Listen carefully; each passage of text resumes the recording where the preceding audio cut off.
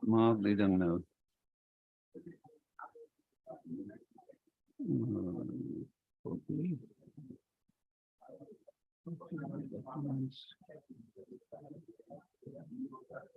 Er is nog opzet, nee. Ja. Ja, nou opzet is. Maar moet nie te veel rondloop nie, want ons hou jou in die kameras. Ja. So as jy begin rondloop, dan kan jy ons nie sien. Ons het dan.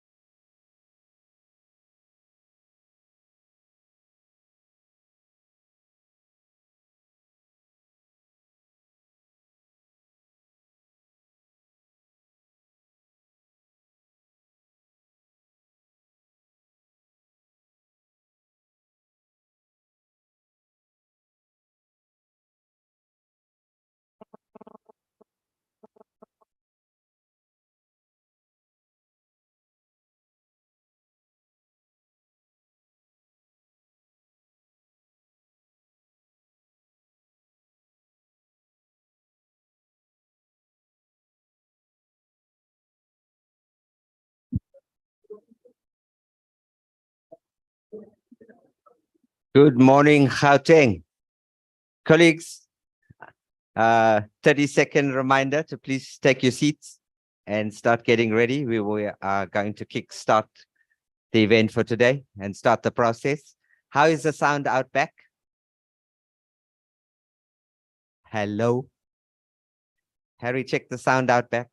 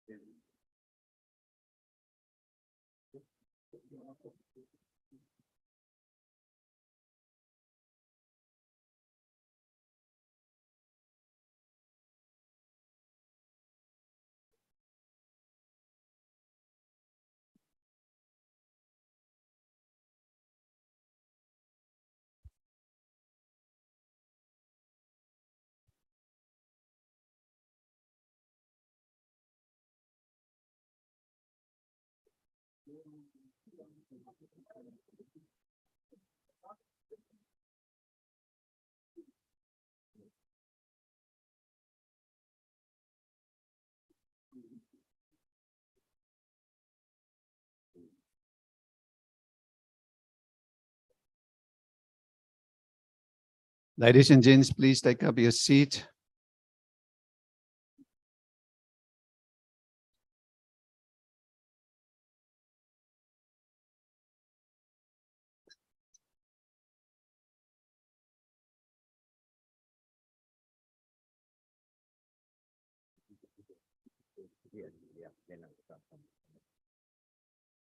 Right, ladies and gents, we need to start.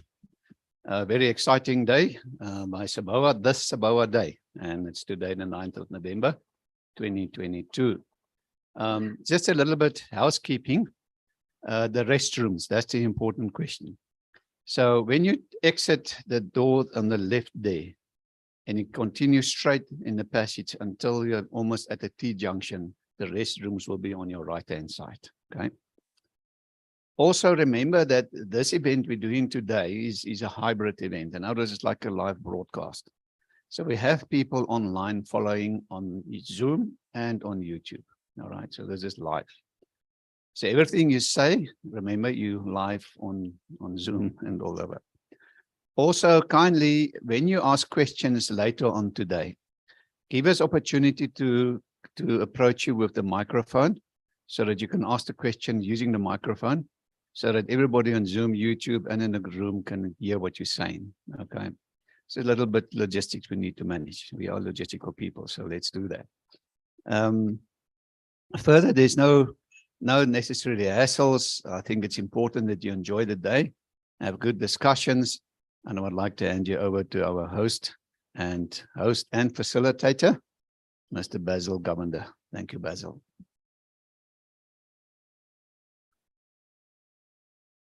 Thanks, Harry. Morning, everybody. I was gently reminded now when I was calling Gauteng to order and be seated, that the people online, I see you, people online, are telling me, what about us?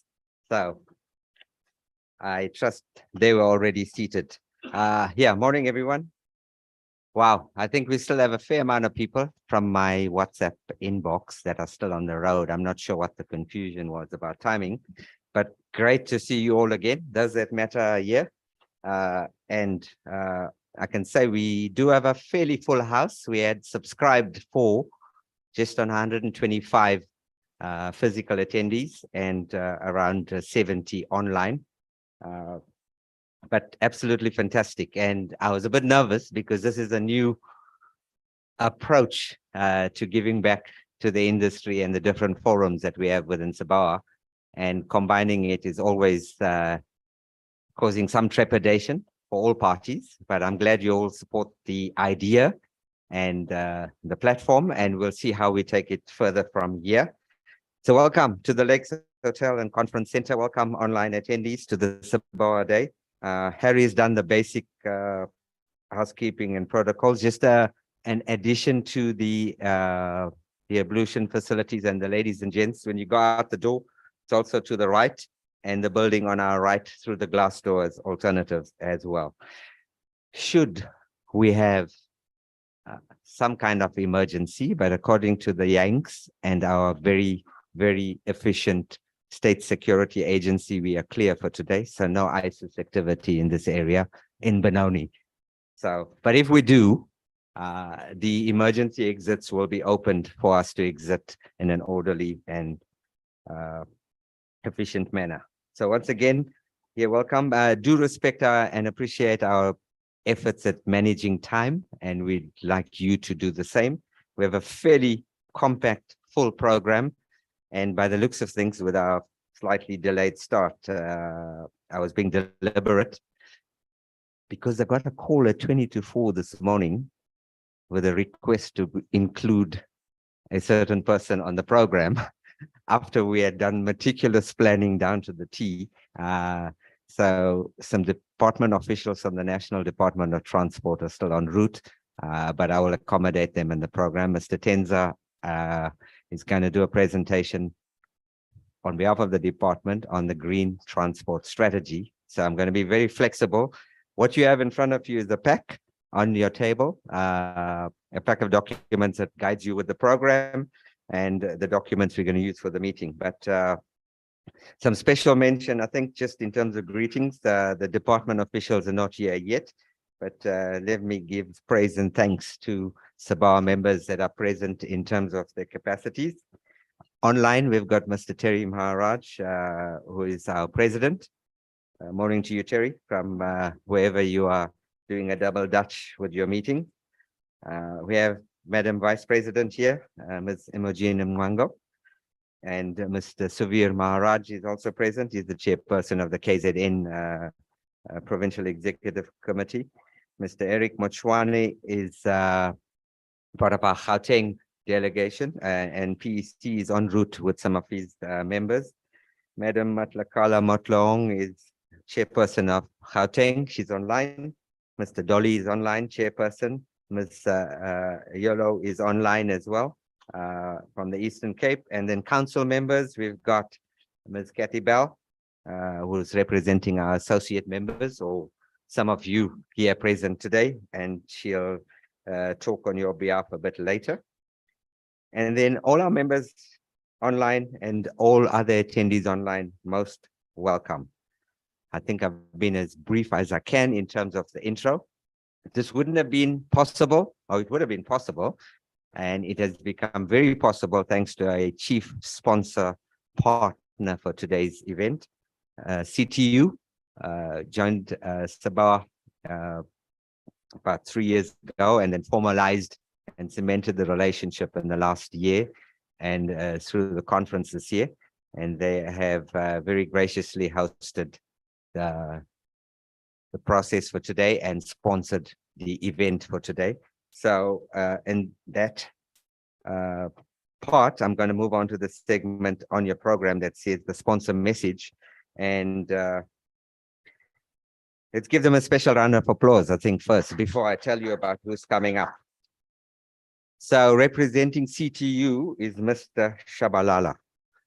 He's not the guy that scored that famous goal in the 2010 World Cup, in case you're thinking. But when he stands up here and you picture him with dreadlocks, he'll pass for a doppelganger for Stimpiwe. So Oscar Shabalala is the head of business development at CTU. Oscar, welcome. Thanks. And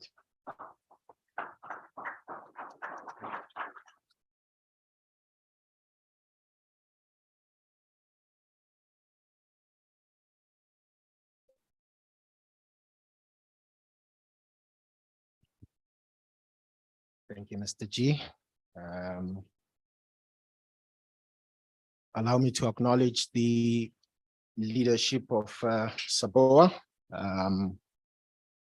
associate members, the corporate community, members of government, ladies and gentlemen, all protocol observed. Just by way of introduction, my name is Oscar Shabalala. I am from CTU. Just before I start, allow me to acknowledge SABOA for the opportunity and also for putting this together. I think as CTU, we always value the opportunity to engage and collaborate and understand the strategic vision of the industry and the sector, so that as a business, as a responsible business, we align ourselves accordingly. Just a little bit about CTU. CTU was established in 1991, so we've been in the game now for just over 30 years.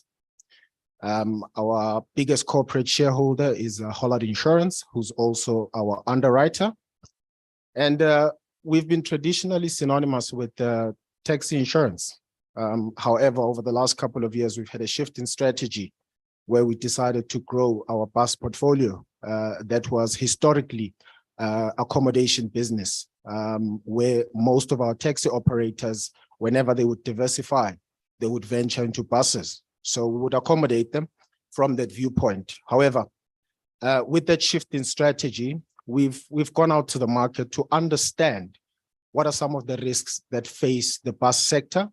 And we've put together what we believe is a competitive product to assist operators manage their risk.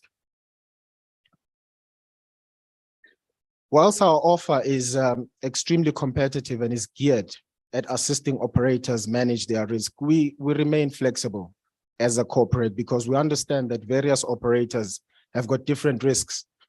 In our engagements or in our research, we spoke to commuter operators, charter operators, scholar operators, and we've tried our level best to consolidate all the risks that these sectors are exposed to in one product, so that we give them a peace of mind.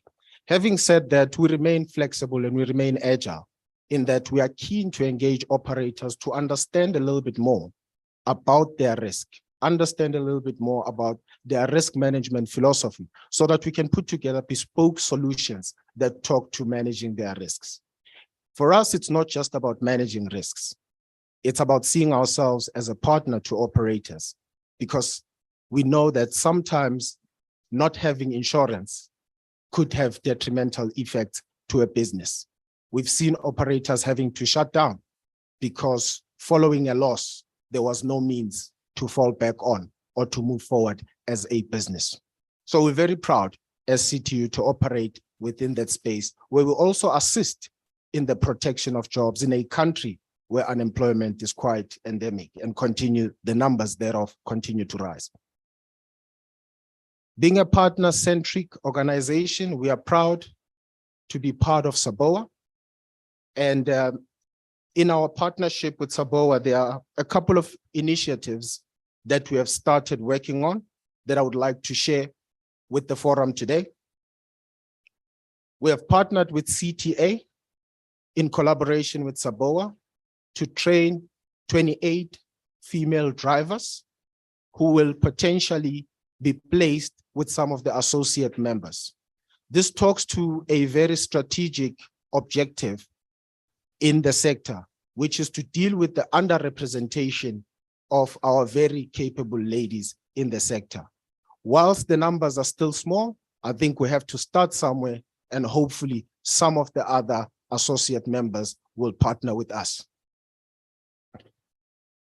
The training that these ladies will undergo is not only limited to driving, it will also have other benefits, which include financial literacy and also dealing with issues of gender-based violence. As a Hollard partner, we also have reached out to Hollard so that they can extend what we call Hollard Highway Heroes, which is an initiative that Hollard uses to reward and recognize truck drivers. We have asked Hollard to extend same to the bus sector so that we can reward and recognize our bus drivers as the face of the industry.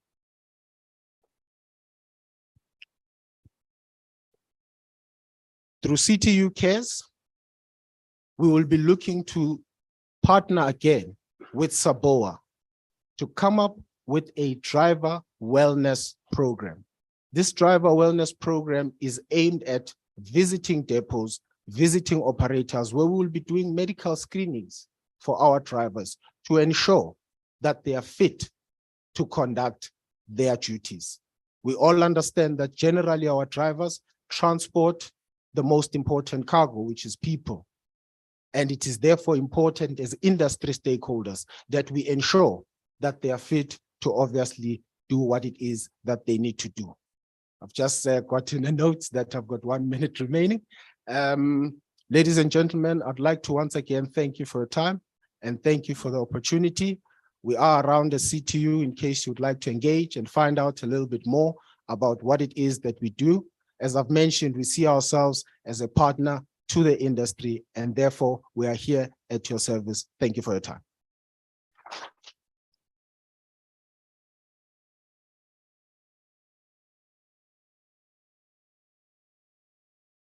Thank you, Oscar.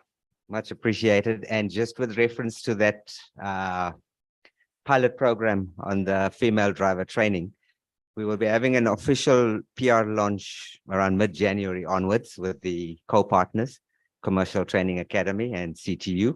So it's co-funded by the USAID, which is picking up the bulk of the training program costs, which run over a 3 to 4 month period. But there's a possibility, and we've deferred it because there is a possibility that it will extend to an 18 months program. The differentiation with this, and strategically, the ladies come out on the other side of the program trained as both truck drivers and bus drivers. So it gives a greater opportunity for hitting the employment market. But again, thanks to CTU and CTA, and we'll chat a little bit more about that later. So if I've forgotten anybody by name, please do forgive me, because there's quite a lot of you, and we are steaming along with the program. So I've learned from Harry to print 3 time signals: 5 minutes, 2 minutes, and 1 minute. So when you see me running around, it's not me doing a streak asking for a date tonight. It's just warning the speakers that we're approaching the time. But let's get stuck straight in. Colleagues, we're moving on to the program that takes us to our first presentation. And, you know, we have a dominant theme globally, and certainly one that we as an industry need to take note of and be actively aware to the transition of alternative energy vehicles, green energy, and just transition, all major buzzwords flying around in every tier of government and industry.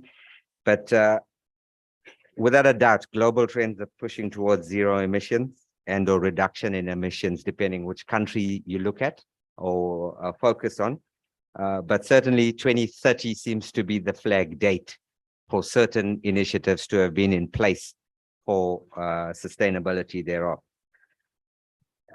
Unfortunately, our engagements with government have not been pretty much aligned. There's still a lot of confusion and uncertainty in terms of that specific space, as much as everything else is from an industry perspective. But we're not being involved. Let me put it bluntly. We're not being involved, as we are not being involved with many things in public transport. So today was And I think he's also creating a forum for us to share ideas and learn of some of the initial successes and global trends. And to lead us into that, you all by now should know who Professor Jackie Walters is. He does not like to be called Jacobus in formal events. Prof. Walters is a long-standing strategic advisor to SABOA. He's the doyen in terms of that institutional knowledge for the association. And yeah, he's been well-traveled and he's seen a lot. So he'll share with us today some observations that he's put together from a technical visit to Transit Systems, Sydney in Australia, and specifically on the zero emission buses. Prof, welcome. Thanks for sharing with us.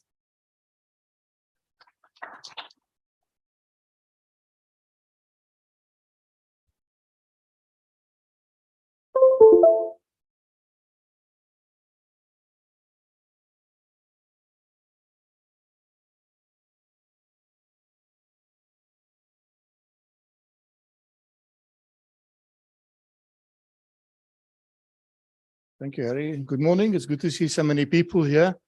My talk's going to be about zero emission buses, but not that I'm an expert on this. I think we're all learning, but we can learn from other people as well. So two themes coming through: zero emission buses, which means hydrogen and battery electric buses, and battery electric buses, BEVs.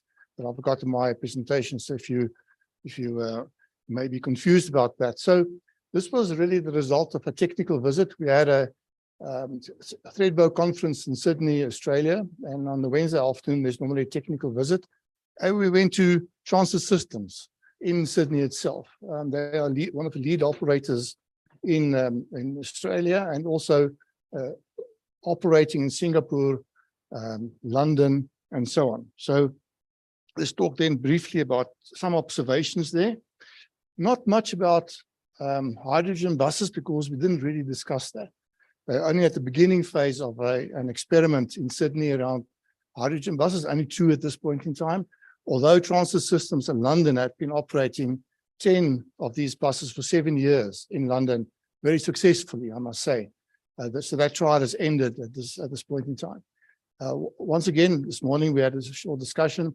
These two technologies are not competing with each other. They have different applications. I think that's very important to understand. So my focus here is more on the battery electric bus, which I think in the urban operation is more applicable than maybe the hydrogen bus, which is more for long distances and so on.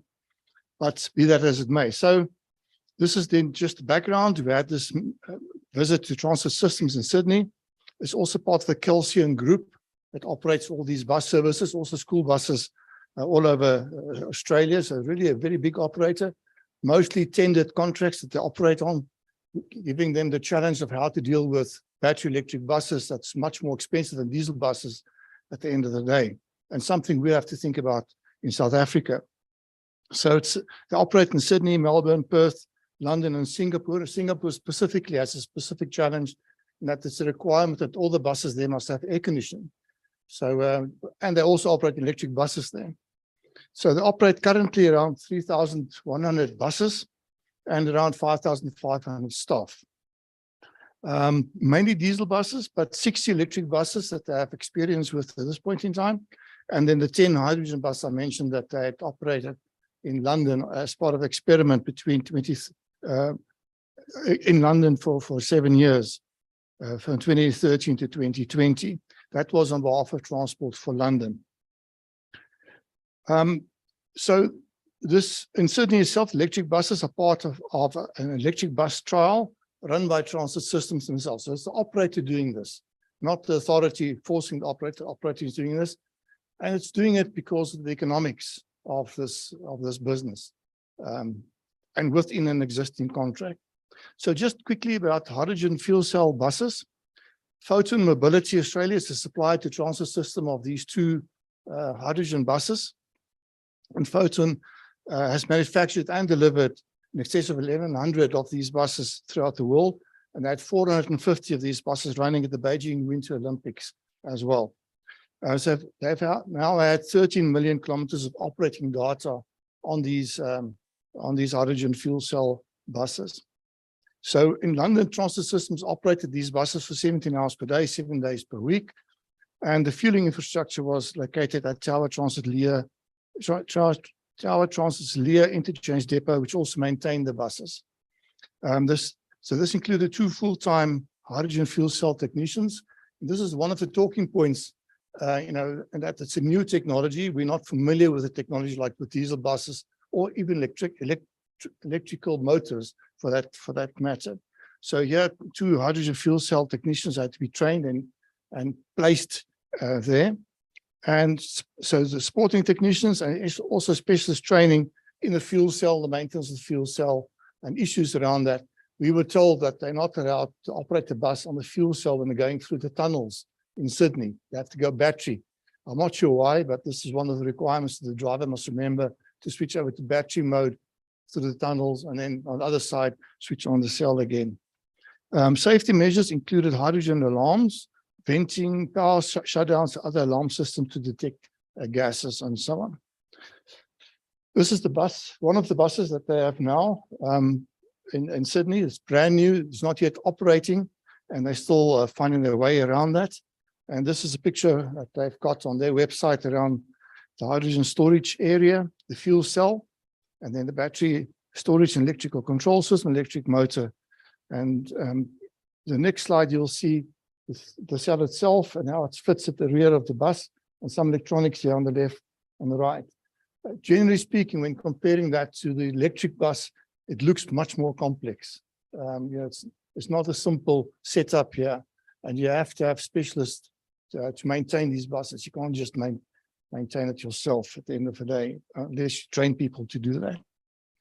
So on the battery electric buses, BEBs, they manufactured by BYD. I think it's the same company that Golden Arrow is using, a Chinese company. So the chassis comes from China, and it meets the Australian design standards. And Gemilang Australia is also responsible for the bus bodies itself, and they're based in Malaysia. So, and the bus bodies that they're operating are 35 seated passengers and 27 standees. We were driven in a battery electric bus to this depot of transit systems. And if you've ever been on an underground system, I think most of you have been, that pull away and the sound of those electric motors and those trains, exactly the same sound, and immediate torque, even against the steepest hill, full load, immediate torque, easy pull away, no problem. All these buses have fire suppression systems installed and fitted to the battery packs. As you know, there are some questions around the safety of battery packs and flammability of these. If you look at the Tesla vehicle, etc., lots of discussion in America around flammability of the system itself. So they have these fire suppression systems. I think it will just get people out of the bus and then probably have a runaway fire if it really catches fire. So the total battery capacity on the bus is 328 kilowatts, and it uses about 80 kilowatts per hour. That gives you an idea of the hours of work that these buses can do. And the bus generates about 30 to 40% of its battery capacity through this braking, depending, and that also depends also on the traffic conditions. So the regeneration of power into the battery itself. And drivers need to be trained how to operate their buses to make the best use of the regeneration mode to increase the range. So in other words, not use the brakes, but the regeneration mode to generate more power back into the batteries themselves. Transit systems itself are very sophisticated systems that they have there. Unfortunately, some of my photographs disappeared on my cell phone, but I've got the main ones, I think. But they can manage their buses in real time throughout Sydney, and these buses specifically, how they perform, and also each bus that's hooked up to a charging station, they can see the status of charging of that specific bus, how many hours, how many it can operate. So it's in real time. You can see that in the control area where they are managing these buses. These are some of the buses, the left there, the top there, and you can see down here. And this is the batteries on the roof area, thermal management system, the inverter here on the top, at the bottom right, top right there, and then the in-hub electric motors that they have, that these buses have. This is the rear of the bus is the electric, the motor itself. The motor is obviously at the axle area.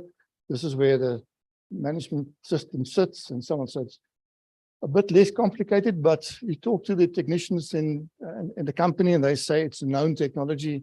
They know how to work with this. It's not a foreign thing for them. This is their charging area. You can see there, just point out here, these are demarcated. You can see with those red and white marks and protected here for buses not bumping them. And then the buses would queue here and charge. The one issue I'll come to that is that you have to schedule these buses into these charging stations and get them out again so that others can charge. So it's another way of thinking, and it also takes up space in your depot. It's not a normal depot layout. So it's another way of thinking and how to manage your fleet, rotate the buses through the charging facility. So just some observations about these buses. Neil Smith, he's the MD of Transit Systems Australia, very well-known operator in Australia and also in Singapore and London. And his view is that battery electric buses they're a no-brainer. He says they're much cheaper to operate, energy-wise and maintenance costs-wise. And he's convinced that they have to go all the way with battery electric buses in their fleet. It's also, but it's also expensive compared to diesel buses, and you have major upfront investments that are needed. So it's one investment in the bus. I think it's more or less double the cost of a diesel bus, but then you also have to have the infrastructure to charge these buses. So there's a need for life cycle costing. I think one must look at that in your costing system, and therefore one will have to look at the contracts and type of contracts that we sign in the future to allow you to recover these investments. And it depends who does these investments. I'll talk to that now. So there could be a modular approach to funding. Buses maybe for 25 years and the batteries for 7 years. This is the expected life that they think these batteries will last, 7 years. So you have, and then they will be repurposed, maybe for household use and so on, reconditioned and sold onward, as we see now currently with lithium-ion batteries being repurposed, coming from golf carts and things like that. So the major suppliers in Australia at the moment are Futon. Futon has one motor, and BYD with 2 motors. They're big players. They're dominating in Australia. And the Australian operators are concerned about that. They don't want to be caught in a situation where they're totally dependent on the Chinese for this technology. So they're waiting. Some of them are waiting. They're not going on to trials. They're waiting to see what the European manufacturers are doing, of Volvo, Scania, MAN, and so on, Mercedes-Benz, what they are doing, and whether it will be cost competitive at the end of the day, because cost will be a major factor as far as that's concerned. The charging infrastructure, as I've mentioned, can take up as much as 25% of a depot area, and it's quite rigid. So you haven't got the flexibility around moving vehicles around, buses around, and so on. So the scheduling of buses into these charging stations, monitoring them in real time to see how far they have charged and whether they can go out maybe with a part load onto a shift, for instance. You have to link that very closely, I think, in future. There's a debate in Australia about AC versus DC charging, which way to go, because you have 2 ways of charging these buses, and they have not yet made up their mind in this specific company as to which way to go. AC or DC, but they have both at this point in time. The operators also have the view, and I think we would share the same view in South Africa, that you need at least 15-year concessions if you own the buses to write them off, to recover the capital investment in these buses, these zero-emission buses, which will then include hydrogen as well as ZEBs. And then secondly, the contracts will need to be flexible, because you have to start somewhere. And you will see shortly that when you buy diesel buses today, they can operate to 2045. And you're now phasing electric buses into your fleet. And what do you do with those diesel buses that's in your fleet? How do you manage this transition from diesel to zero-emission buses? It's going to be very critical. And that's why the authority and the operators and the associations and so on will have to work very closely together on these, and the financing of these buses.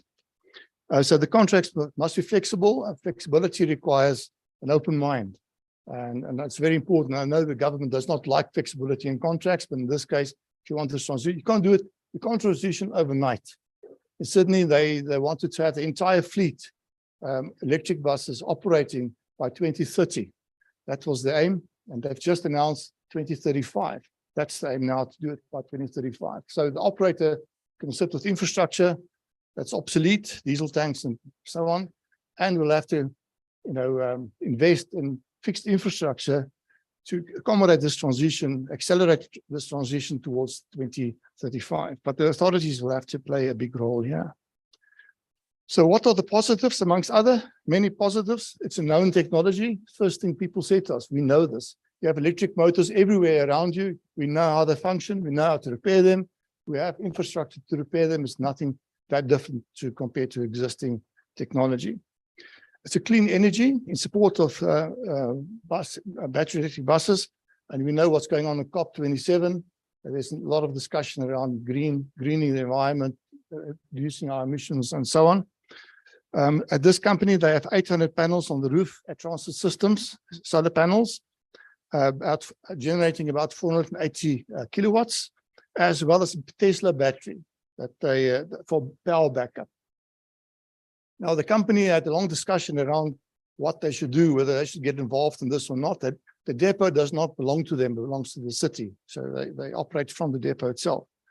So what they did is they found a supplier for the charging system. Charging system, including charging facilities, that's all outsourced over a 15-year period to a third party. And I asked him, what happens if we lose the contract in 3 years' time? He says, well, the policy is we're going electric, therefore we assume this company will be used by the next one, and that company was prepared to take the risk of this investment going forward, even though this company may lose the contract and another company will take it over and they will be forced to go electric. So here's maybe an opportunity, a new business opportunity in South Africa to supply these types of equipment, backup batteries and so on.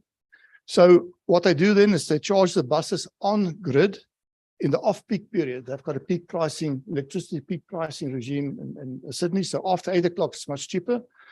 So on the grid after 8 o'clock at night, and then the charging from the panels and the Tesla battery off grid during the day and the evening. So it's not many buses. You can imagine most buses are out on a shift, but when the buses come in from the morning shift, they put them on the panels and the battery, and then in the evening they do the same. They go on grid. So not much charging going on, but I can imagine it's only 60 buses in total. But if you have a fleet of 200, 300, 400 buses, maybe 1,000 buses, it's a different story. So it's quite a few challenges ahead as far as this is concerned. So their view is also it's low maintenance operating cost. The experience they have now of these buses, low operating. The one question was the lifetime of the battery. They're not sure about the lifetime of the battery, how long it will last under those circumstances. Other benefit, it avoids major price fluctuations and the cost of diesel. We know what diesel's done and where it's headed. It's at the record price at this point in time. And they avoid that because electricity pricing is much more stable and predictable. We know where it's going, maybe not in South Africa, but we know internationally it's much more stable. And with the green energy coming in, it's becoming cheaper in a way over time. So that simplifies contracting costs. You don't have to build that into as one of the risks. If you don't have a proper escalation clause like we have in South Africa in our contracts, you have a stable input. I'm not ignoring you, Basil. What's the time? 5 minutes. Okay, so the scheduling between shifts, they view this as a no-brainer as well. It's not a problem to schedule these buses into these facilities to be charged and then put them out again. And the buses can easily cover a shift. Now, this is obviously relative. In Sydney, your distances are much less than in South Africa. We have long distances. Look at the PATCO operations, to operate a bus, electric bus for that distance would be, I think, quite a challenge. Although the range is expected to be about 380 kilometers per charge. But in the city operation, certainly it's not a problem to operate these buses. So they can easily cover these shifts. And in Singapore, their analyses have shown that the air conditioning system used between 22 and 29% of the batteries charge while they're operating. So they also don't have a problem covering shifts there. But knowing Singapore is very short distances that they operate there, but they have no problem operating these double decks with huge air conditioning systems as a requirement of the Singaporean government. So they had a very big, Neil told me he had a very big concern about this, and Singapore operating electric buses with air conditioning. He says, but it's not a problem. Uncertainties, I mentioned this, when to invest. Due to rapidly changing technologies, the batteries are changing continuously, better charging, better capacities. We see it in our solar systems and so on. The charging infrastructure, increased efficiency improvements and so on. The whole time things are improving. So when do you invest? You go very big, or do you do it gradually? And you may find yourself in a situation where you operate a fleet of buses or batteries in these buses that become maybe 30% less efficient than the new technology coming out maybe in 2 years' time. And they're working on this continuously, as we know at this point in time. You can see with lithium-ion batteries compared to lead-acid batteries, the big step change we've had as far as that's concerned. And there was already talk about the new step change from lithium-ion to new technology batteries following that. And these are the buses introduced today, as I mentioned, will last until 2040. A big question that they have in this operating environment: how do you manage this transition? The city wants this New South Wales Transit Authority wants them to be all electric by 2035. What do you do with the old buses, which are purposefully built for that operation? How do you phase it in? How do you phase others out?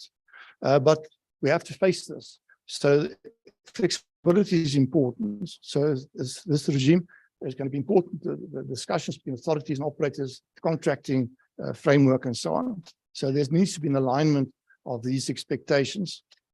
There's also the question about capital risk apportionment, who carries what between the operators and authorities. If you look at rail concessions, you can have very short rail concessions, like for 2 years, if you don't own the rolling stock and you only operate the rolling stock, maintain the rolling stock. But if you own the rolling stock, like they had initially in London, you have to have 15-year concessions, 30-year concessions. So they produce these rolling stock companies, Roscoe's, and you rent the rolling stock from them, and you can have shorter 7-year contracts. Is this the way we're going with electric buses? Maybe in South Africa, where a company would maybe supply these buses, rent them to you, and you operate them only? Question around that. So that's important. So if the government wants to 6 to 7-year contracts, I can't see operators investing heavily in these buses because of the upfront capital cost and the lack of recovery of these costs over 7 years. It may be that the authority will own that, or some other institution, like a rolling stock company, will purchase these buses on the open market and then make them available to you on a rental basis over 7 years, and then you only manage the operation itself. So it could be that we, in this transition phase, or when we fully electric, and we have all these high-cost capital equipment operating, that we have only management contracts for operators, and the authorities own rolling stock, or all the rolling stock is owned by a specialist company supplying them. And the risk of reliable power supply, I think, must be uppermost in your mind. In South Africa specifically, I think currently it's the case. Hopefully in 5-6 years' time, when the thing is stabilized at Eskom, we have more renewable power available and so on, it will be stable, more stable. But the one issue they're concerned about is the power of the monopoly power supplier, because in their areas, they also have different power suppliers.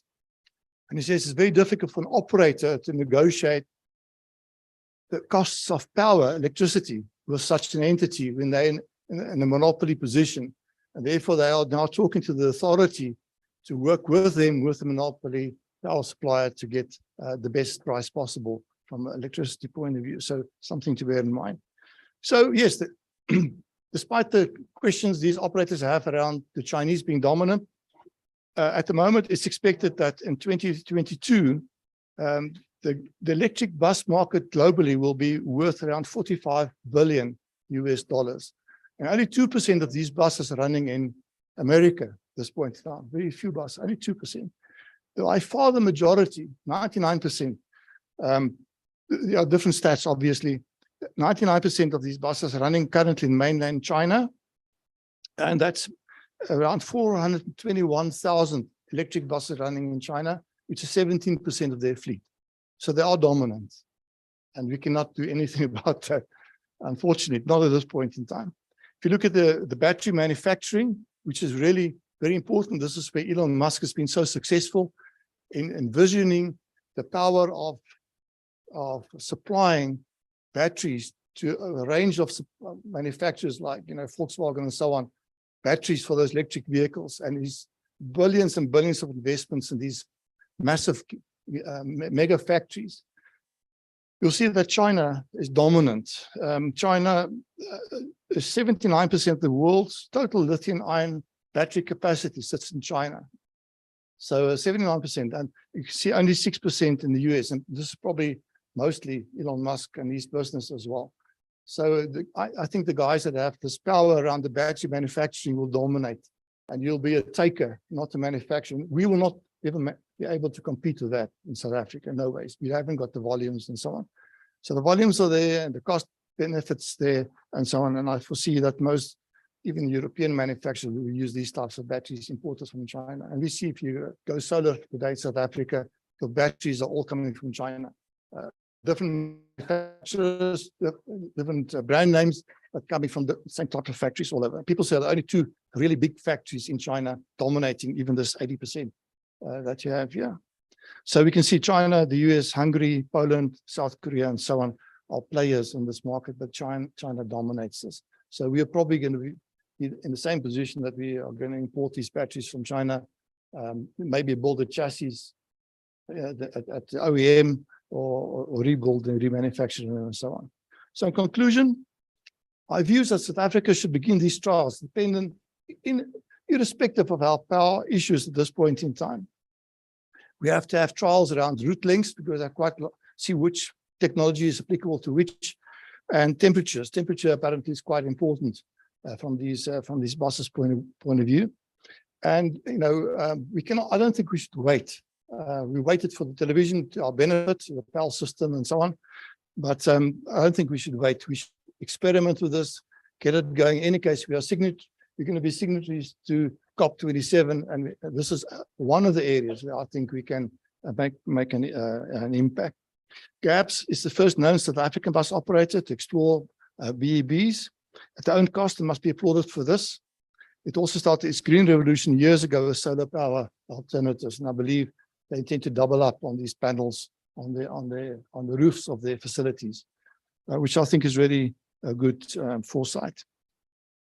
We also need contract specifications that ought to make provision for the transition from diesel buses to zero-emission buses, hydrogen or where it's applicable, and battery electric buses, which I think will be dominating in this specific industry because of the nature of our business itself. Maybe different to the trucking industry over long distances.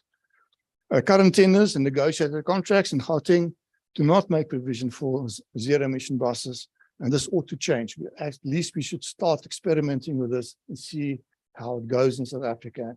We can't wait for the rest of the world to carry on that we do nothing from our point of view. So the industry stands together, and we are ready to engage with the authorities on the introduction of these buses, even if it's on a small scale. We have the opportunity to do that now, especially in Gauteng, with negotiated contract discussions that are going on at this point. And it's ideal to put that into the equation of this contracts going forward in the next 7 years. We can't wait another 7 years before we start these experiments. And I think when Gideon talks, he'll also mention that the experience with battery electric buses has been very, very positive, similar to what they found in this international operator. Thank you, Basil. Thank you.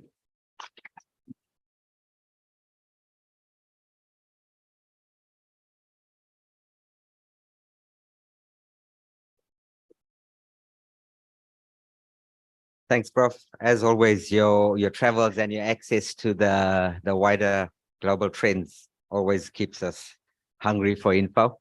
And I think you've set the tone perfectly for some of the discussions today. Much appreciated for your time and effort.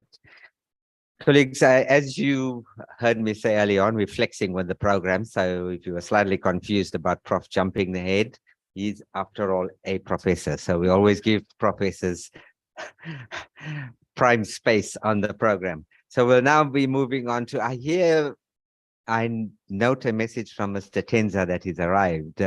CD, are you in the house? Please come forward. We've given you pride of place, sir. And is Miss Mokoni with you? Maybe you can also come to the front. Yeah. So in your absence when I did the intros, you were not here at that point. The things I do for government, responding to your mail at 20 to 4 in the morning, Chief. Hey. Yeah. Thanks and welcome to both of you. So colleagues with us, from a formal introduction point of view, Mr. Temba Tenza is Chief Director in the National Department of Transport, and amongst the diverse offerings he brings to us is taking up a roadshow with his team on the green transport strategy. So feel free to engage him. So we'll accommodate you for your presentation in the midst. Thanks for that. And Ms. Itumeleng Mokone is Deputy Director in the NDOT. And thanks for your time as well. Welcome. So you have done some reparation because we don't ever get government in these forums. So an applause and a thanks to our representative saying, and I think it's a positive step. So you're going to be well sought after today in the break. So be prepared. So colleagues, I think, yeah, we're deferring back to the program now. But before that, host facilitators, MCs always make deliberate mistakes to see if people are paying attention. And one of those that did was, because we have two presidents, a past president, a current president of SABOA, both hailing from KZN, I often deliberately mix up their names and they think I make mistakes. So for the record, for those of you that didn't catch it, it's Terry Murugan, President, and Suvir Maharaj, Chairperson, KZN. And if you were sharp enough, you would have noticed I switched them around early on. How's that for a comeback, eh? So folks, we're going to give, as they say in the media space, pay the rent. Harry, are you good to join me? I'm going to switch to the roving mic. We're going to go around and just introduce you to all our exhibitors today, our associate members who have taken up table space. They'll briefly tell you about themselves and what they do ahead of a tea break after that and us repositioning ourselves for the program. Thanks. So we're going to start from this end. I'm going to switch to the roving mic, Harry. Is that fine?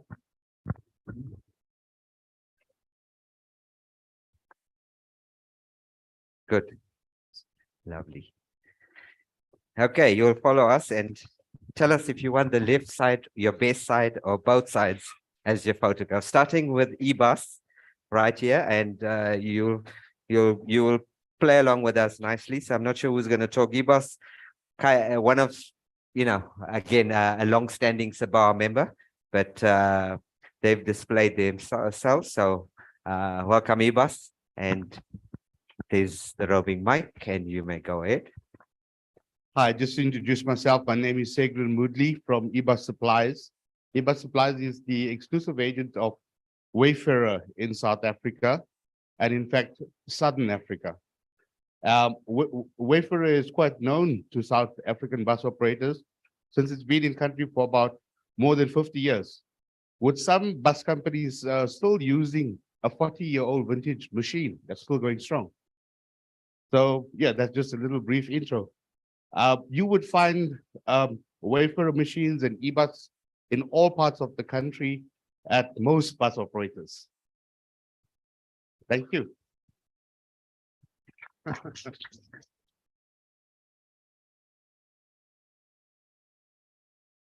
Next up, we could have had, okay, you have had that space, but I'll come back to your stuff. Do you want to still say something? You good? Then up to Commercial Transport Academy. The big chiefs are currently hosting the delegates to the USA.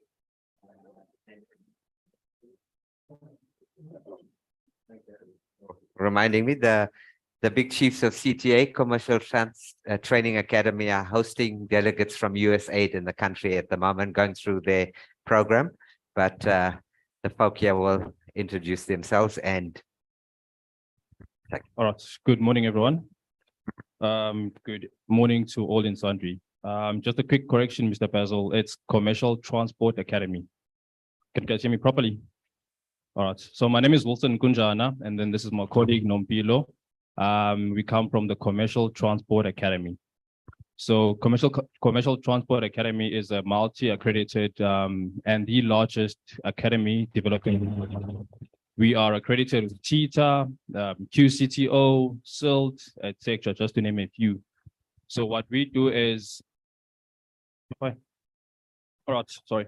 So what we do is we develop women and get them ready for the industry, in particular the transport industry.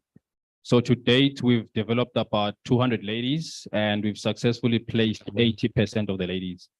So because of the value of our programs, which comprises of a 4-month program where we help the ladies get their code 14 driver's license, we also give them certain soft skills, such as your GBV, as Mr. Oscar has already mentioned, sexual harassment, finances, etc., etc.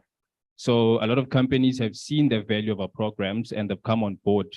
And we are very grateful to partner with companies such as the CTU, AFRED, Unitrans, just to name a few. So we are constantly looking for forward-thinking, innovative companies that we can partner with so that we can place a lot of these women. Because by 2024, we'll have trained about 720 females and get them ready for the industry. So if you need more information, you can just come and find us here at our desk. Thank you very much. Good morning. We are also, my name is Nompilo Sonapol. We're also representing a company called Zolabix. What we do is we're the only female owned certified body at the moment in South Africa that offers RTMS auditing. We don't only make auditing easier, we also make it a bit more affordable. So if you need more information around that, please come and see us at the table.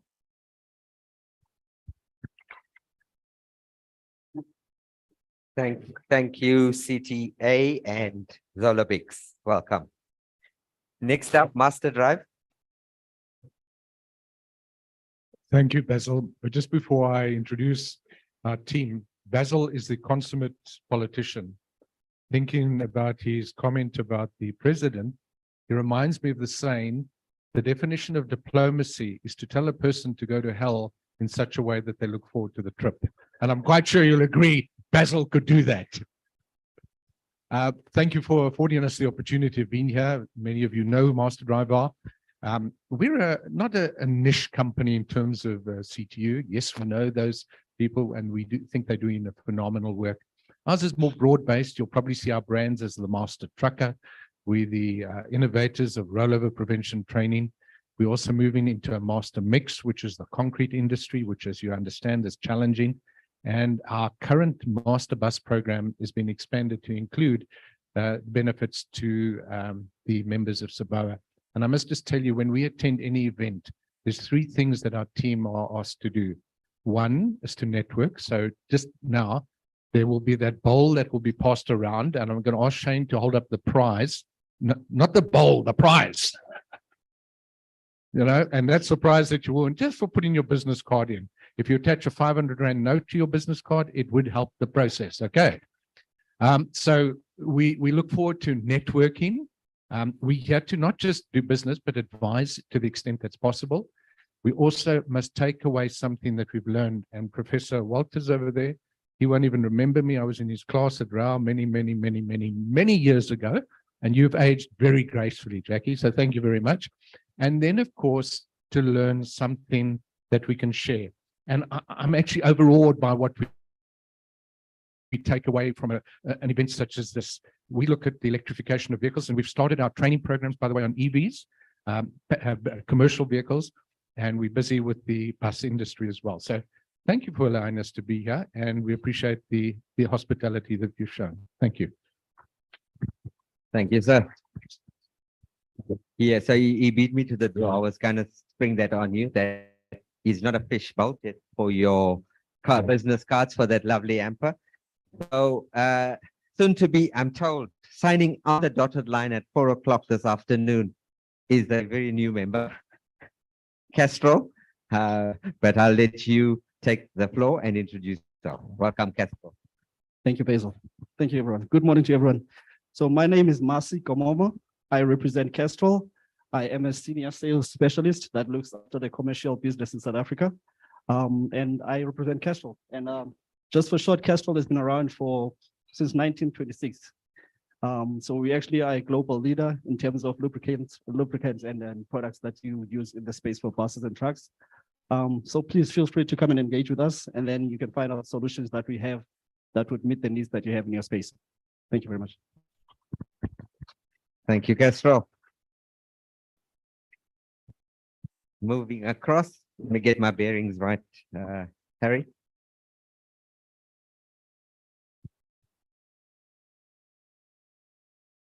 We are now at the table for Indwe Blue Star and the part of the Sanlam Group. So in a wider context, those of you know that Indwe Risk Services and their financial side have been partners with SABOA for well over a decade now in terms of the insurance space, and broadly more a strategic partner in the actual planning and industry issues that extend to SASRIA and the like. But a new addition via the basket of service offerings is the Blue Star label. Welcome. Good morning, everybody, and thank you very much for having us. And we are very fortunate to be here with you today. My name is Dani van Niekerk. I'm the Executive Head for Financial Services of the Indwe Group. And the purpose of today and why we are here is to talk to you regarding financial planning, to get a better relationship with money. And I think taking COVID, the past couple of months, a lot of losses, our philosophy, our drive, our passion is absolutely there to help people to get into a better relationship with money. So the business consists broadly around financial planning, fiduciary services, long-term risk management and investments, and that goes to individual members and businesses. With me is also Zishan, one of our senior financial advisors that also takes pride in having consultations with members and businesses to provide these services. So thank you very much for having us, and we're very proud about the relationship from an Indwe perspective. Thank you so much. Thank you. Welcome. How do you introduce somebody that's got a reputation from here to Cairo? Standard Bank and Kathy Bell, one of the longest standing members at SABOA and an endearing member, a very participative member, and also a very vocal member. Welcome, Kathy. Thank you, Basil. So I think probably what I want to just share with you today is Standard Bank is 160 years old as of October. So yes, it's enduring. It is enduring. And I think what is lovely is all the partners. If you look at all the partners that are supporting and the associate members, all the messages I think are really very positive. And that is to support an association that matters, that ensures that if there are decisions to be made or there are challenges in the industry, they identify them and they work with the industry, with the members, with the operators to try and find solutions. And I think that is amazing. And I think that is possibly one of the true benefits of being an associate member. And I also am privileged, and thank you so much for representing the associate. So you must all talk to me tea time so that I know what else you would like me to say when I do my little bit later on. But I also want to highlight if you look at some of the partners in the room, so obviously, that's not me, Basil. Stand still. Stand still.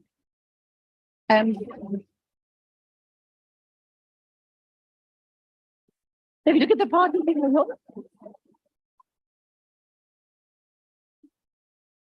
I will move away from him. I think it's him.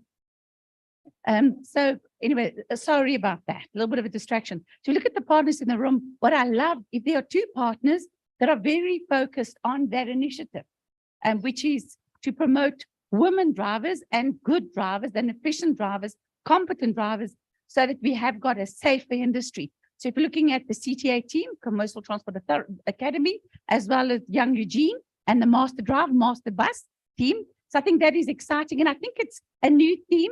I think it's the first time we have 2 associate members that provide actual focus on women driver training in the industry.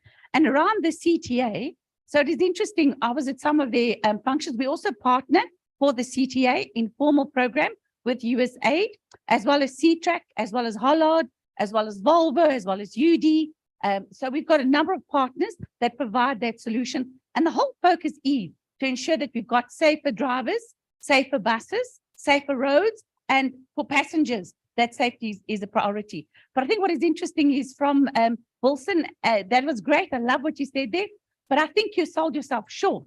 So the program has actually delivered excellent results. And I must expand on that, because that also matters when it comes to things like financing. But the women drivers have been driving at some of the freight companies. Here's the interesting part, that after 3 months, they've tested the fuel efficiency improvements, the crash reduction, which was significant, and also maintenance reduction. And they said, no, it can't be, because they're doing a direct comparison, same route, same vehicle, different driver.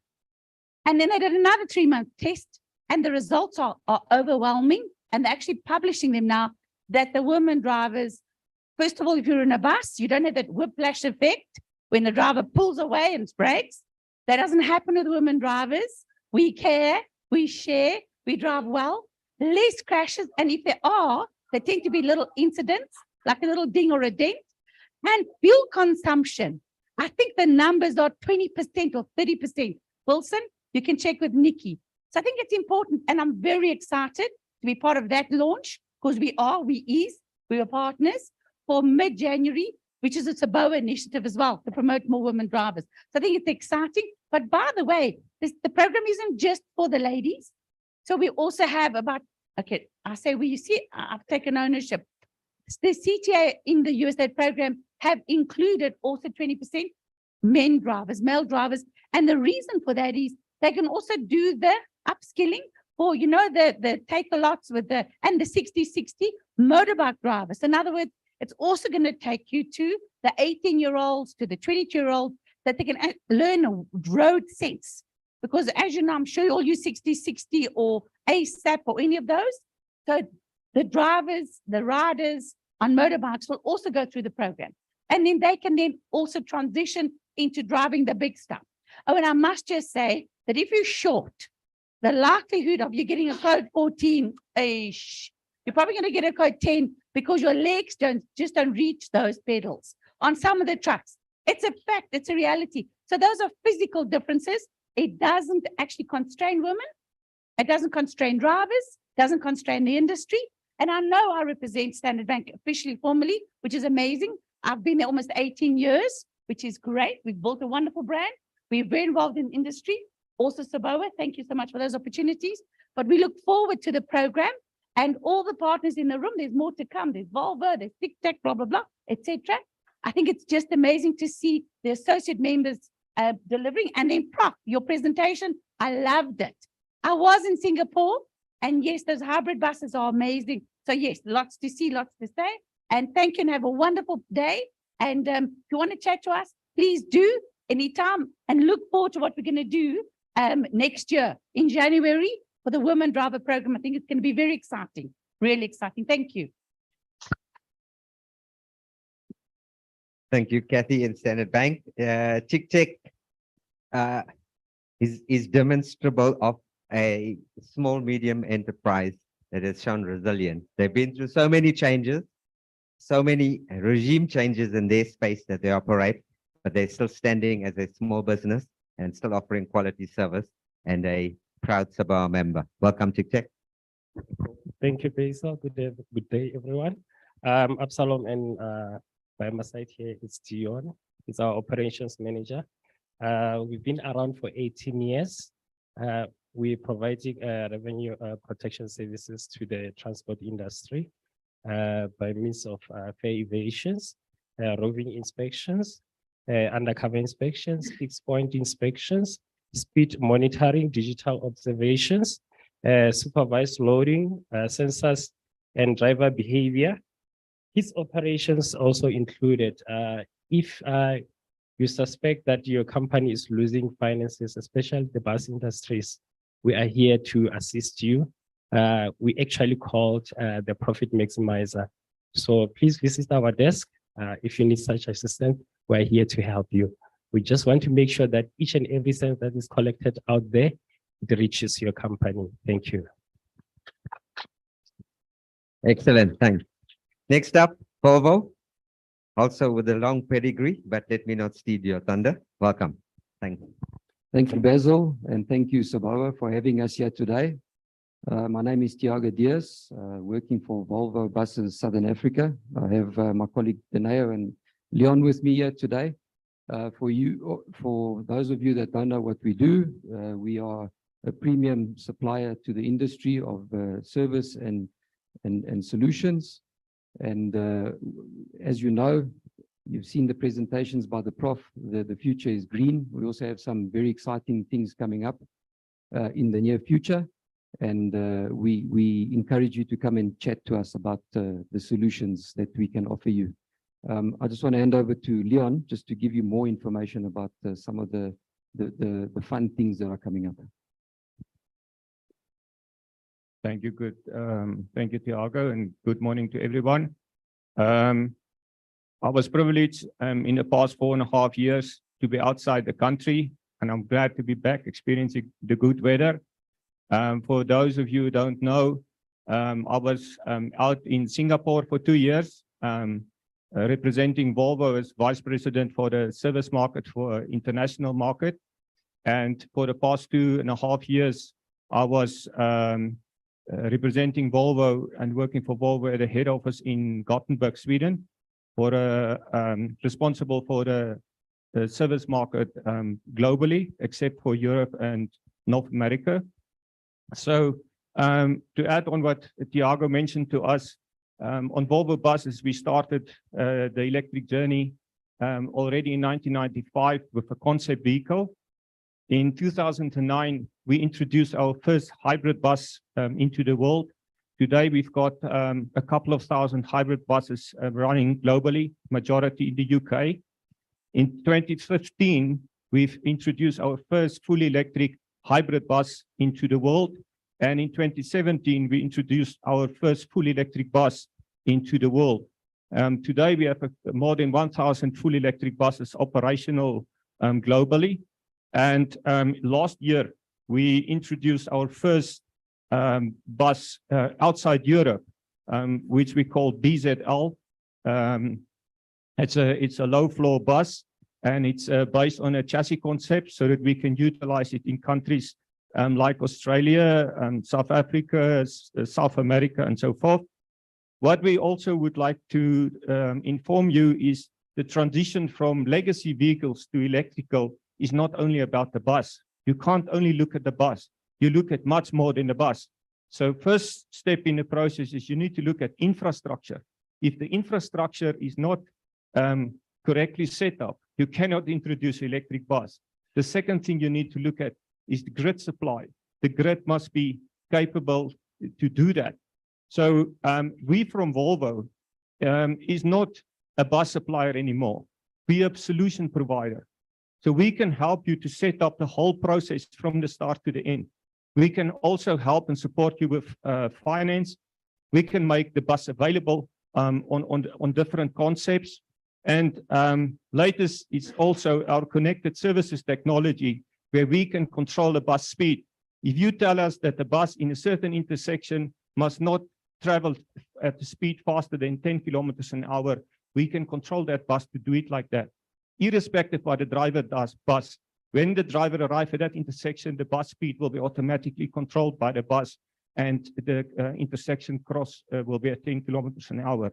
So like Tiago said, we're very excited about the future. Please come and talk to us. and let's take this electric journey. Thank you very much. Thanks, Tiago and the Volvo team. Looking forward to you sharing and further engagement. Meze Frankfurt, you would have, for those of you that attended our conference, exhibition and dinner, you would have noticed our alliance with Meze Frankfurt, and we hope to build on that going forward. And it seems by all indications anyway, from the feedback, that you guys simply enjoyed that process. I think it was more to do because you got out after 2 years and a bit. But Tracy Gounden is the representative from Meze. Tracy? And she's a bit under the weather, so I'm not sure how long she can speak or will speak. Thank you, Basil. Yeah, so I'm from Meze Frankfurt, the portfolio director, and I look after business development. My colleagues Marlene and Lee are here with me today. We are looking forward to the show next year. We planned Future Road and Automechanica for the 5th to the 7th of September next year at NASDAQ again. And we partnered with Basil from SABOA. We have also partnered with Master Drive. So we're looking forward to a few new things to add on. And just from listening today, I'm hearing about women in driving. I think we can include that program into next year's Future Road as well. I think it will be something that we can do. So we basically provide that platform for the industry to connect. And if you need any information, let me know. We're here today. And thanks. Thanks, Basil. Almost a wrap, but I can't do the next step without giving kudos to my good friend, Mr. Harry van Heestien. Harry, you want to take your cue and tell us all about Transport Forum and the wonderful things you do for those of them that don't know? Thank you for the opportunity, Basil. Really appreciate that. Yes, those of you who don't know, let me stand here.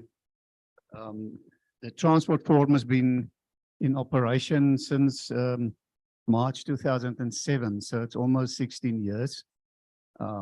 It started as an original initiative to actually better engage with, stakeholders in the industry from government and private sector through a company I was working for. Make a long story short, it became our own initiative on a certain stage. And today it's known as one of the most powerful brands for communication and transport in South Africa. Today is our 220th event that the Transport Forum is running. And we're running thousands of people through our events every year. So we're very blessed in this sense. And but the important thing is it's all complementary. So all attendance, all related content on the web, everything are complementary. And that is the model we would like to keep it.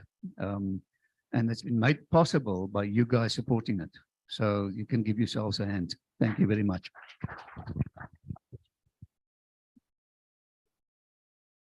Thank you, Harry. I think one of the most exciting things, and you'll acknowledge now, we've transitioned a bit. If you take a bit of a rear view look, it was kind of a very segmented process. You had operations teams and forums and different committees and technical teams. We've now brought you all together in a connected environment. And I always push Harry to new limits in terms of the online space and the hybrid space.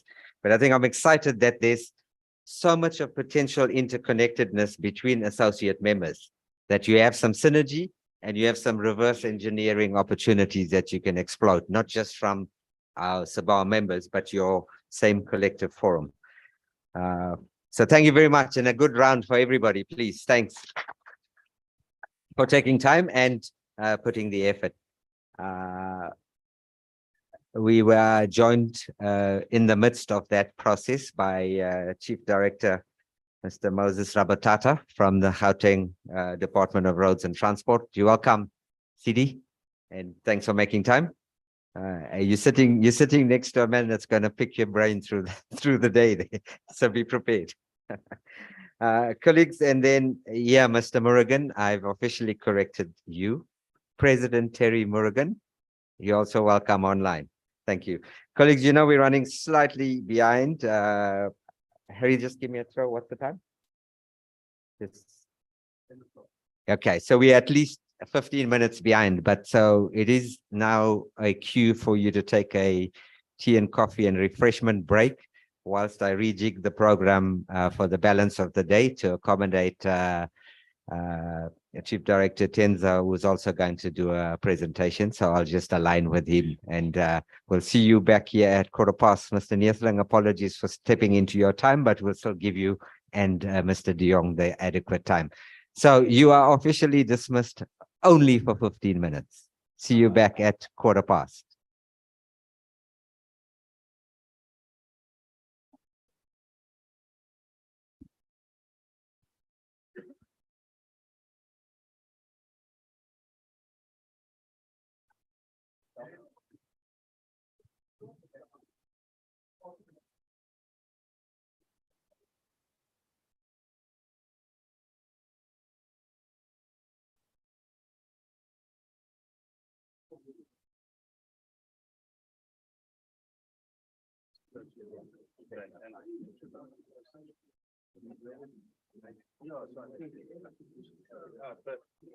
I'm going to speak to her now and sorry. Thanks, Harry. Going well? Good, good, good. Online, everything okay?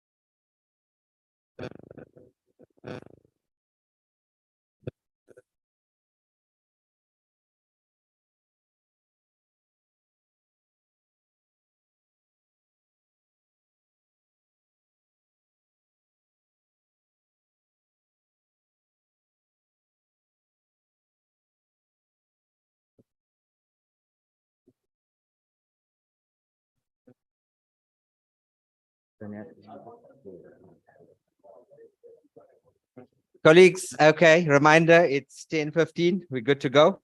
It's actually 10:17. Everybody, will you take your seats? I just need to appraise you of some of the changes on the program.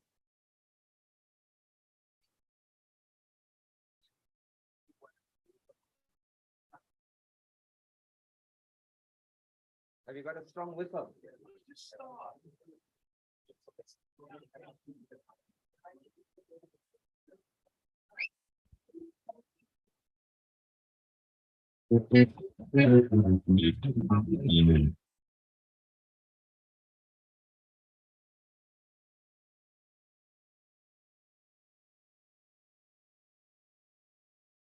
So colleagues, we had the lucky draw. Colleagues, we had the lucky draw and I'm pleased to announce the winner. The top 5 in line to win the Mustang outside are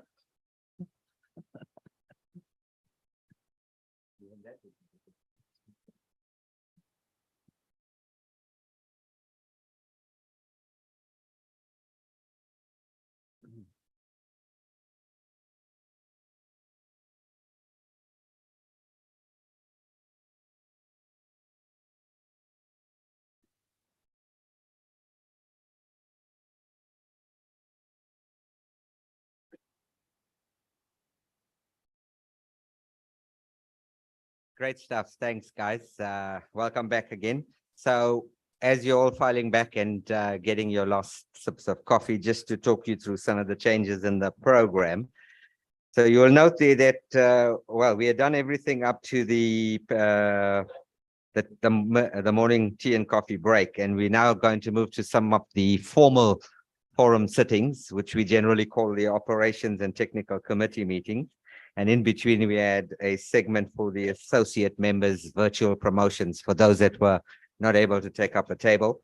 So we're also going to accommodate Chief Director Tenza for his time here, and he would like to do a presentation as well. So it's pretty flexible, and we're going to be quite pacey in terms of the 2 forum meetings. And I'm also then going to consolidate at the end. So we won't do the Q&A after each session. So we'll proceed now to the technical committee deliberations. Then we will proceed to the ops committee deliberations. I will then allow Chief Director Tenza to do his presentation, and then we'll set up for the speakers, being Prof. Walters, the 2 chairpersons, and CD as a panel, and then we'd have a 15-minute Q&A and manage it the best we can towards lunchtime. And I'll play around with the space for the virtual promotions, which will happen at a point.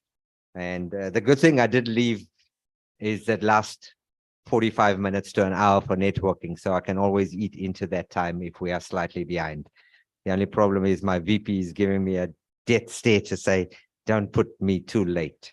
So colleagues, we're all seated. We're now going to proceed. We're going to take the process to the table, because this is now a formal meeting that goes on record as the technical meeting chaired by Mr. Gideon Neertling, who has been the chairperson for the last term to date as chairperson of technical committee. In your pack, you will find an agenda and the minutes of the last technical meeting, and that's the basis of the discussions. Thank you.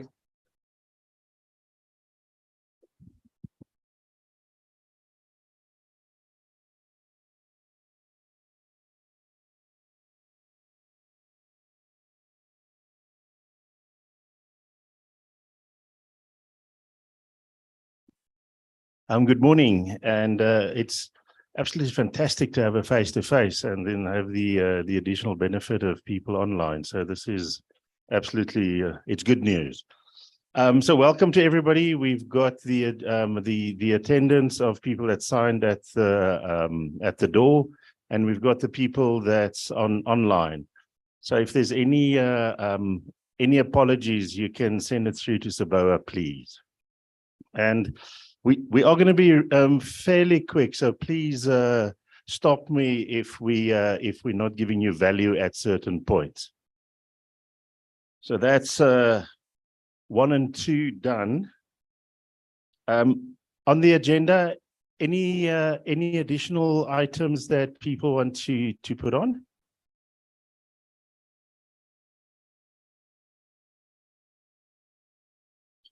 Okay, I'll put that on. NRCS is one item. I'll take that as the only point. Cool. All right. The minutes of the previous meeting, a nod that I can sign it, or nods. I've got about 3 nods, so I take that as a yes. So I'll sign it afterwards. And then matters arising, I'll go straight into to the minutes. And the man to my left is probably going to have to do a few of the short feedbacks. And if there's anything else, then please just raise your hand if I skip over something that you think that should get more attention today. The double payment levy, we said that it's off the minutes for now. If there's examples, we will put it back on, but please, we need concrete proof of where it's happened. And what we always do at work, an auditor must be able to follow the trail that you want to show, please. So it is open for reintroduction. Safer vehicle policy, safer vehicle project, that's ongoing. One of the things that we do with NRCS is that we often say, please enforce the rules that we've got. It will not help just to introduce extra rules for introducing extra rules. So yes, safety is the first priority that all the bus companies should have, and profitability comes second. So it's an ongoing one. RTMS, Kathy has agreed, but it's one of those where she didn't have too much option on that, but she did nod this way, that Kathy will combine her feedback on the associated members with the RTMS. And she said she's going to take the same time to do that. So I got 2 thumbs up there. So that's really cool. Thanks, Kathy. The Gauteng province tender.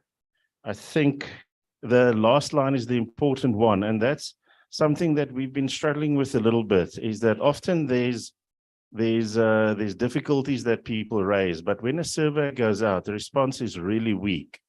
So I'm going to look to the man on my left to see if there's if you had any response on the survey that was out there. I'm good, Chair. Thanks. And just to pick up on one of the previous points, I did extend an invitation to the NRCS team. We didn't get acknowledgement or apology, therefore. But in terms of the tender process, we still envisage. I've had an initial engagement with the CSIR, Dr. Mokanyama, and we've agreed that we would unfold a process in collaboration with Gauteng government. But subsequently, there have been developments in that space, and the process is unfolding in a different manner. But we both will pursue with CD Rabotata to try and pick out some of the learning outcomes from the last round of tendering and that very exhaustive legal process that unfolded. So that's still to take place. Thanks. Thanks, Basil. Anything else from anybody in the room? It's a quiet crowd. Thank you. Thank you very much. The SABOA structures, you'll see at point 8, we're going to attend to that. So that's in hand. Auto has been postponed, and there's final dates coming, half final. The final dates are, I think, is everybody's guess. And it's the theory behind it really solid. The implementation and the enforcement afterwards is probably where a few of the big question marks will sit. So that's my bit on auto, and I've got a hand to my left on auto. Basil? Chair, yeah, thanks. And I think it's important for the House and online colleagues, please be aware that the Concord has set down a date. That's the 15th of November, next week. That's to deal with the case from Outer and the constitutionality of the amendment bill or the amendment act as it's set down. So that's the 15th of November, and we'll get direction from the court set down in that regard with in respect of Outer. Thanks, Chair. Thanks, Basil. So Arthur will stay and we'll give feedback at all the following meetings, how the 15th, regarding the process of the 15th. Then the SABOA conference, we had feedback at our previous meeting. And I think, again, I'm going to look to the man on my left for the last line on this one. Survey and feedback. Chair, yeah, I think generally, and I've said this rather harshly because it warrants it, because as an industry, we are actively seeking to get government to the table for engagement. And for SABOA to properly represent you, we need a proper data set. We need to speak with fact. We need to speak with authority and what are current trends. So again, we did a survey on the PTOG. And we aggregated those results and put it out. But in terms of other surveys that we do, generally the response is poor. And I'm urging everybody to step up and not necessarily wait for us to take out a survey in terms of membership, to send us current issues, current trends, and the like, for us to be able to collate. Thanks, Chair. Thanks, Basil. Just the last one on that. Please read the last line. It is set for next year. And please do not do what I did and not put it in your diary. I missed this year's one. It was quite embarrassing. So save yourself from that position by putting it in your diaries now, please. Oh, my bad, Chair. I jumped the gun there. So you were referring to the conference, exhibition, and dinner. Yes. Officially, the window period is 5 to 7 September. Tracy, have I got that right? Yeah. So it's 5 to 7 September next year. You have more than adequate time to put it in the budget. OEMs, all our partners, associate partners, you liked the format of the hybrid last year. And hopefully our minister will make a second coming, pun intended, at the conference, because it was quite an achievement. I was told that we got Minister Mbalula to address us. But most important, you are the people that make or break it. So 5 to 7 September next year. And active registration for associate and exhibiting will be sent out towards the last week of November, offering some early bird options and take-ups for floor space. Thank you, Chair. All right, thanks, Basil. The next one, same heading as before, SABOA structures, but this one is for associated members to host our face-to-face meetings next year. Right at the back of the pack, there's dates. So correct. What we request from associated members, please liaise directly with SABOA that we can set it up for next year, and that we move towards this face-to-face meetings and to really get the attendance. It is absolutely fabulous to have a room like this, and thank you again for your effort to be here today. SABOA surveys, again, it's Basil is our stand-in comedian and quite active today in feedback as well. So Basil, it's you again. Yeah, no, I've covered that, Chair. I jumped the gun a bit early on. Oh, but is this again, one? yeah, Okay. yeah, just talking. Nothing to the else need on for- that? Nothing else. Cool. Okay. I'm really, I'm a bit embarrassed that we're rushing through this. It feels real rush, but I don't see any movement in the room. And it's something we discussed earlier, that this is the benefit of a face-to-face meeting. You can see with some of the body language whether somebody wants to say something, and either I'm blind or I'm not seeing anything. So I'm not taking too much offense for the speed that we're going. The meeting calendar, we touched on I'm on that for next year. So I don't think there's anything else on that one. Then our final point with the NRCS, that's an additional point on our agenda. And I'm going to hand over the mic to Willie just to give us a bit of detail. Willie, if you can maybe come here, this cable thing, please.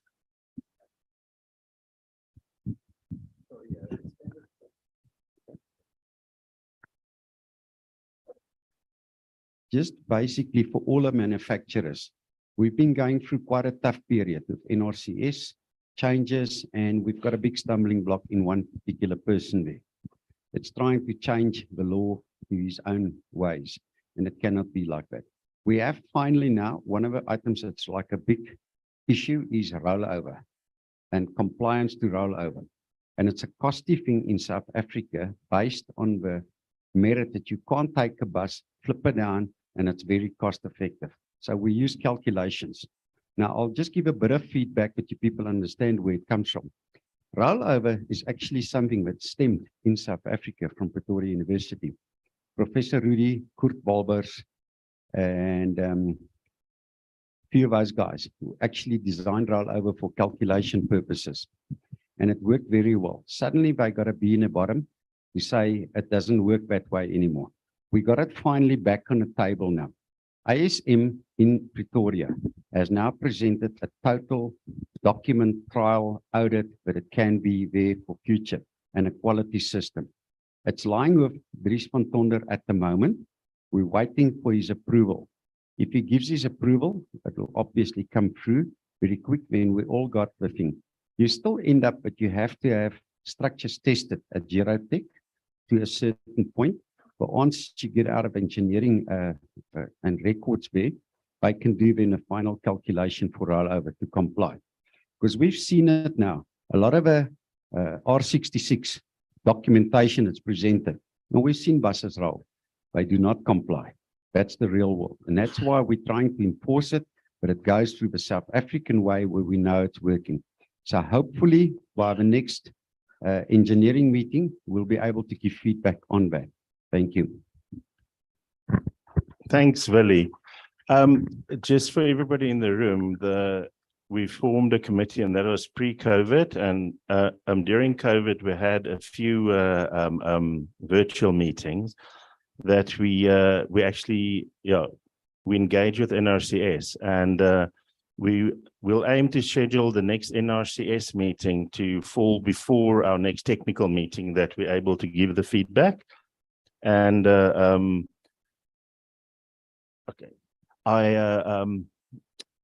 the committee in the past, and I might insult people now if I exclude somebody, Kathy, Reike Schagen, myself, Willie, there's 4, and we had JP from Busmark as well. So if any of the OEMs associated members, we don't want that committee to be too big.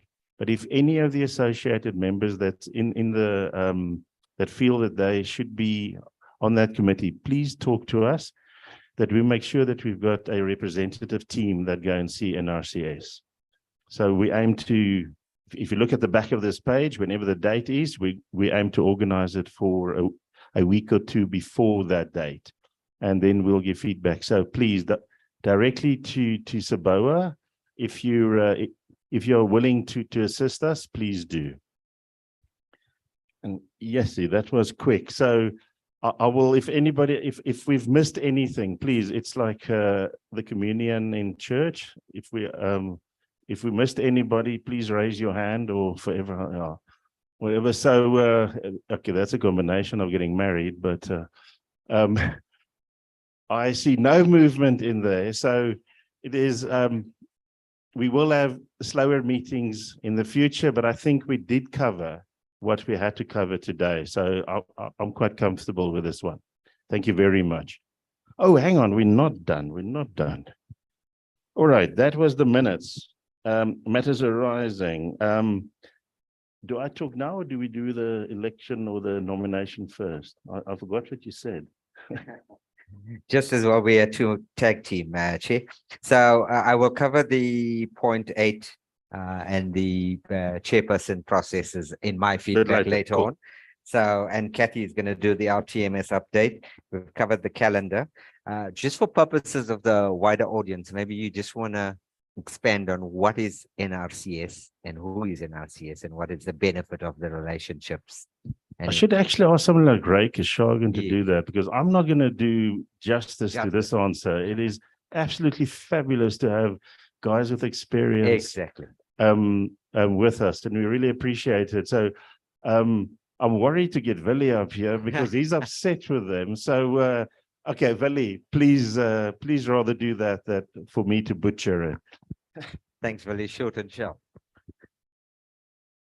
One of the biggest challenges in the bus manufacturing industries, every chassis that comes into this country has to be homologated.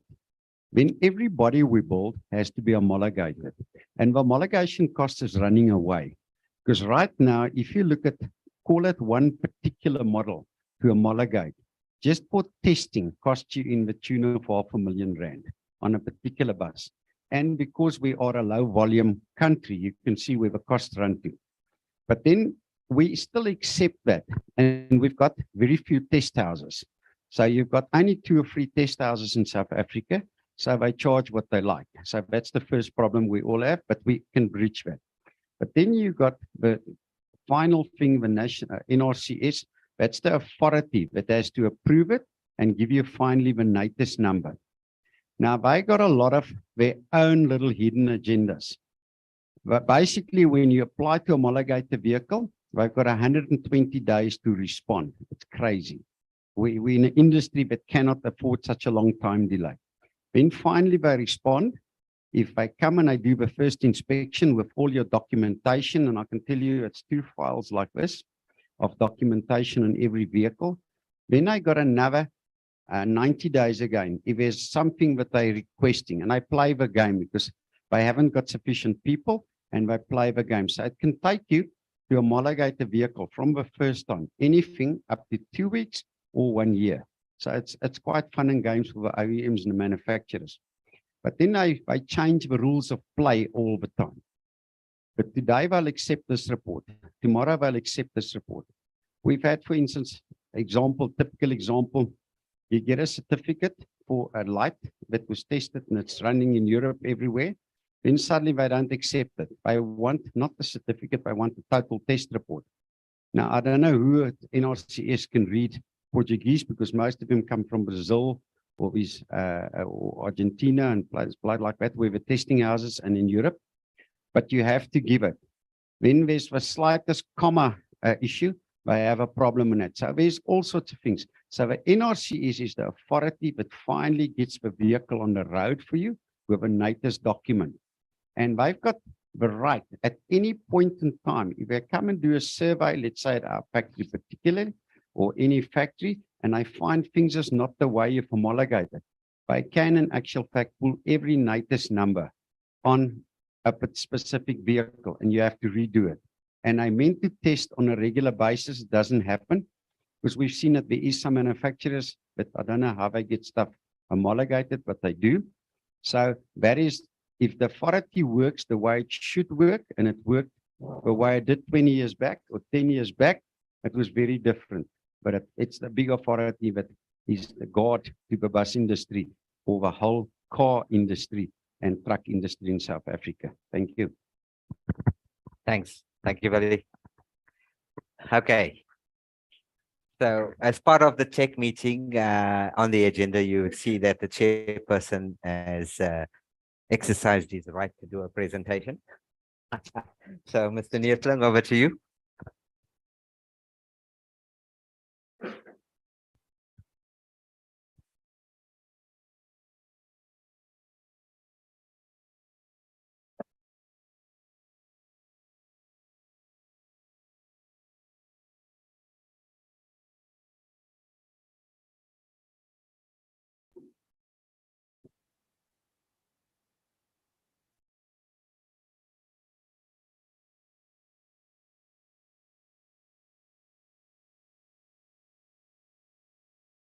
Once again, thank you for the opportunity. I was set up with that comment from Basil, but I'll take that. It's how do we introduce electric buses at large scale in South Africa? So this is a bit of a background. There's a fair amount that I want to get through, so I'm going to go straight into it. Jackie said earlier that we've started the solar. We started in 2017 with our first installations. They were really small, but we've grown to, and at least there we beat the Aussies. So it's absolutely fabulous. We've now done at 6 of our depots. We've got solar. We've got our generating capacity is 1.7 megawatt peak. What that means is in the next 12 months, we should generate 2.7 million kilowatt hours. And it is not huge, but it's quite good. And we're at the point where we've now got the knowledge that we're actually ready if we require large scale installations. So this has really tied it up quite nicely, or teed it up quite nicely where we actually want to go. The bulk of our installations are rooftop. And it's quite easy to do. If your roof faces north and at a certain angle, it's first prize. But in South Africa, east and west is also quite nice. You flatten out your production curve. So you've got probably less kilowatt hours, but you've got more kilowatt hours that you can use. So it's more profitable than just going north. And we'll keep on expanding. But I put this up. It's a small installation. We had an old carport that wanted to fall on Derek's car's roof. So we said we have to replace it because the general manager will be really upset if that happens. At the picture on the left-hand side, that's what we replaced. We had an old carport there. But when we did it, we said, all right, let's just go. And we doubled up on the right-hand side of that picture. What we learned out of this is it is less profitable than when you go rooftop, of course, because you have to build the structure. But when last have you built a solar a carport that'll pay for itself? It's never happened. What we also, when we did this, and it's still a little bit of a vague picture, but there's this picture in our minds that we own 22 hectares, give or take. All 22 hectares, or as close to that, as close to damn it, well, either all the roofs should be covered with as many panels as possible. If you've got a south-facing roof, put a bracket on and put the panel to go north. But the whole depot should look like that where we park, or something like that. We don't know what that picture looks like yet, but as close to a solar roof over the whole depot. That's the picture in our mind. You maximize what you control inside your walls, even if it's less productive than building a solar farm in Toes River for us, because you cannot go to Uppington. There's no cables to bring the electricity to Cape Town, but you control it. So maximize your own, I think they call it embedded, and then you take the next step. And I must say, Jackie, quite a few things that the Aussies, what you said, it lines, or some of the questions we've got, it's ditto for the Aussies. If you look at the depot size, at the moment, we squeeze the buses in, give or take blocks of, I think it's 36, then with a fire break of about 1 bus in between. When you go electric, not anymore. Dedicated parking place with a charger and all that. They said 25%, and I'm glad because I've been going 50 and up for more space required. We don't know what the answer is yet, but we do know it's going to be more. And what it also probably going to point to is that more smaller depots spread wherever you've got charging opportunities, and they're going to combine. It's going to be a depot and a charging station. And I do apologize if anybody has seen me talk about this. It's only you can really go to sleep. It's the last 3 slides that have changed because the story in the front doesn't change. So this graph is our peak utilization. The red line, it starts at 12 o'clock at night, or 1 second after 12, and moves to 12 o'clock. That's your x-axis. The red line shows how many buses are outside of the depots or are operating. You look at that, and it's I nearly went for the words. It's a really sad picture for an expensive asset. The utilization is really low, but that's what we've got. So if anybody who wants to go electric, you need to look at your profile, your operating profile. because that will tie in with charging, and you probably overestimate the challenges with charging, and maybe you're missing some opportunities with charging. So that's what it is. In the middle of the day, it's slightly lower now, but it's 30% of the vehicles are operating in the middle of the day. I'm not going to go into the detail of this one, but the important part here, I've just split the pre-peak, morning peak, whatever. The third column on the right-hand side, there's two figures there. We've got 12.5 hours that's available for charging. I think it's more. So that's what you should look at. So often people, when you talk to people, what they want to say, how far can you go? How fast can you charge? Nobody ever say, listen, if you charge fast, be careful what you're doing to the battery. So you need to have that combination, plus fast charging and what must come into your depot, huge difference. So we've got more than enough time to charge. And similar to the guys in Aussie, if you now take that slide of two slides ago, before morning peak, it's off-peak tariffs, then solar in the middle of the day, off-peak tariffs in the afternoon. One should put wind in every single block here. We've got zero experience of wind, and that's why it's not in there. But it's definitely part of what we're thinking of where we should go, is to have a look at where can we put wind into this picture. And there's huge opportunities here. So what have we done so far? At the moment, we're testing two 37-seater BYD buses. They're very similar to the spec that Jackie put up a bit earlier. The first, and I put plus minus there in the front, the first 7,000 kilometers, no passengers. What we do, we load the vehicles with sandbags to the maximum axle limit, and then we leave the first row of seats open for if people want to go on a jolly while we're testing, because you take people along for a ride on the odd occasion, and they take the company engineer home and they pick him up the next morning just for fun. So that's what we do. And the big thing why you do that, step one, safety. Will this vehicle meet your safety requirements? Because that's always the first thing you have to talk about. Then after that, it's the range test and the charging and all that. But our summary is, yep, it ticks the box for safety, and then we can trust the dials. That's the next thing. You can close to fly blind if you just look at the dials the whole time. When that was done, it was 28 June 2021, we introduced the vehicles to passengers. We've done more than 70,000 kilometers with passengers in it. Really good response from the passengers and from the drivers. Just a total useless bit. My youngest son rented one of the buses for his matric farewell. 12 guys, 12 girls in the bus. A Golden Arrow electric bus gets substantially more attention arriving at a matric farewell than a Ferrari or whatever it is, by the way. And it costs and it costs less than a tenth of the Ferrari if you rent it. All right, so what have we found? The results are just south of 1 kilowatt hour per kilometer. I use one, then I can do the mathematics quite quickly after that.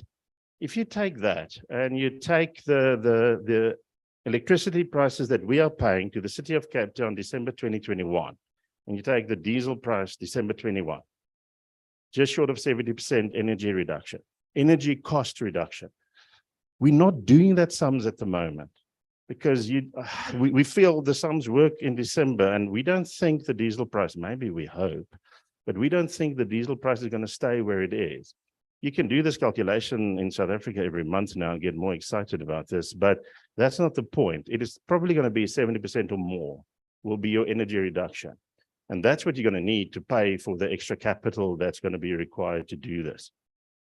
Just by the way, in South Africa, we're all green and we tree huggers and all those things, but unfortunately, that's irrelevant when you start here. Step one, is this a commercial solution? Nobody's going to sponsor you to go green in South Africa, or okay, at the moment. So step one is the commercial solution. Then you say, of course, we're serious about carbon reduction. That's why we've got solar on the roof and all those things. Then you say, what else can we do? And then you introduce solar and wind to reduce your carbon footprint. But you have to start with it's a commercial solution. Otherwise, you're going to be in big trouble. Spare parts, these are all estimates, minus 50%. We think that's conservative. I think it's going to be more. And again, I'm a lucky guy. I don't know, some people think I'm stupid. They're probably correct, but I drive a little i3 and it had its first service last Saturday morning, 60,000 kilometers. The service cost $3,000. So and the 3,000 rand, they replaced the brake fluid. It's labor. Somebody putting the laptop on and they charge more. And I'm married to a CA and their rate's more than a CA. So I said to Anna, you should have been a mechanic. So I think it's more than 50%. Oil and lubes, we put minus 80. I think it's more. It's just the axles. Tires, I say no impact. Dangerous. If we don't do what Leon has said, control the driver, it's going to be substantially more. I don't let my sons drive my car anymore because after the tires go when an 18 and a 20-year-old drive it, you say no more because they're idiots, and many drivers are. So we'll need the technology that control the driver, that they don't use the acceleration that's there. Then labor, a really sensitive issue. We estimate minus 30%. And that's if you do your own body work. If the body shop is out, it's going to be more on your labor. The body shop stays the same. In South Africa, the body shops gets bigger every year because of the way we drive. But your mechanical and electrical shop's probably going to halve. So this is a sensitive issue. What we've done so far, and it's a small bit, but it's the start. We have taken, it's a group of 20, and there's 10 in each camp. We've taken 10 diesel mechanics, and they're going through the apprentice program again. We are training them as auto electricians, and then we do vice versa for 10 auto electricians. We call them 2-star artisans. They're going to have 2 certificates with red stars on it. And we're going to do the same in the body shop, vehicle bodybuilder and spray painter, double qualified. I've got, if Francois doesn't fire me, I've got probably 7 years left at Golden Arrow. 7 years from now, Golden Arrow should not employ any artisan if they're not a 2-star artisan. And we need to train the people that they are valuable in industry, and then the ones that's not coming into our stream should start being trained as solar installers, maintenance, and wind. But it's something, it's a slow process, but we need to start now to address that issue. Charging, and I'm gonna go quick. I'm running close to the end of my time. The chargers we use now, they are AC chargers, 80 kilowatt rated. They don't charge at 80 kilowatt, probably 75 kilowatt hours do you get into the vehicle if it parks next to it for an hour. We travel 200 kilometers a day. You do the math all the way down. We've got then you say you need 2.7 hours to charge them. But we've got 2 opportunities to charge between the peaks. So we need 80 minutes for a bus to stand next to a charger. And if you look at that charger that Jackie had on, there's 2 plugs. So your option is either you put 1 plug in each bus and you spread more or less 40-40, or you put both in one and you put 80 into that bus, or as close to as the practical part of 80. What's fantastic, if you work for a company like Golden Arrow, you drive a car like mine, it parks there and you pay 1 rand a kilowatt hour for what we export to the city. That's the rate that they charge me. The new bus is a DC charger. It's 120 kilowatt. So that 80 minutes now goes down to 60. Again, Jackie touched on technology grows quite fast. So what do? Well, you can sit on your hands forever. That's probably one decision. And but you haven't got that luxury. So the picture in our mind, we've been buying on average 60 buses a year since the year 2000. We'll probably not accelerate that. I've got a fight with Mark, our financial director. I think it should be 84. So somewhere in that region of your replacement program, do not accelerate it, because otherwise you sit with too much technology. That's the older version. And somebody took me on and said, you should never have done that. There's better technology now. I said, when did you buy that laptop? And I was lucky. 3 months ago, I said, oh, bad decision. You should have bought it today. You cannot sit on your hands. You have to go. Again, Jackie, yes, you really teed it up quite nicely for me. Electric conversions. I'm reading a book at the moment, not on this, that says be careful for you, of your own bias. You have to look at all the options. Then you put probabilities next to it.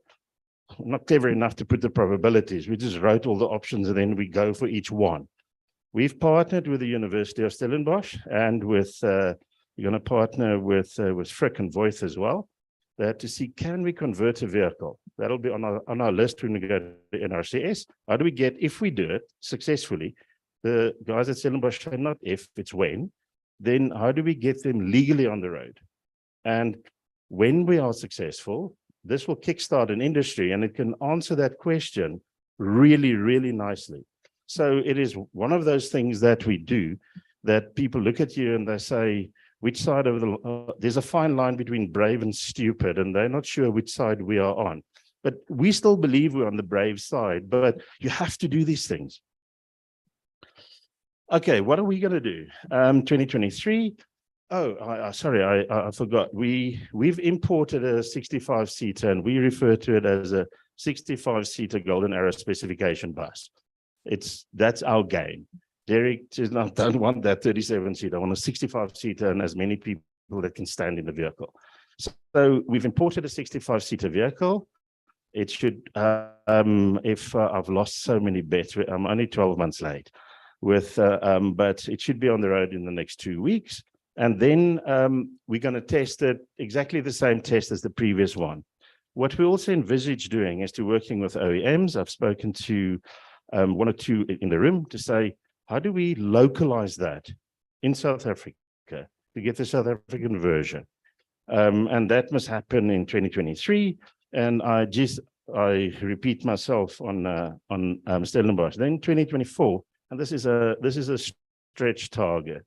But I'm a believer in give me a deadline and I'll just miss it.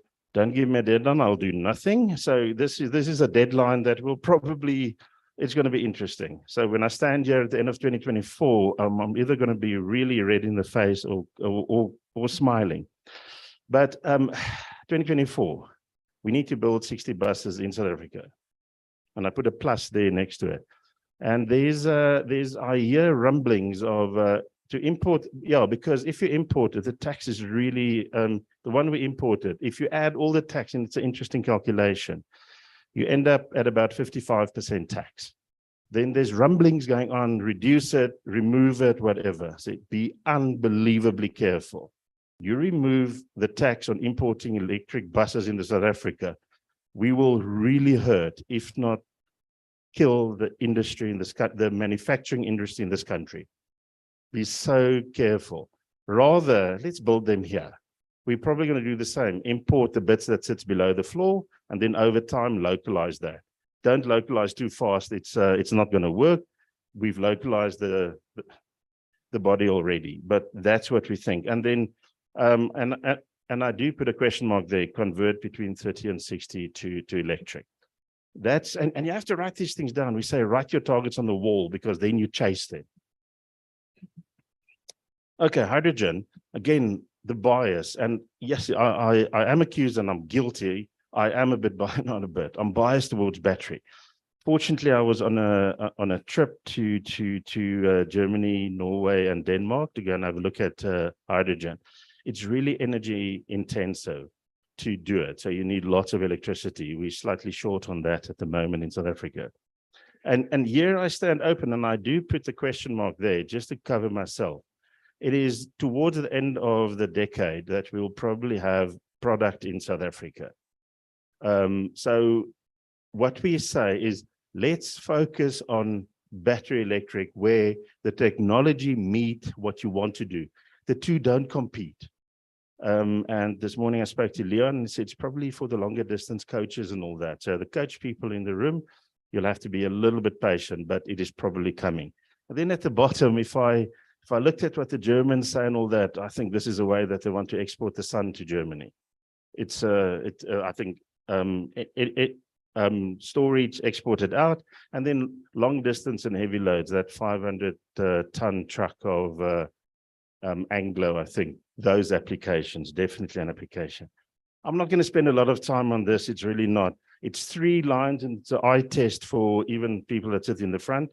the bit on the left, say battery electric, you start with 100% electric, you end up, and it's give or take. People argue, you find different figures. About 70, just short of 70% ends on the road. If you go hydrogen fuel cell, you end with, geez, even I cannot read it, 26 on the road. Some guys now convert a combustion engine that it use hydrogen, way above my pay scale. So they use, I'm 13. So these things will improve, but it is for the future, and we need to keep this in mind. Government needs to provide some certainty for people to invest. At the moment, it's a little bit unclear what's the way forward. And here, those import taxes and those things, we need to know, because who's going to invest in the country? And then 2 years later, they take the things away. We will bankrupt whoever invest if that happens, and probably, or at least hurt them really badly. Central government, okay, the tax and all that, I touched on that. EV purchases, incentives and all that. Hey, if you incentivize an industry that cannot stand on its legs eventually, we must be careful. One of the things that I've heard being bandied about, rather incentivize people on a tax deduction at the end of the year. So if you pay X rand for a bus, give them the X rand tax deductible year 1 or 2X tax deductible, then you know it is somebody who's contributing to the country anyway. So not a huge one on there. Local government off-peak, incentivize at night when there's opportunities, and support solar installations and wind installations. I stayed with my sister in Pretoria. They cannot export in Pretoria. Wrong. So I shouldn't be that aggressive, but I am. What can we do in this room? Wherever you are, wherever you operate, your local government, you should really lobby and lobby and lobby. And yep, we're proud to come from Cape Town, and we're arrogant to come from Cape Town. And I think the local government's going to hate to hear this. They should follow Cape Town's example. Our depot in Epping, 1.9 million rand electricity bill 2018, 0 electricity bill 2022. Reduce our electricity that we buy from the city by 71, the 30%. We export more to cover the cost of the 31%. We're now working with them that in Epping 1, can we get enough people to do that? And then you should exclude us from load shedding, because you'll be, I nearly said stupid, you'll be unwise to load shed that neighborhood because we export. You'll be losing electricity by load shedding us. We now with a second business, and we're going to go around knocking at every door until Epping 2 is exempt from load shedding. That's what you should do that at your local government level. Basil, I'm really sorry. I tried really to go through, and we're not going to take questions now, but at the end there'll be time for questions. And I do suffer of verbal diarrhea, so keep me short, please. Thank you very much. Thank you, Chair. I'm glad you're not slightly autistic, because you did say Epping, eh? Epping. Yeah, okay. We're just making sure. Colleagues, yeah, so, and I think a little bit more raucous, because in my opinion, these are the pioneers and champions of the industry. Can we really put it together for Golden Arrow? And kind sir, I think there's an institution of knowledge being built. So I'm sure you've taken note and will engage. And he's become a man sought after, but please don't hire him. The industry needs him. Okay, okay, there you go. Mission accomplished. Thank you, Chair. That's a technical forum, colleagues. And we now move on to the operations. Mr. De Jong, are you driving an equivalent electric bus to go at that pace? Okay, you have to stop for refueling. So, colleagues, Mr. Bram De Jong chairs our operations committee forum and has done so admirably well over the last 5 years. 6 years, yeah. And he's also very curt and to the point, so I'll hand over to him. Thanks, Bram. Thank you, Basil.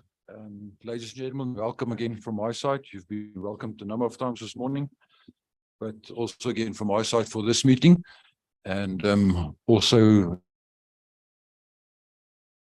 everybody that joined online. Basil will alert us if there's any online. I'm contribution. tracking Will you it here, alert us? yeah. Okay. As you know, we are a bit pressed. Let's please contribute. I don't want this to be a one-man show or myself and Basil, so please contribute whenever you feel like it. If we can move to point 2 on the agenda, the attendance and apologies, those have been noted. So we've got that on record. Point number 3, contribution of agenda. Any proposals on the agenda, or can we take it as it is? Thank you. We confirm it as it is. Then if we move to point 4, minutes of the meeting held on the 11th of May. The minutes have been distributed. Are there any comments or changes that are proposed? I see nothing. Can we approve the minutes? Thank you. I see nodding heads and a few hands. Thank you for that. If we can then move to point 5 on the agenda, matters arising.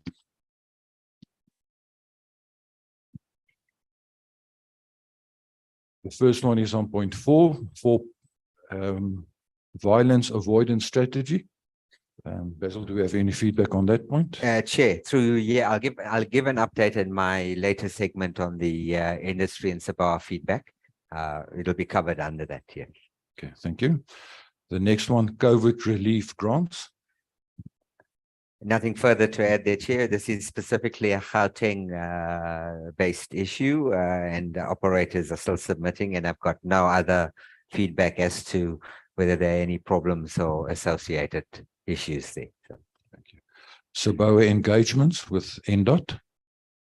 Chair, yep, they are ongoing, but have dissipated of recent. One of the key issues we were looking forward to is to engage with the NDOT public transport sector and get them to get us an audience with Treasury regarding the PTOG. And then also on that agenda, we had violence avoidance. And it's to talk about the funding in its entirety and public transport and all the challenges.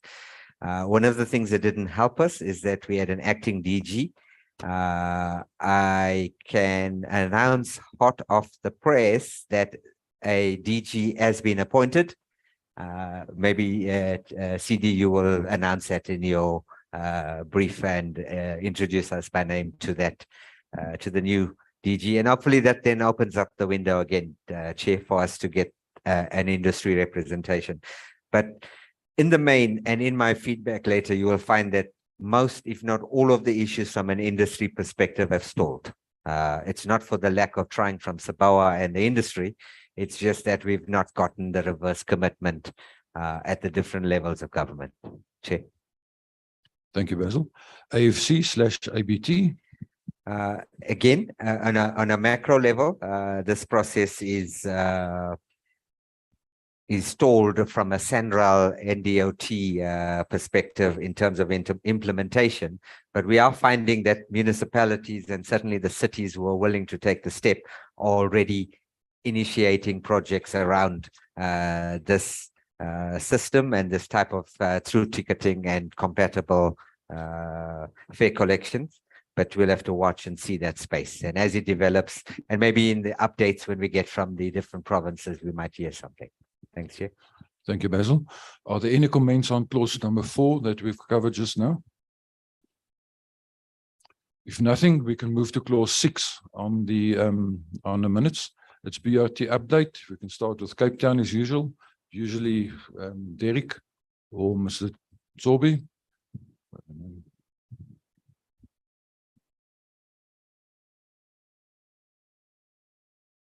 Thanks so much. Thanks, Chair. Just from Cape Town side, the phase 1A is coming to an end, hopefully around about 2025. There are communications coming through that they're going to start negotiations soon. The intention is at the moment, it's three tenders for 3 VOCs. The intention of the city is to put out the tenders for 2 VOCs. So they'll split the pie a little bit differently. We still have to keep an eye on that space. The further phase 2A, the rollout, is also intended for the same starting period. They'll do that on a sort of milestone basis, and they hope to bring up services as from 2025 as well. And then Enter Express will obviously morph, which is the current top-up service in the Metro Southeast running from Khayelitsha and Mitchells Plain into the city, which was a contract that was had heavy problems. It was stopped for 2 years and started at the beginning of this year again. It's rolling well at the moment, but it's intended to also end late in after 2 years. But otherwise, everything's running okay at the moment. Thank you, Chair. Maybe the attitude of the taxi operators regarding the second round of tendering.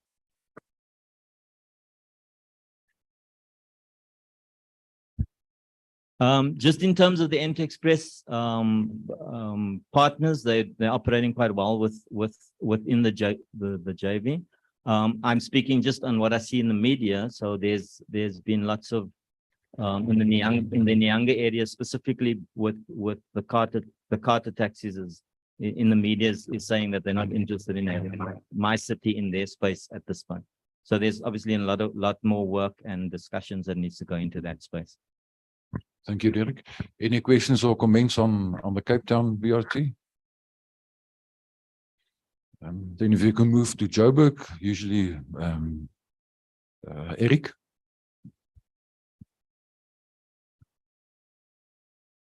Yeah, good morning. Thank you very much, Bram. In Joburg, in particular, the Piotrans, it's now public knowledge that the contract has gone out to tender. It's at a very sensitive stage now. The briefing is gone, the tender is closed, and that's where we are. It's a sad day for us as a shareholder in that company.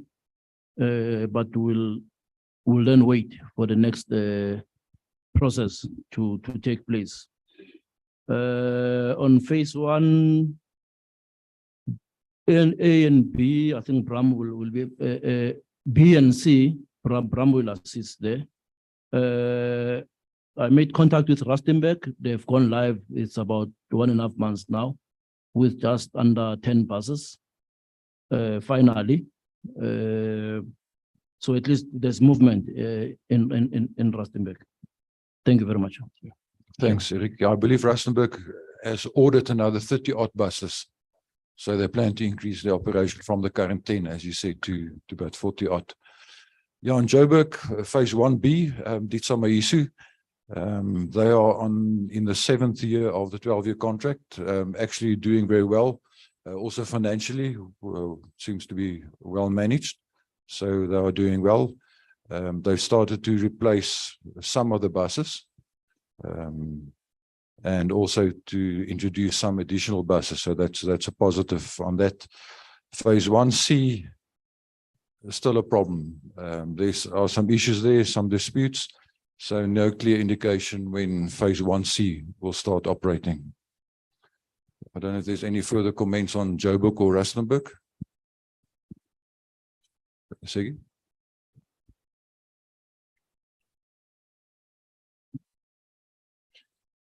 Hi, I'd like to know from the ticketing side whether all the BRTs are going for SABOA Sandrail or bank-issued card media, because it always seems to be a confusing point when you read these tender documents. And it sometimes seems like the system, the ticket machine needs to support both. Yeah, I'm not able to report on behalf of all the BRT systems, but I think it's pretty much separate systems on their own and not integratable. That's my view. I don't know, Basil, if you can maybe add to that. Yeah, Chair, and I think just to pick up on that, not just in respect of BRT, I think if you're looking at the transitioning and evolution of public transport across municipalities, across provinces, and certainly from national, it's not aligned. So it's pretty much whoever's in charge making a decision at this moment, not necessarily with a wide engagement. So the ideal is what you're expressing and what everybody wants, but the new AFC Gazette and the processes are taking people in a different direction, leading towards integrated platforms. But again, it's the disconnect and lack of engagement with critical input like what you're offering and asking is what decision makers should be listening to. So we haven't really answered your question because we don't know. And we only know when the decision is put out and we read it in a tender document. So, and it's almost a foregone conclusion in that regard. Chair. Thank you, Basil. If we can move to Tshwane, if you can also update us, and I might add to that. Yeah, City of Tshwane, quite a unique and interesting scenario with the Arayeng and the TRT process there. So for those of you that are not familiar, SABOA got involved, I think, in the last 2 to 3 years, and Mr. De Jong's intrinsically involved from a bus industry representation point of view. But, and correct me if I'm saying some of the wrong things, Bram, at least 9 years of operation on a cost recovery model. So there was no, and it's called an inception phase. Okay, so that in itself is a unique differentiation from the rest of the BRTs. You have 9 years to incept a BRT operation, but it's now reached a juncture where the city has appointed a facilitator to start the process of formal negotiations towards onboarding shareholder and shareholder representation. Never mind that the TRT has already got shareholder representatives per se, but it's a deviation from some of the past practices where you had MOUs signed formally with potentially affected operators, then developing to a process where there's a process to define levels of affectedness, which then determine shareholding. These are all suddenly have been fast-tracked to a process because, if I'm wrong, by at least March next year. Yeah, this, yeah, a 12-year BOCA will be implemented with none of these processes that you guys have been accustomed to for am I affected, what level. We are just going straight to a 12-year BOCA negotiation for shareholding that will be implemented with effect from next year. Have I summarized that correctly? Yeah, no, pretty much correct. What I can add to that is within the next 4 months, they want to complete the negotiation process, including the determination of the effectiveness by all the operators, bus and taxi operators on all the phases that has already been implemented, plus the ones going forward. And it took other cities some years. For some reason, the city of Tshwane believe they can do it in 4 months. But so they've woken up and now urgently want to start with meetings, and the plan is at this stage to start in next week. Basil and myself will represent the potentially affected bus operators, and then we'll see how the city is going to fast track this process to complete it within 4 months. Are there any comments or questions on the Tshwane one? Just just to follow the theme or the trend of the theme for today in terms of EVs or green greening of the fleet. In this process, it's really around shareholding. There's no real discussion because the fleet's already existing, the new 12-year fleet, and discussions around electric vehicles. None of that are even on the table yet. So it just goes to show in terms of the different levels of government again and the different tiers where they're thinking and how they're thinking. This one thing Mr. Mochwani didn't indicate, and I'll help him as feedback anyway because of the sensitivities he's facing as a shareholder. The COJ tender for the Ria Vaya Phase 1A again does not include anything in terms of alternative energy vehicles. 7-year contract. Okay. And the very same city is talking to be a world-class city towards greening its future. So the public transport space is not getting the same attention in terms of these different macro issues. Chair, thanks. Just maybe one point that's going to be an interesting point of discussion. the city paid out compensation to a lot of the taxi operators 4 or 5 years ago. And obviously, as with the other cities, the intention is you immediately buy your shareholding in the BOC with that money. So whether the city is of the opinion that the taxi operators saved that money and did not spend it, and where they're going to get the money to now buy into the BOC, it's going to be quite an interesting development. We'll watch the space. Basil, on Durban, do you have any update on Durban for us? So, Mr. Maharaj will give yes. us the Durban update. Thanks, Bram. On the 21, I just want to check with you in terms of, you say it was 7 years of cost recovery.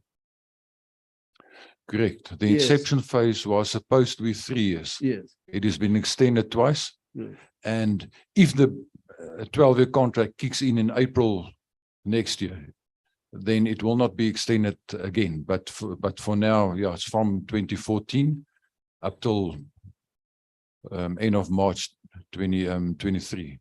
That's Okay, the and I just inception wanted to phase. get what would be the impact of such a long process of cost recovery vis-a-vis the new regime. The second one is obviously the process would have isolated barriers, you know, and hence you are envisaging to be completed within a very short space of time. But is that feasible in terms of having isolated the barriers? I mean, looking at the period in which the operators were accustomed to that type of a tradition, for that matter, for that long period.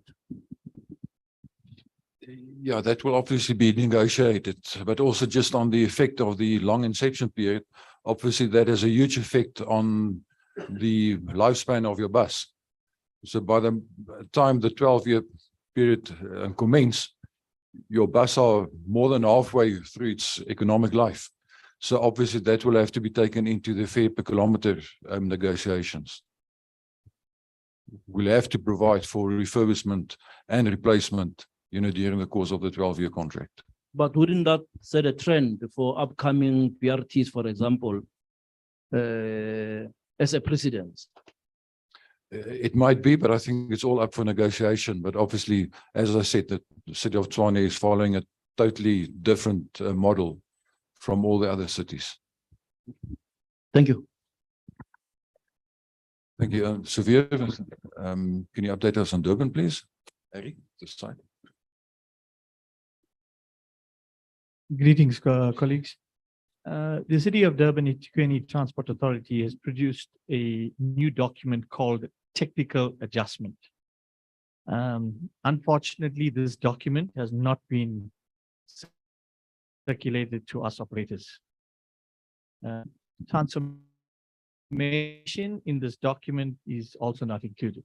The operators obviously have not had the opportunity to comment on this document as yet. There's not much support for the adjustment as it departs from the previous years of negotiations that we've had via the MOA that was in place. And you know, the previous MOA seems to be disregarded. Okay. However, the city is confident that the PRT will take off soon. But when, how, your guess is as good as mine. So it may be go Durban going nowhere slowly. Thank you, Severe. Any comments on the BRT issue? If not, we can move on to point 7 on the minutes. That's RTMS update. I think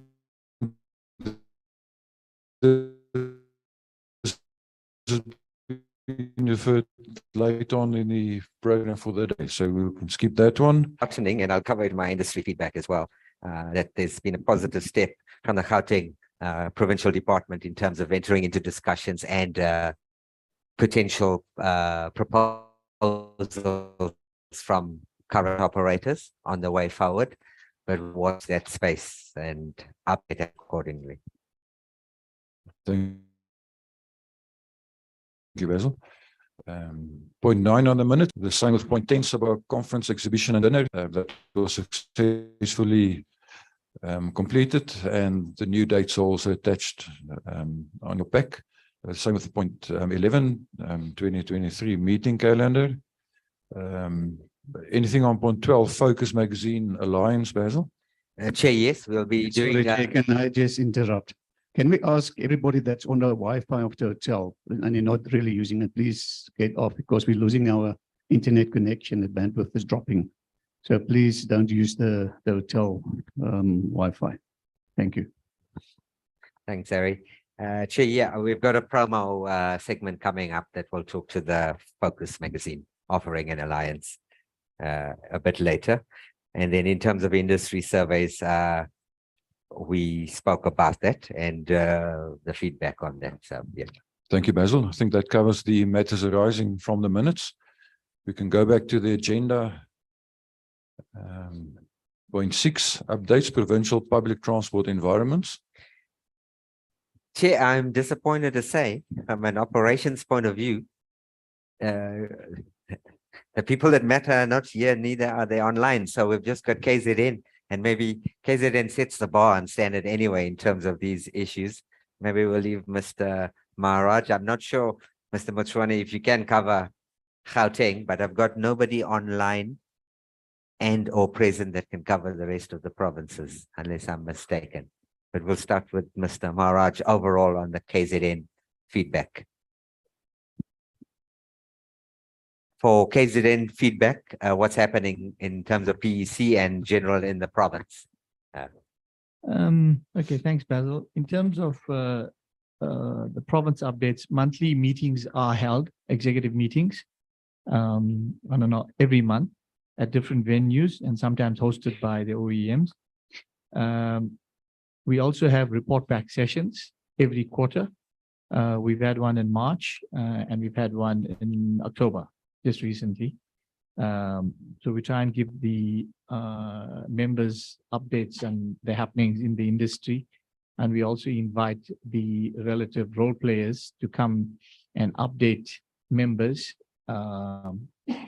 with regards to the changes and the different, situations that are happening. These invitations are also extended to government. I would say we have a fairly good relationship with the government, and they do attend the meetings. However, some spheres of the government choose not to. But from the provincial committee side, we do our utmost best in informing them, to attend these meetings. I must just also highlight that there is some good movement in terms of the public regulating entity in getting a little bit more efficient in the issuing of permits. But I think the one thing that is sad, let me use this phrase, other modes of transport, cause obviously intimidation to the bus industry, and which is obviously hurting. And it's an ongoing thing, and I think it's in the media all the time. So I think that's it from our side. Thank you, Sophia.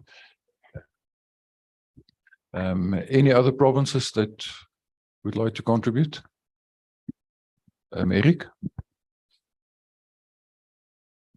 Thank you very much, Chair.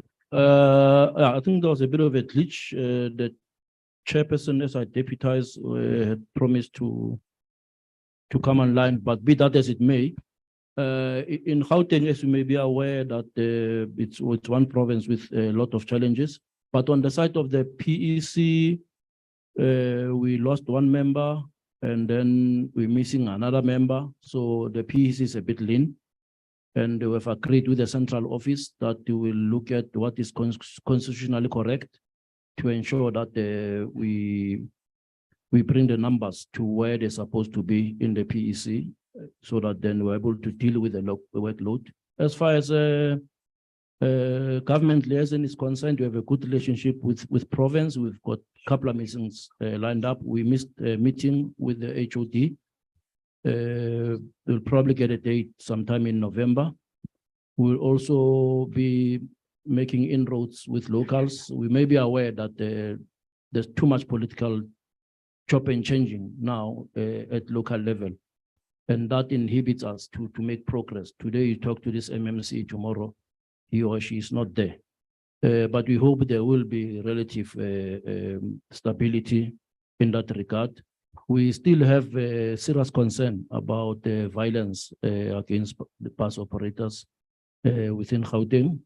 But we've decided with central office that we will deal with it from a national level so that we don't do a crisscrossing. So we'll be meeting with national to ensure that then the processes are then devolved to province and locals. But it is our intention and our aim to ensure that we put a lot of effort in that regard, not forgetting our core, especially to myself as a deputy chair. At the core is upliftment and empowerment of the SMMEs. Thank you very much. Thank you, Rick. Any other provinces?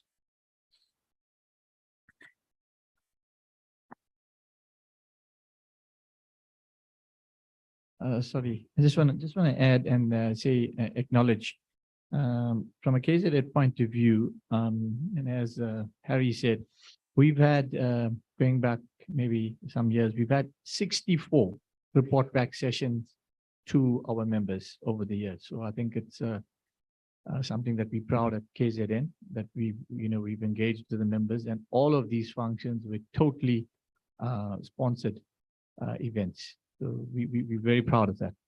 And we are also planning a year-end dinner, which will be held on the 30th of November. And we're busy with head office together with the OEM circulating that information. So I'd urge all the suppliers to maybe talk to us for for more information. Thank you. Thank you, Xavier. Well done to KZN. We can move to point 7 on the agenda, RTMS update. I'm sure Kathy will deal with that, or do you want to add something now? Okay, that's deferred. That's later on in the program for the day. Point 8, RT update. I'm not sure there's anything.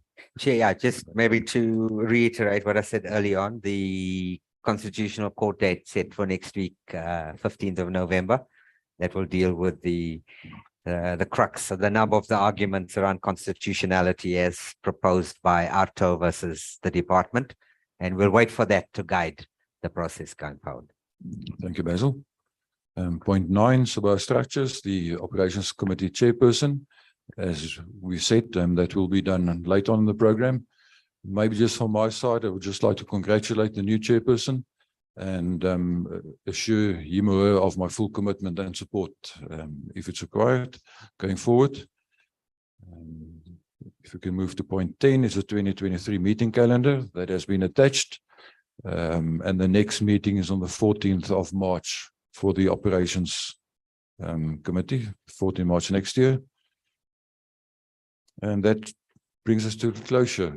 So thank you for your contribution, and I would like to close this meeting. Thank you all. Thank you, Chair.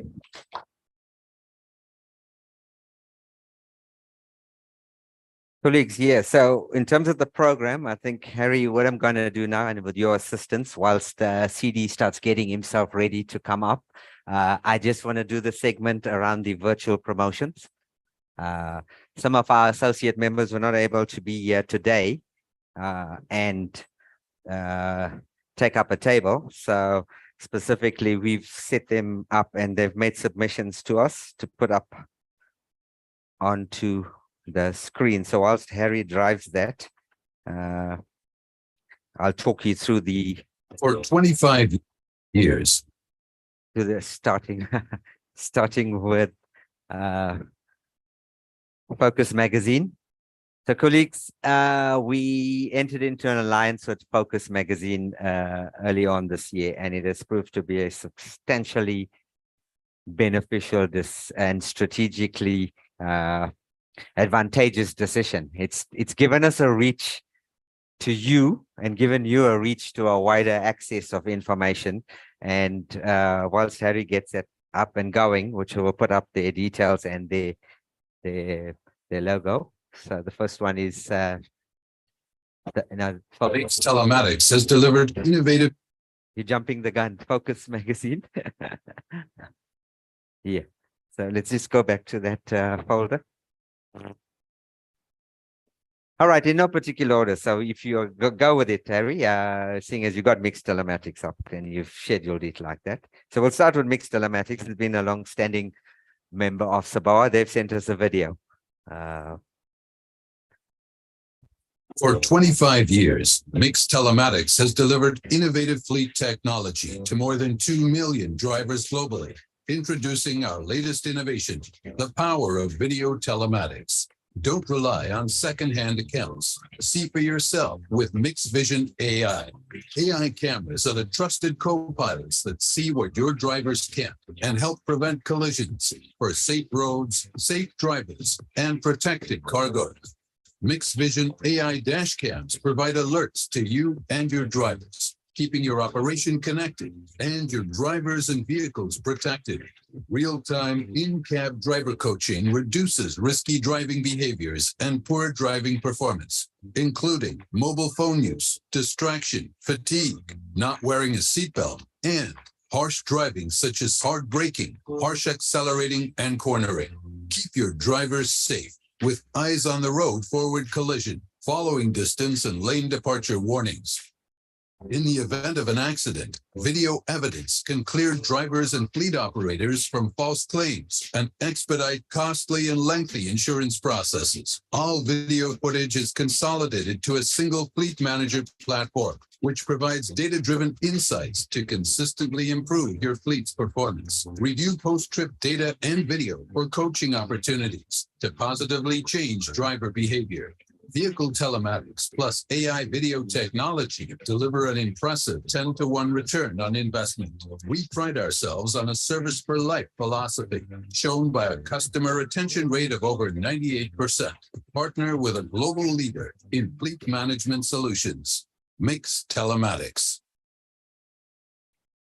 How about a round of applause for Mix Telematics? Thanks. Which one are you going with, Harry?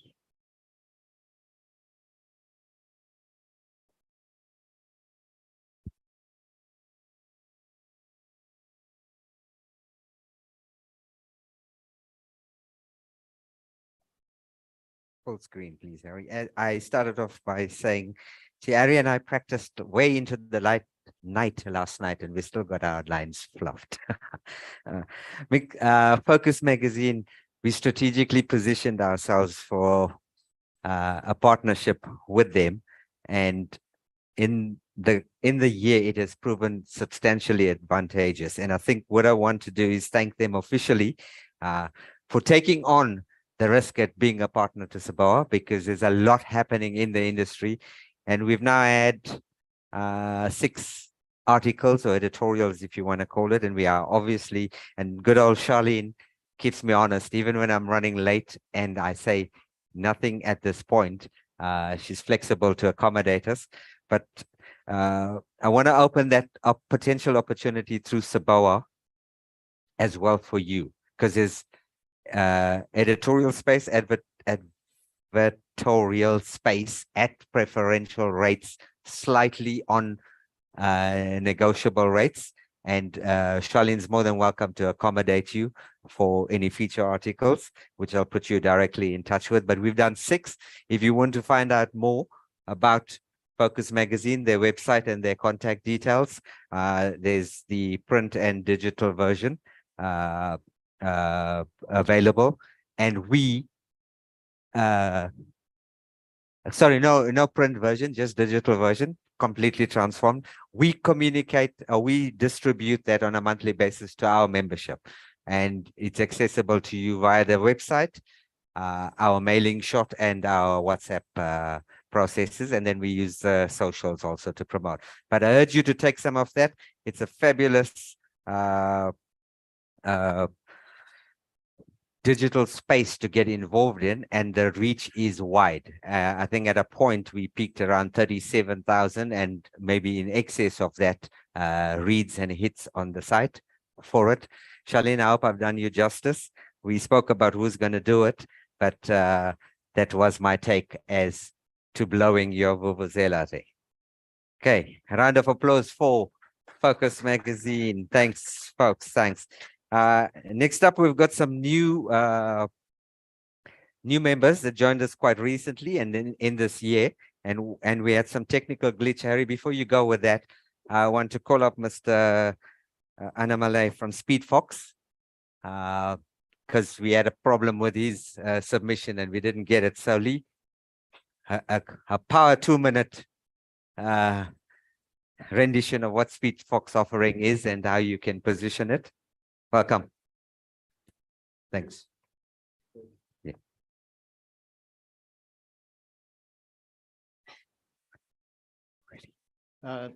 Thank you for the opportunity. Good, still morning, or almost between you and your lunchtime, I think. So what we want to introduce, we're a new member to SABOA, so thank you again for the opportunity. What we've created, proudly so, let's call it a 99% South African solution, is an automated multi-point speed limiter. It's the first time to have something like this on the market. We fit it as an aftermarket solution. We've probably done about 150,000 independently driven kilometers now in light delivery, passenger, and I guess semi to medium heavy vehicles. It's a unit that gets fitted into the vehicle. We use sort of plug and play harnesses, as we call it, so we don't cut any wires. And autonomously, so as we've heard before, there's no control that the driver has over the system except to override in the case of defensive driving. But it keeps you to every speed limit for every road anywhere in the country, including if you need to go cross-border. It does that by carrying a validated and verified the entire country's road network data as a digital data set, and in real time geolocating the vehicle and picking up what the speed limit is, what the speed of the vehicle is, and preventing the driver from exceeding that. We do this in partnership with many of the telematics companies. So actually, if you want to order, if you want it, you'll get it from, at the moment, 2 of the biggest telematics companies are our channel partners, and they will take all control for fitment and installation and support. It's quite unique. I painted the algorithm on how it works back in 2019, and we're at close to 99% accuracy in ensuring that the vehicle is kept to the right speed limit every time. And I think this is a game changer. The main thing is what we've seen, particularly from the transportation or the logistics sector. For some of the light delivery vehicles, we're achieving close to 1,200 Rand per month diesel saving just by ensuring that the vehicle or the driver keeps the vehicle to the correct speed limit. So again, thank you so much for that. If anybody does want to experience it, we have quite a few demo vehicles. My car, I live the product, is fitted with one. So if anyone does want to actually have a test drive or experience what this is like, I think the key thing that we did was put a lot of effort into what we call the driver experience. So there's a very smooth transition from one speed limit to the next that takes away that kind of jarring effect if you're starting to use technology like this for the first time. Thank you so much for the time. Thanks, Lee. Did you say you have a vehicle here for somebody to? Okay, well, there's a challenge. Put it to the test.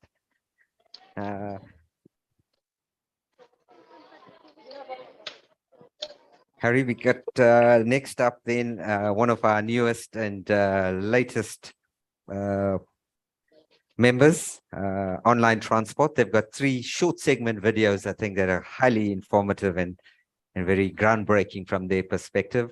Online, I see you are online. Guys, I'm all the best. Mike, the transport operator who runs his company. I have to manage all the timetables, issue tickets, and inform commuters of events relating to their buses and still run a profitable business. Then my friend Bob told me about an application called Online Transport. I went to my browser and typed .za, and lo and behold, everything I ever needed from a transportation management system was there. It offered my company a scheduling and notification system, simple payment system with digital ticketing, system for route planning and fare management, and a lot more. They provided my business with a mobile and web application to manage my entire transportation business and attract new commuters. They also provided the much needed cash flow to run my business profitably by purchasing tickets in bulk for my business, resell through their various digital platforms. So what are you waiting for? Contact Online Transport through their website, www.onlinetransport.co.za, and get your transport business online now.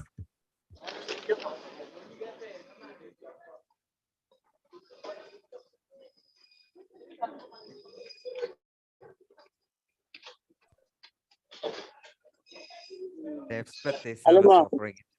Kupa, Hi, I'm Becky, and I'm 5 minutes late for my bus. I dropped everything and rushed to the station, only to find that the bus is 20 minutes late. Oh no, if I'd only known beforehand that the bus would be late. 20 minutes later, the bus arrives. My friend David is waiting for me at my destination and asks the question, where are you now? If only there was an app I could use to tell him my current location. When I reached my destination, I realized I don't have any cash on me. Then I encountered an angry-looking ticket inspector. Oh no, if only there was an app I could use to pay for my ticket online. I asked Chris to help me out, and he introduces me to Online Transport and said, did you know you can book your trains, buses, and taxis all in one app?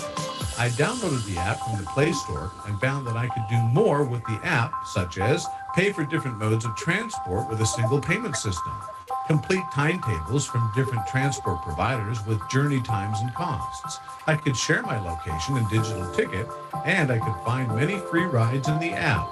I told David about Online Transport. He told Chris, Bob, and you. Download the app Online Transport from the Play Store now and tell your friends about this app. You can also visit www.onlinetransport.co.za to learn more about what is offered there. Online Transport, integrated transport solution.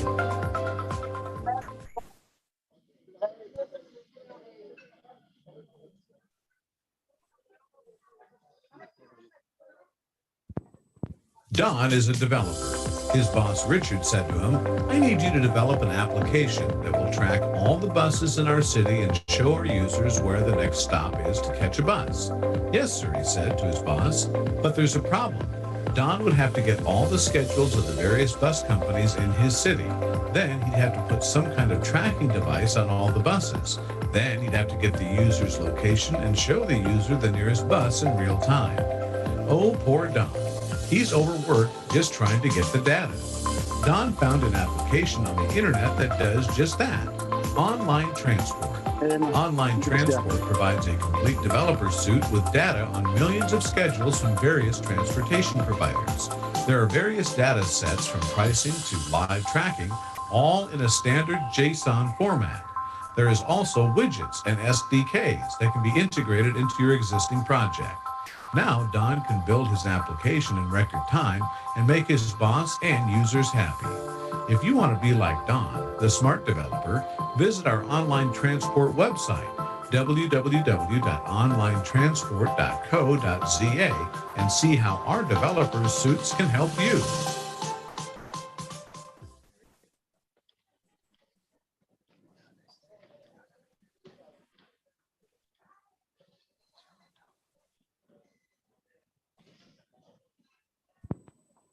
So we're experiencing problems with the ZF submission. Oh, it's just come through. Harry's confirming, so you can play that. ZF Services South Africa.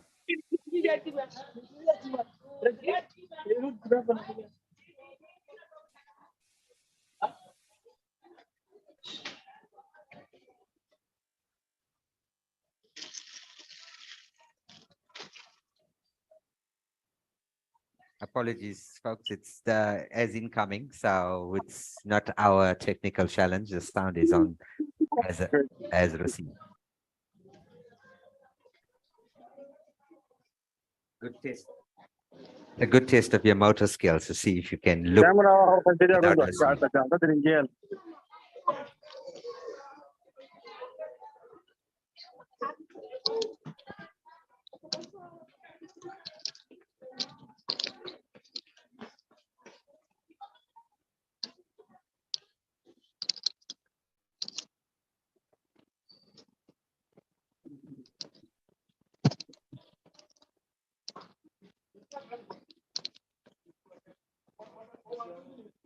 I've just been told that the sound or the language was German, so therefore it's been, because none of you would, some of you only would have understood that.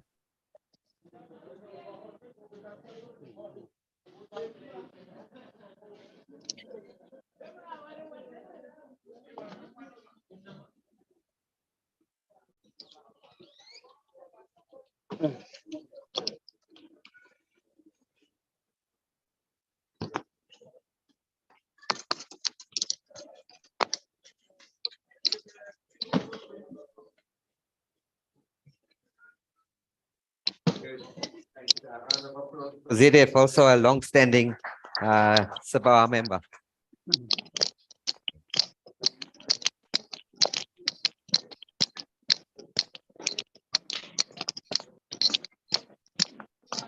Okay, folks, Kathy reminded us, but most of the detail will be taken by Suvir when he's ready or when you are. Just a reminder, again, 30th of November at the Kingsmead Cricket Stadium in the presidential suite or area. The KZN SABOA Provincial Executive Committee are hosting a year-end function. For their members in the KZN area, but you guys, associate members and anybody willing to get involved in terms of sponsorship, taking up table options, you may get hold of Mr. Maharaj. His details are on there and we'll communicate that through the normal forums in the next couple of days. The planning is well underway, date confirmed, so we look forward to hosting you all at that venue. Thanks.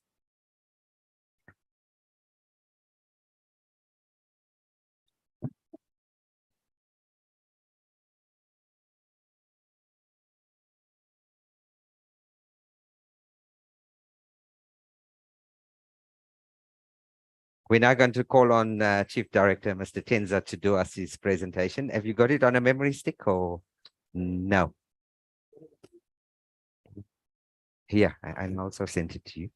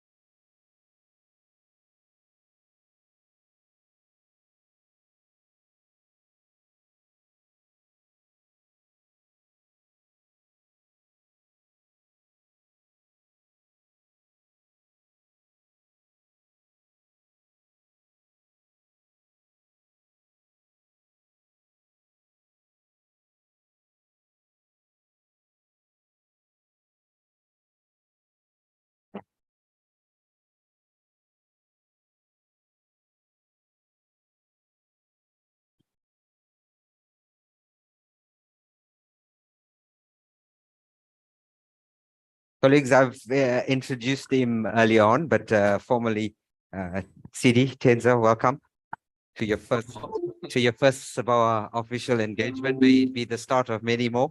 The Chief Director says he's had some observations and reflections. He just want to make lead in with some comment before he gets into his presentation as Harry is loading them up. Sure.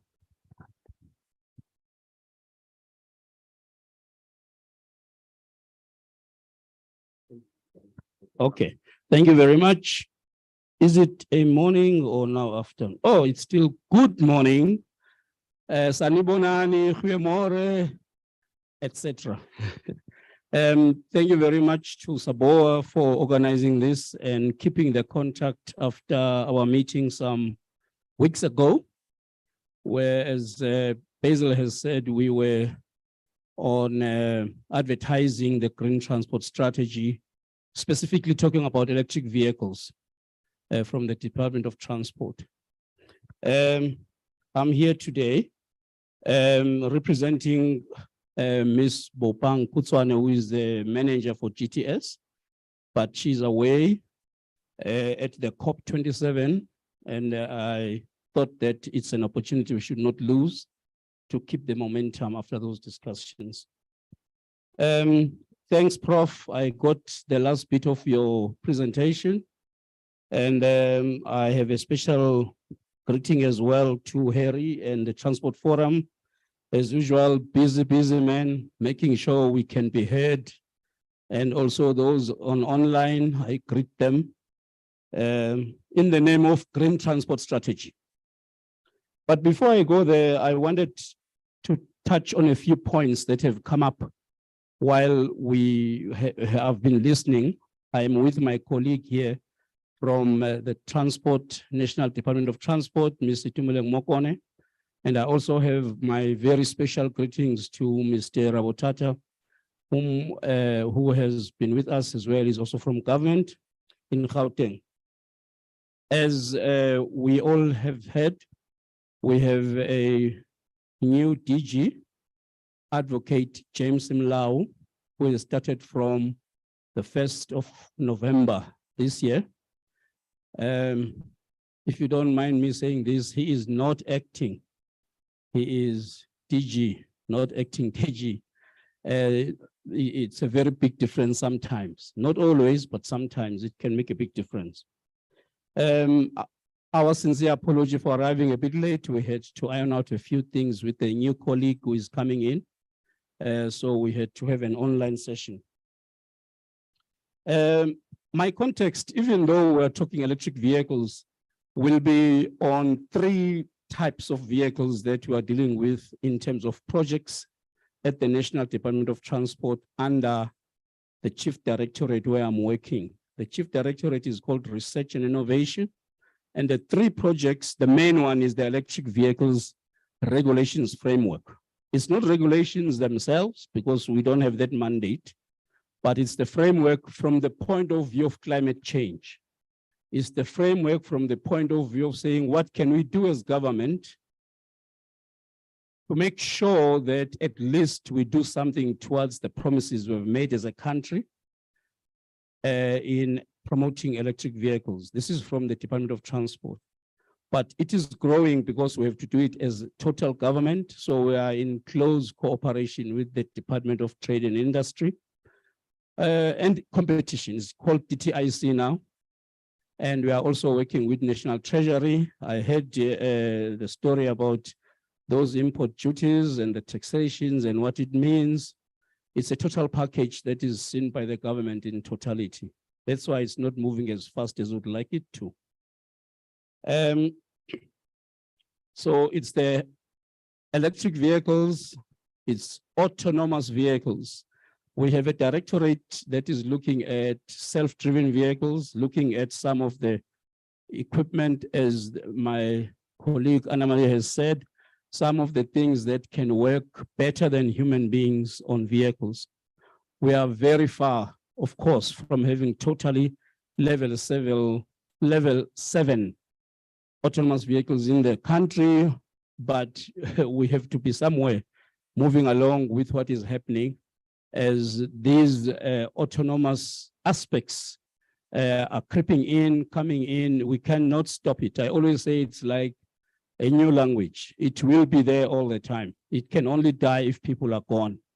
It's like computers. I remember at a time when there was no computer in my life, but now it has arrived and it's here, and I'm told that there is a computer on my cell phone.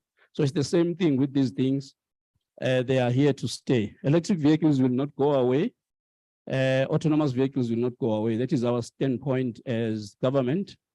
And lastly, we have stories on, or we are working on fuel efficiency. We are not saying we are going to stop using internal combustion engines in the transition and in a time when we still have them. We still have some 30 to 40 years, even up to 50, living with what we have, consuming the fuels that we have.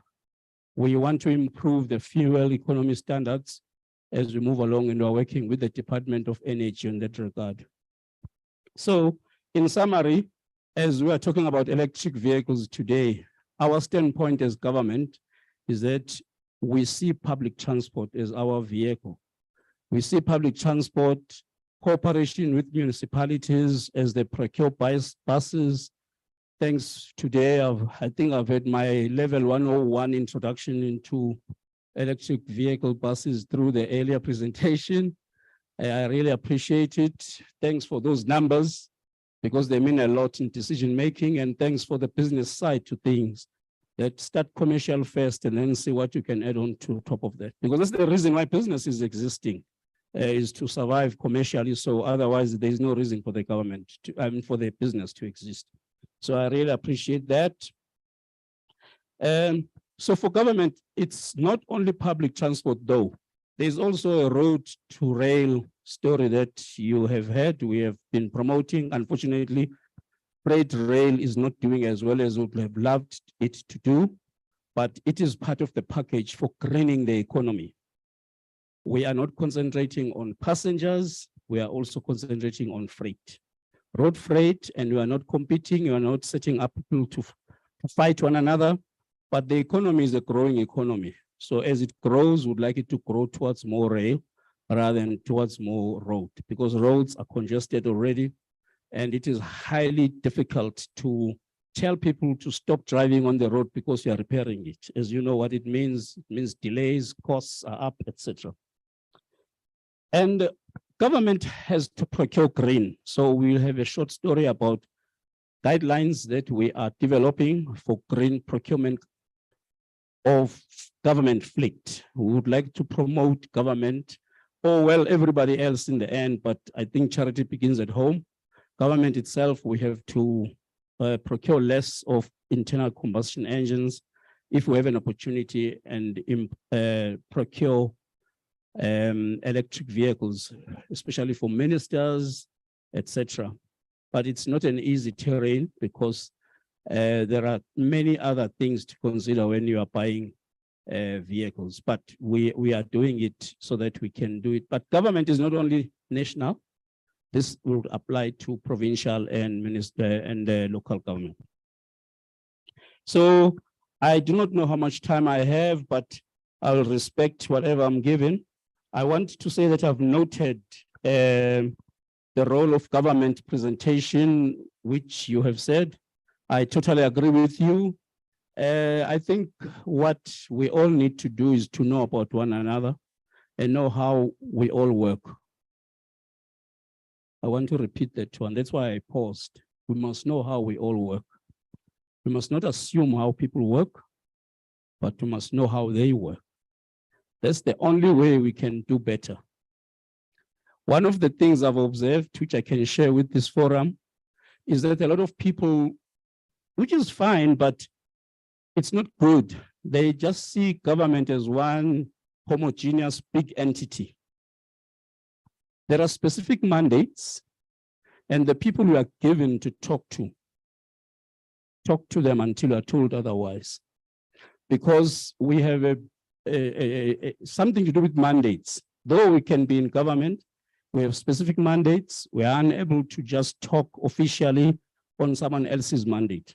So that's sometimes what is not fully appreciated or understood when it comes to government.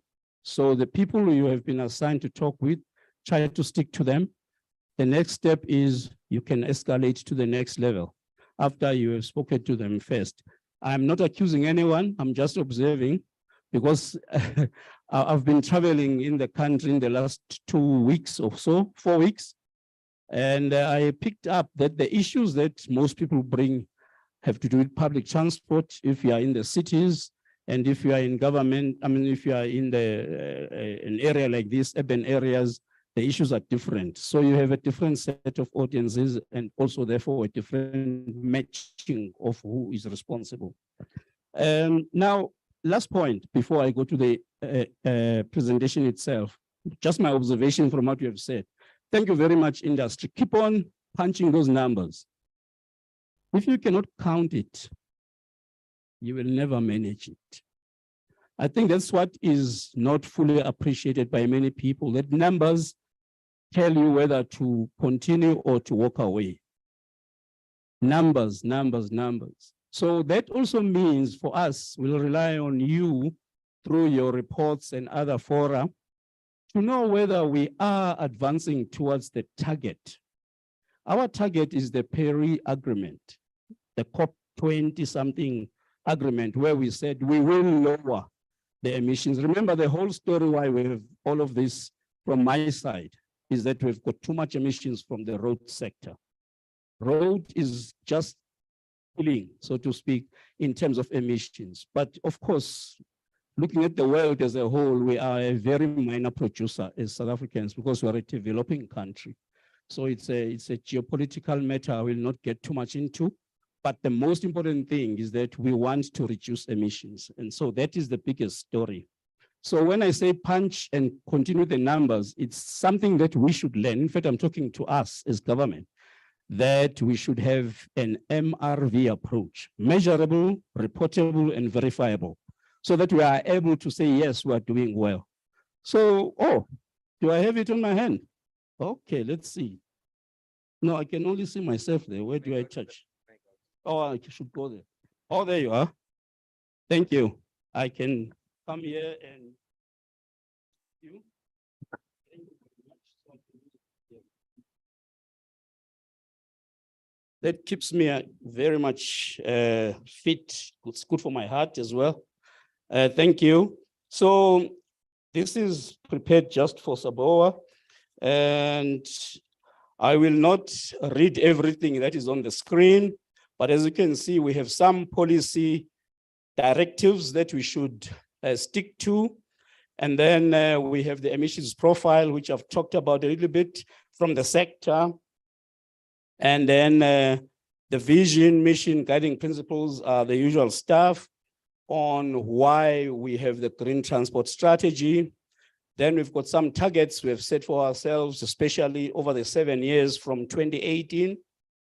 The green transport strategy was passed in 2018. So 7 years from there is up to 2025. We have strategic pillars, which are like the 10 commandments, so to speak, but in the green transport strategy. Then only then we'll talk a bit about electric vehicle discussion and other vehicle technologies as a total package, how we want to implement this. That's your number 9. Number 10, the partners. The partners here that I've mentioned are government partners, in particular at the technical side or specialized side. And then number 11, electric vehicle strategic partners again, and then implementation plan and conclusion. So I hope you will if you have a question that disturbs you from understanding further, you can talk through the chairperson. Otherwise, let me just go through the slides so far. So I have mentioned where we're coming from in terms of what the global emissions are, as well as why we had to develop the green transport strategy. And if the audience and the chair allows me, this can be shared with the general, with everybody, this presentation for details. If you can't get it now, I'm sure when you get the presentation in your laptop or somewhere or cell phone, you'll be able to read it better. Okay, so the policy perspective is usually national. I have to mention these ones, very democratically institutional country. And we have a lot of legislation we have there has to do with environmental affairs or has to do with the environment. That's the primary reason why government got into talking about electric vehicles. Otherwise, there was no real big interest, or there would have been no big interest. And the biggest of these is the white paper on national climate change response policy. How do we respond to climate change? And then we've got all other ones. Some of them we have seen before. In particular, the second one from the bottom, the electric vehicles industry roadmap. We already have the roadmap, and that has been promoted by the Department of Trade, Industry, and Competition. We have the roadmap, And if you are really much interested, especially if you're a newcomer, you would start with the roadmap and then see everything else. All right, this is the story I was talking about regarding the profile of emissions in the transport sector. In 2018, we did a study and found out that transport has been identified as the fastest growing source of greenhouse gas emissions, though we are number 2 after energy, chief of which is electricity generation. But we are growing faster. There can be a time, if we don't change, that we surpass energy as a sector, and then it will be disastrous. Within that, this is very important, it's the road transport or the road subsector that contributes so much to the total sector at 90%, or around 90%, and then aviation is only 5%, and rail is the lowest at 1.5%, and then we have maritime somewhere at 2%. And when we founded the Green Transport Strategy, the vision was to make sure that the GHG emissions are reduced by 5% or to 5%, by 5% by 2050. Now we are at a very high level of 11%. We want to reduce that by 6%. It looks like a small amount, but it's a lot. 6% over that period can be achieved only under very good conditions, but we'll do our best. And then we have mission. I'm not going to read every one of that. Purpose and guiding principles. But the guiding principle is sustainable. I don't know if people have thought about this word in a long time. If something is sustainable, it's like the tax story we were talking about earlier on. If you tax people and they become dependent on the tax to survive as businesses, then it's not sustainable. The tax should be, I'm talking about here when you want competition to work. So if someone is competing only because they are given subsidies or others are being taxed, etc., and then it's not sustainable. It's the same with us here in the room here. For all business that we do every day, is it sustainable? Are we not destroying the environment? And for some people, it can look like a luxury, something that is far off from their everyday activities, but it's true. So that's the guiding principle. All right, these are the strategic objectives I was talking about. The first one is talking about reducing of emissions. And the second one is the 5% of public and national sector fleet. That's where we have developed the green procurement guidelines. And the third one is talking about fuel economy standards. We would like, some people know where we are in terms of Euro 4, Euro 5, Euro 7, and whatever is available. We're a bit far as a country, and going forward fast is not that easy. So emissions are not going to be reduced only by electric vehicles uptake totally, but also by, in addition, by doing better with internal combustion engine. So the 10 pillars that we have are outlined there, but the most important pillars for us that we are dealing with these days is pillar number 6, which is reduce the carbon footprint and over-reliance on petroleum-based fuels by decarbonizing the sector. And then number 8 is promote and facilitate the uptake of electric, that is fully electric, hybrid electric, and fuel cell powered vehicles. So it's down in the strategy that's what we need. And number 10, provide norms, standards, and regulations that promote green transport in the vehicles and improve emission standards of fuel in South Africa. So we are not going to do everything at one go, but those 3 are the ones that make me talk today. And then the green transport strategy, electric vehicles discussion. Now, this is for many people is something they've seen many times. It's just saying what is, maybe the business sector knows better than I do here, but we are saying how much of the vehicles are already electric. At the last count we had, we said about 7,000 vehicles in South Africa. And then we do have some charging stations here and there. I learned a lot today about how the bus companies would be able to do their own charging stations by converting some of the parking areas into multi-usage, being parking and charging place, and so on. So we are just saying what is happening. But at the moment when we wrote, there were 290 public chargers. You see, there is a big story about private and public charging. A lot of charging that we still have in the country is privately owned because dealers will sell you a vehicle and they will tell you where you can charge. And most of those charging points are at the premises owned by the dealers. They're just making it work. But as time goes on, we hope to have a more open and publicly owned charging stations. And that's what the electric vehicles framework is promoting. Yeah, I think this is the most story. On the right-hand side, you have some charging points. You can see the two, if I can pit Gauteng against Cape Town or Western Province, Western Cape, that's where the bulk of the walk is. And you settle a bit down there at the bottom, and there's also busy on top, and in between, you go through that N1 route, or is it N1 route, and up there so that you connect. So that's where the bulk of the charging stations are. But it also reflects where the OEMs are operating and selling and for their dealerships.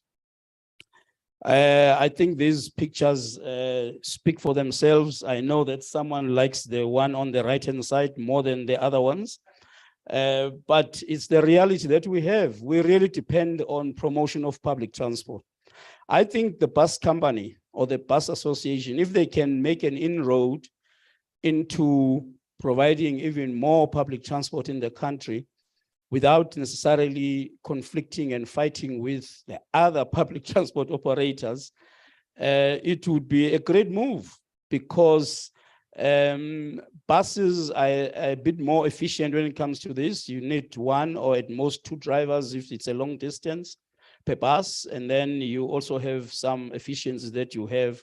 And buses, if they are operating very well, have a place where to rest, and they do not park anywhere else, etc. So you have all these kind of advantages you may have, but it doesn't mean that other transport is not important.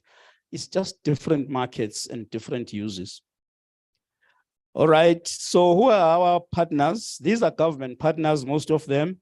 Policy-making departments, DMRE. This is for minerals and energy. DTIC, they are promoting trade. If you do anything in the country that reduces trade, you are reducing the economy, so they will want that. DSI, we have partnered a lot with DSI. We have assisted in the, by the way, I think the roadmap is a DSI thing. It's not a DTI. I can't remember. I think it's for science and technology. National Treasury, we normally go to them last because it's about money, right? You must prepare your case well, have those numbers, etc., and then you go there.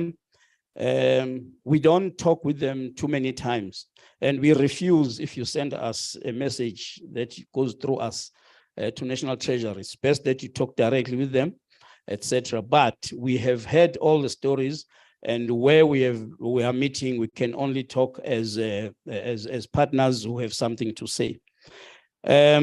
SABS. Now I'm adding also the what did you call them? I always find NRCS. Now, I've said it today, NRCS. I'll say it until I reach home. I won't forget again. And municipalities, I've told you about. Oh, there you are. I didn't realize that they have gracefully written it down. Then we've got research institutions. I told you I'm in the division called Research and Innovation. And we really want to know what is happening. Today, I learned a lot from the innovation side, from this meeting, and actually I'm the one who benefited more than maybe contribution. Uyilo e-mobility, that's our biggest partner in terms of skilling in government, and they are very much interested in electric vehicle or electric mobility, etc. And then we also, just last week, some of you were there, we had an auto week for South Africa, and the OEMs, we interact with them through NAMSA, and we know what they would like to do and what they are doing, and they are not in government, but we know that they are not the only business we have to be dealing with. I think soon we'll add another strategic partner pillar here. All right, here. Now, this is where the real work is. The first story is about targets. You see, if you are in this room here and you have no target in your performance plan, that shows that somewhere you are contributing in reduction of emissions. It's not going well. Just translate your target and see if it does contribute to, it's a collect. Unfortunately, all emission reductions effort is a collective thing. It can't be done by one. It has to be done by as many as possible. And where it can be done for free without, oh, well, for free is a bad word, but if it can be costlessly done, why not do it? And then the second one is who really makes the decisions and what do we need to change in the law? What do we need to do to bring in our electric vehicles? What are the regulations that may constrain us? I remember one day we wanted to ride an autonomous vehicle. It's not allowed on the road, so we had to apply for a specific regulation promoting permission to be on an autonomous vehicle, but it was just for a show at that time. Then we have the famous money sign. So that's where we have incentives, talk, we have National Treasury assisting, we have DTIC. DTIC is the mandated department in the country that you should speak to when it comes to incentives for trade. And DTIC doesn't like necessarily to incentivize individuals too much more than incentivize schemes or incentivize big operations, because big operations are easier to deal with. But anyway, I'll leave it there. And then the beneficiation on local production. Please, the stand, I can say this one. The government is saying, exactly like, I just remember Golden Arrow, exactly like, I think Gideon, is that the name? Thank you, was the two Gs. All right.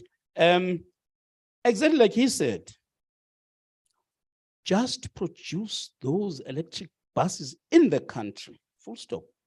Find a way, lobby for it, and see if, because once you touch the import tax story, the problems that come with it are unimaginable.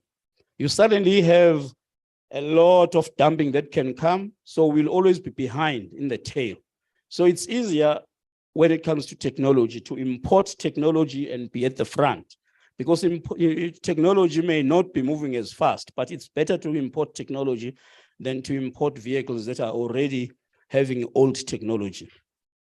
But it's a question of what your business is able to do for now, right? Whatever makes sense to you, you make it within the law, obviously. And then the last part, which at first used to depress me, is the charging. And I listened a lot to this thing of 24 hours charging, 12 hours, what. But I have learned so much in the space of about 3 or 4 weeks with the interaction that I have with other people. The types of charging, where you can charge, and also the types of business that is good for electric vehicles. You see, short distance taxis are very good for that, because they, just like the bus companies, they have a peak hour and a slow hour, whatever you call it, and so on. So the charging can be done, and if you own the charging, then it's easier because you don't have to go through transactions. Or if the market can give you a good charging at conditions that allow you, then why not go for it? So when we're doing the strategy, these are the things we looked at just to see as practical things to consider. So Infrastructure. All of this charging, all of these vehicles, all of this story happens somewhere on the ground. It affects your infrastructure. So that is a very big story we've looked at. And the other one is policy alignment. Unfortunately, some policies are behind to promote, and that's what we are saying. And then, like you said very well, and I'm sure people agree here, if government could provide certainty with not only what, but also when, it would be better. I'm trying to say, if we promise that we are going to do this kind of electric vehicle charging promotion, by when are we going to be able to do it? So that, investment is always time-driven. So if you don't know the timelines, so this is our approach now as we speak with our superiors to say, let's check if we can even put in timelines as to when things can happen. Did you see? I didn't read the word challenges because I know we will conquer them. So those who don't have, we may provide it, I think, through the Secretariat, the Green Transport Strategy web version. You can have it. And as I said, we also have 2 draft documents which you can share through the forum if and when it happens. The one will be for electric vehicle frameworks for regulation, and the other one, for those who are interested in the government side, it will be for the green procurement guidelines. And I want to repeat the time, the dates here. Today is 2022. The Green Transport Strategy was approved in 2018. And it is called Green Transport Strategy 2050. We hope that by 2050, it looks far, but it's not very far. By 2050, we'll have achieved the 5% reduction as a country. But we are not alone in the business to do that. Remember, any cabinet approved document is for the country as a whole.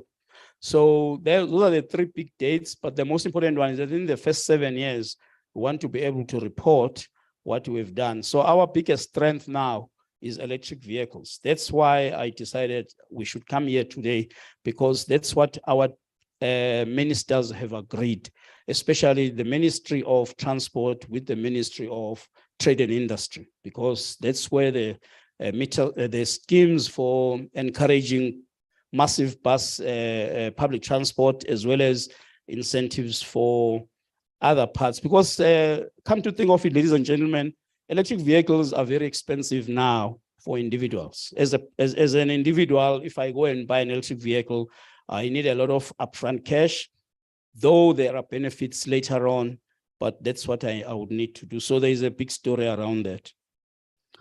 And so the implementation plan involves standards. As I said, that's a short-term story within the 7 years. And then those standards have to do with petrol or fuel, etc. And then emission standards, medium term, and then long term is efficiency program of vehicles. I liked the slide you showed. I don't know how I'm going to get to it about the efficiencies. You start on the top. Some is 26, another one is about 16, and the other one is 13. It's a powerful slide. It's an engineering factual story. That's what I mean by us knowing the numbers. Again, I'm talking to ourselves as government, and you are listening and supporting this time.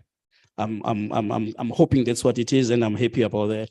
Vehicle energy, that's what I was talking about. Government fleet procurement, it's not going to be easy to achieve this in a short time, but we've started and our ministry is supporting it. You will hear more about it as we call you to a national stakeholder meeting sometime in February or March next year, hopefully, on just green transport strategy, final drafts for electric vehicle framework and for green procurement guidance. I keep on hoping that this is the last slide. I have said a lot. So there we are. There is the word. You remember in your high school time, you woke up when the teacher said, yeah, as we finish, then you start. The green transport strategy is envisaged to minimize negative effects of energy usage by encouraging sustainable energy development and use through efficient practices while investing heavily in green mobility in order to reduce the carbon footprint in the transport. If you could remember that as is, it would be great. But the whole story is we want this thing to be sustainable. We want our children and children of the children to see this world. Thank you.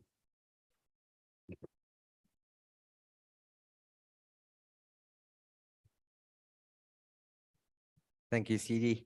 That was very informative, and there's, I think we can agree there's a lot more aligned than non-aligned, and I think personally, you may take your seat, and personally on behalf of the industry, we want to thank you for availing yourself, making time, and sharing your thoughts. I think it's the first bold step, Gideon, that we've got in terms of a door opening and a connection in terms of this space and the transition.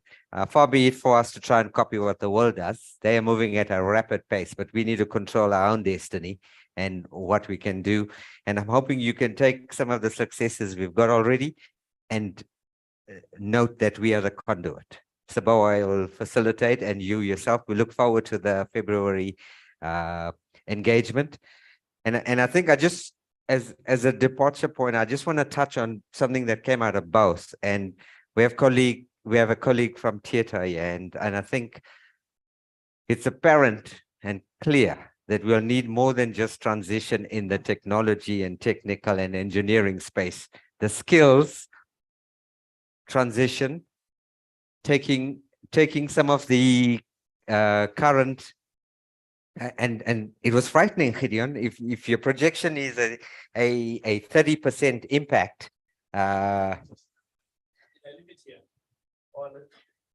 30% impact within your controlled test already, if we expound that from an industry point of view, implications for labor are huge, and that's not what we want, with a direct, collateral, or unintended consequence. So we need to find a way now to navigate, and I'm hoping theatre and all the training providers in the space, together with the companies that are embarking here, can start collaborating on how we take some of the existing skills pool and convert to the new requirements, and how we also create succession planning for the new requirements in a highly technological space for the electric environment or the green space.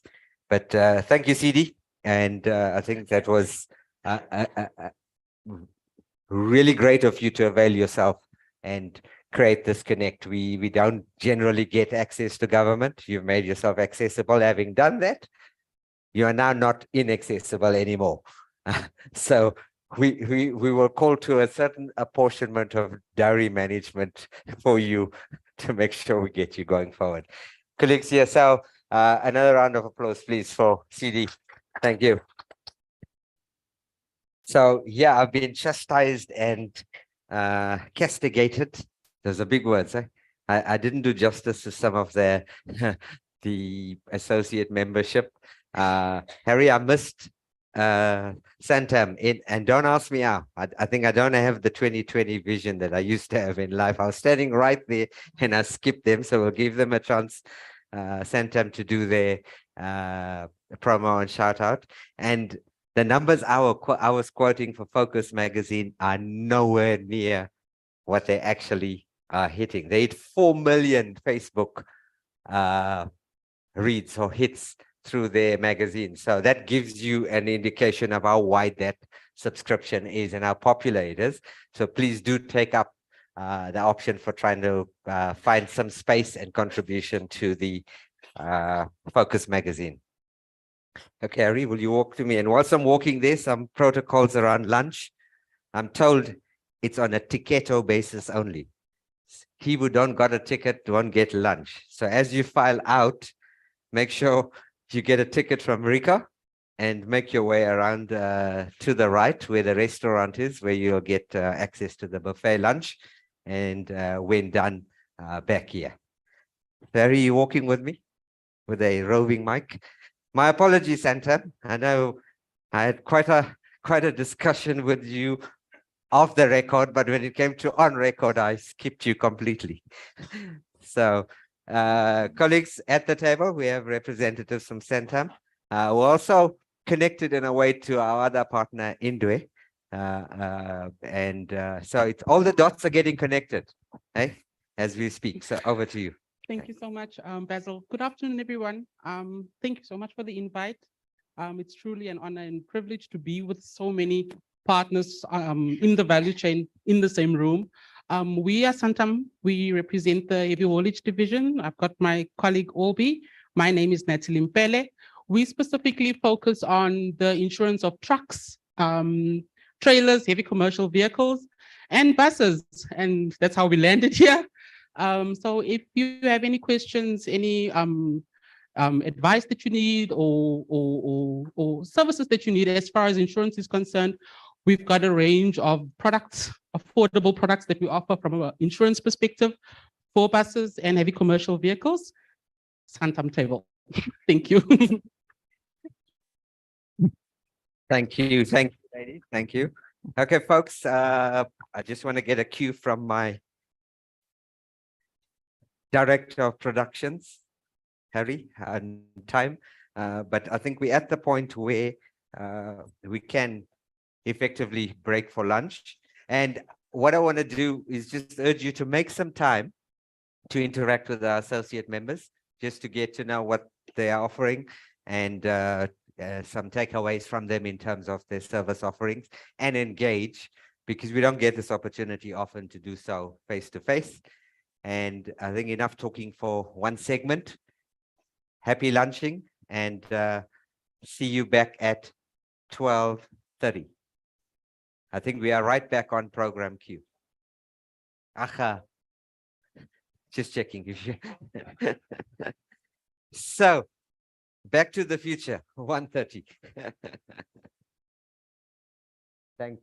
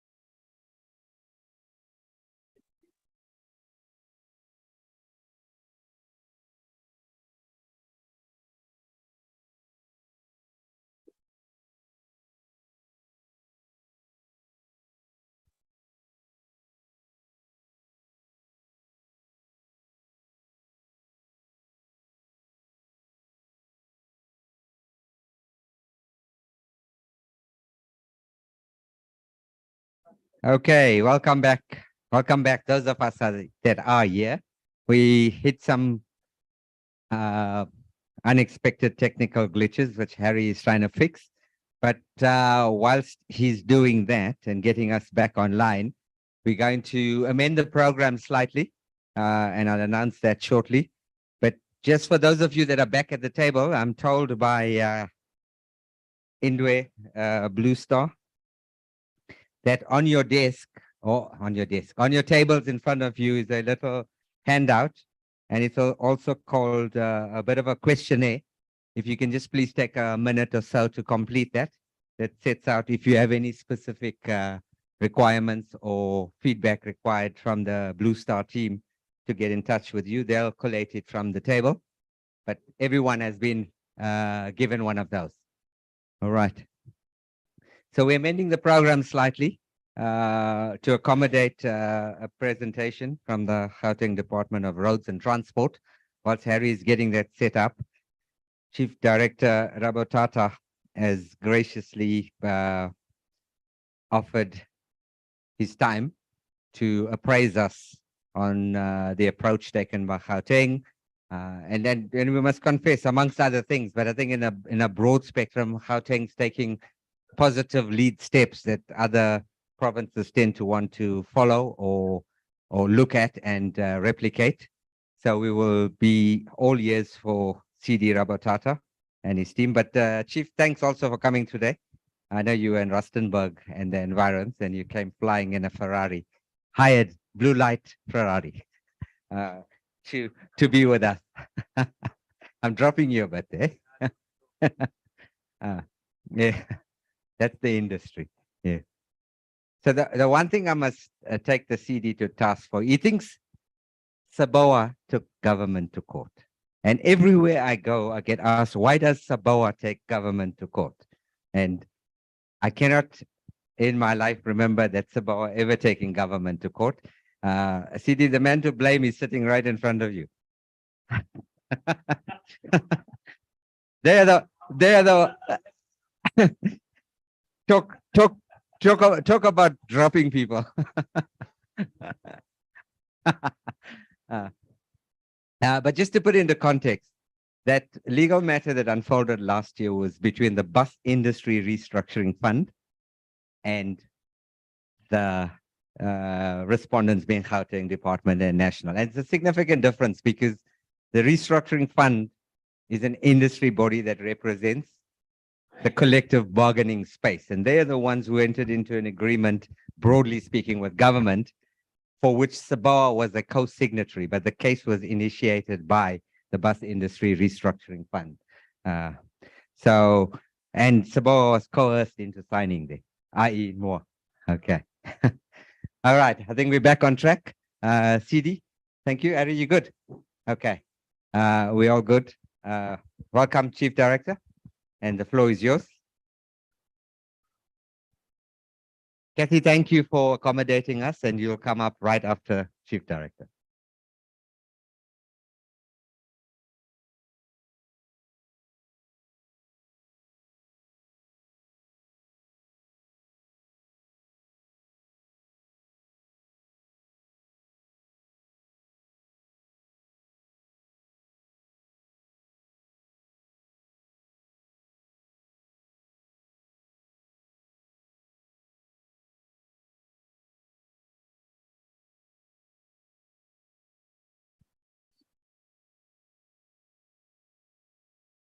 Yeah, no. Program Director, thanks. I'm not going to eat into your networking time because I think networking is quite crucial, particularly for business people. As indicated, my name is Moses Rabotata from Department of Roads and Transport in Gauteng. And it will be Department of Transport and Logistics because there's been a new MEC and a new reconfiguration.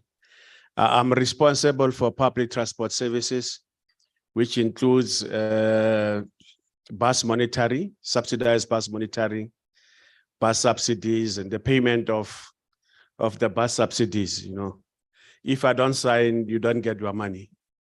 So you've got to be nice with me. I'm also responsible for public transport transformation.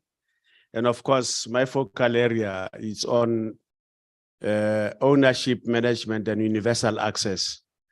At the end of the day, we want to see the public transport operators being part and parcel of the value chain of transport in the country, and in particular, the previously disadvantaged operators. And that's the focal area, among others. I'm also responsible for public transport integration, which includes the integration of all modes of transport, to a train, rail, buses, taxis, and all those, so that at the end we talk about a seamless transport system or public transport system in the province, and more so in the country. I'm also responsible for special projects, which include, among other things, digitalization. We are currently establishing a transport management center where we intend to bring all, your ITSs and information into one space, so that within that center we will be able to monitor public transport across the province. The idea is that what is happening on the roads, we should be able to pick it up. If your bus is speeding, we should be able to pick it up. If it is moving slow, we should be able to pick it up. We also want a situation where if I'm standing in stop X and I want to know as to when my bus is going to arrive, we should be able to provide you with that information. We're working on that system. It's fairly advanced. We have established a TMC will be looking into bringing together the data platforms and the APIs. Now, I'm going to present on a very hot issue, which relates to the subsidized bus contracting. And I know that the bus contracts of most of, in fact, all subsidized bus operators is expiring on the 31st of March, 2023. Now, the critical question is what happens beyond that. Now, I'm going to talk about that very quickly. I hope I'll be able to navigate. Yes, I'm sure. Yeah, but this thing is slow. Ne? By way of providing a background, colleagues, you are well aware that when the democratic government took over in 1994, proactive measures were taken to address some of the distortions and challenges observed, particularly in the public transport industry.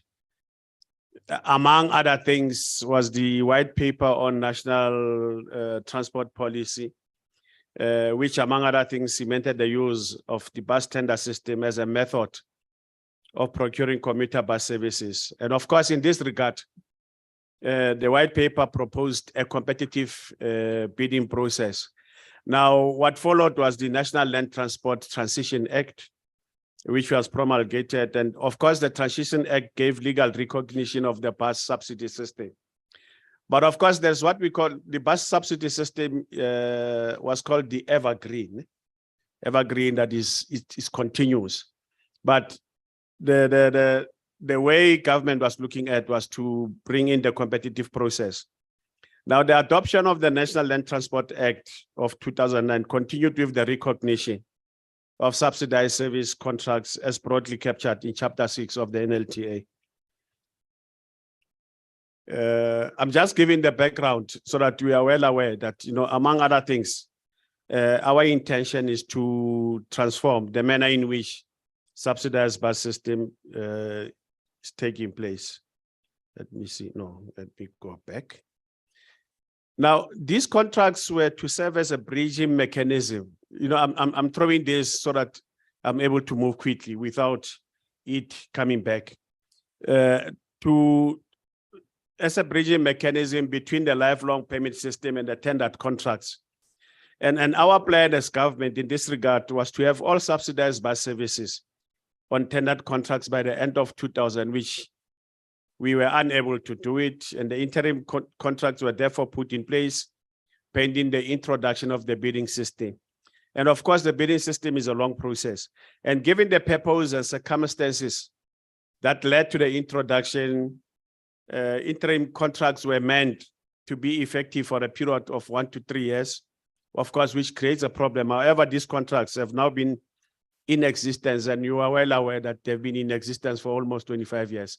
And from time to time, we pick up a problem of, you know, the money is not sufficient, standing kilos, this and this, allocations of DORA. And it's precisely because we're still clinging to the old arrangement, contrary to where we are, because it's like, and I remember when I was still a trade unionist back in 1990, 1998, I'm not revealing my age, but at that time, and I was employed by the post and telecommunication industry, and I was working for Telkom. Government at the time wanted to introduce a cell phone. I'm one of the people who marched, and I was in the forefront to oppose the cell phone. And today I'm carrying one. And among other things, it gives me direction to navigate. And I'm saying, oh, wow, one can't live without a cell phone. Now, it's precisely because at that time, when technology was to advance, we opposed technology, but technology is working for us. Now I'm saying, even now, when we're talking about a tendering process to address the challenges, we sometimes get stuck to the old, not wanting to move to the future. And we are continuously stuck in the old and not moving with the future. And that's precisely the current problem that we are facing.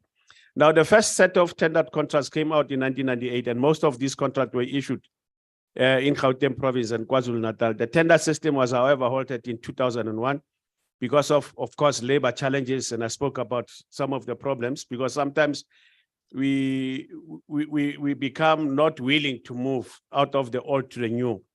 And lack of adequate funding and the court action taken, of course, by Golden Arrows, but regarding the non-compliance with the requirements of the Transition Act. Now, the negotiated contracts were concluded between 2000 and 2003. Even though it remained the government's policy, or our government's policy under the NLTA, to tender and negotiate subsidized commuter transport, there have been no significant changes in subsidized commuter bus contracts. Colleagues, I must be honest, there's not been any movement in that area. And if we can bridge that gap and kill that stagnation, I'm sure we'll be able to transform public transport system in the country and in the province. No new contract have been concluded since 2003, and the contract been extended in perpetuity over the years to the same incumbents who have therefore enjoyed evergreen contracts. I've spoken about them. And the bulk of interim contracts, which are now renewed on a short-term basis and account for more than 60% of the subsidy budget, have not been converted to tender contracts as per the initial plans. I've alluded to that part. And the contracts, more so in relation to the calculation of escalation, do not conform to the Constitution. If you look at Section 217 of the Constitution, that says the procurement of goods, services must be competitive, open, transparent, and all those things. We're not conforming to that. If you look at the Public Finance Management Act, that requires that any procurement of goods has to follow through the procurement process. We're not conforming to that. The Division of Revenue Act, obviously, it talks about ring fencing and all those things, which also creates a problem. Because if we're having a contract that did not follow through the question and the PFMA, it becomes irregular. And I'll talk about the challenges and the problems that we're having as a department. Now, this slide repeats exactly what I've spoken about. I'm not going to talk about it. I'm going to jump it. Now, in our endeavor, colleagues, to address the problems and the challenges that we're having, more so, colleagues, there are three things that we're looking at. One is from time to time, every time we've got an audit finding that we incur irregular expenditure to the tune of what DORA allocates. And this is precisely because the contracts are not regular. For as long as we're having these contracts as they are, be prepared to read about this department on irregular expenditure. We will forever get an audit finding that there's an irregular expenditure that we incur. Secondly, colleagues, for as long as we're having these contracts, because we're having this irregular contract, we cannot say we're extending them for 12 years. It will be short. And as a result, you're going to end up being unable to recapitalize on your fleet and subsequently eliminate situations where you pick up breakdowns. And when you pick up breakdowns, we penalize into what we call the DNOs, do not operate. And when you do not operate, I sit with under expenditure because at the end, I have to surrender the money that I did not spend. And the audit says there is an under expenditure from my side. The other aspect which we need to consider, colleagues, is I've spoken about one area that I'm responsible, which is public transport transformation. And our view is that 30% of the monetary value of every contract must be allocated to previously disadvantaged operators. That's the position of government, and that's a position that we take. And even you'll realize, or you'll be aware that the tender documents that were published, among other things, talks about the 30%. We need to move in that direction, colleagues. We've got to empower our people. There's no doubt about that. That's a position. And I'm not quite sure if there's anybody who's going to challenge government when it empowers previously disadvantaged. Let it challenge government when we do that. Because as a province, as a department, we've got to move in that direction. And of course, if people are going to take us to court because of that, unfortunately, we have to go to that route. But that's the bottom line. And that's among other things, what we were doing. And I'll talk about how we're going to approach it. Now, we published the tender on the 15th of October, 2021. And the tender was, Basil spoke about it. But I'm going to say the tender was challenged by PATCO. SABOA was part. I'm speaking in the platform of SABOA. We're not enemies, we're opponents. When I stand in court on the other side, I stand in court the other side, we're opponents, but we continue to be friends, and hopefully we'll bridge the gap and not contradict one another or each other in the process, in the pursuance of having to transform public transport system. But of course, it was PATCO, SABOA, and Bus Industry Restructuring Fund, which the three challenged the tender that we advertised. And that tender was an attempt to regularize the interim contracts. The closing date was on the 14th of January, 2022. As I said, PATCO launched the two-part application. The first part was an urgent interdict, and the second part was a normal process. Of course, we successfully won the first part, but the second part we lost. And I'm not going to talk about the merits or demerits, because we've got a different view. SABOA, PATCO, and BIRFs, they've got a different view. We decided not to appeal for reasons that we felt. You see, sometimes, colleagues, if you lose a case, you've got to take decisions. If you lose a case, then you appeal. The appeal gets ahead 5 years from now.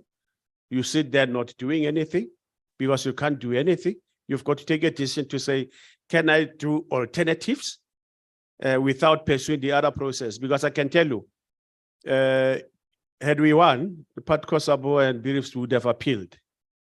If we win, if they win, we appeal. And both of us, we're going to be in a stalemate. We will get to hold this whole process of non-transformation for the coming 5 years, because an appeal process doesn't mean you're going to go to court next week. Supreme Court of Appeal, the case might be heard in 3, 4, 5 years to come. And I mean, during that period, you're sitting and not doing anything. And where are the people in that regard, the people that we are supposed to serve? So we had to take those decisions to say, should we go this route, that route? And we said, okay, there are other avenues that we can proceed to achieve the objective, and let's not appeal. And that's the decision that we took. And not because we were not going to win. We were confident to say, if we win, if we appeal, we will win, but we didn't want to choose, we didn't want to go that route. Now, I've spoken about Part A, Part B. The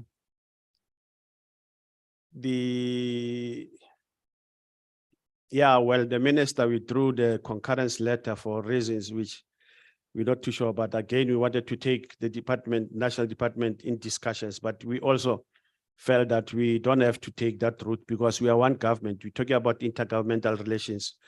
Part B was set on 17 and 18 March, and there was judgment in April, wherein the tender process was interdicted. As we speak, we can't move.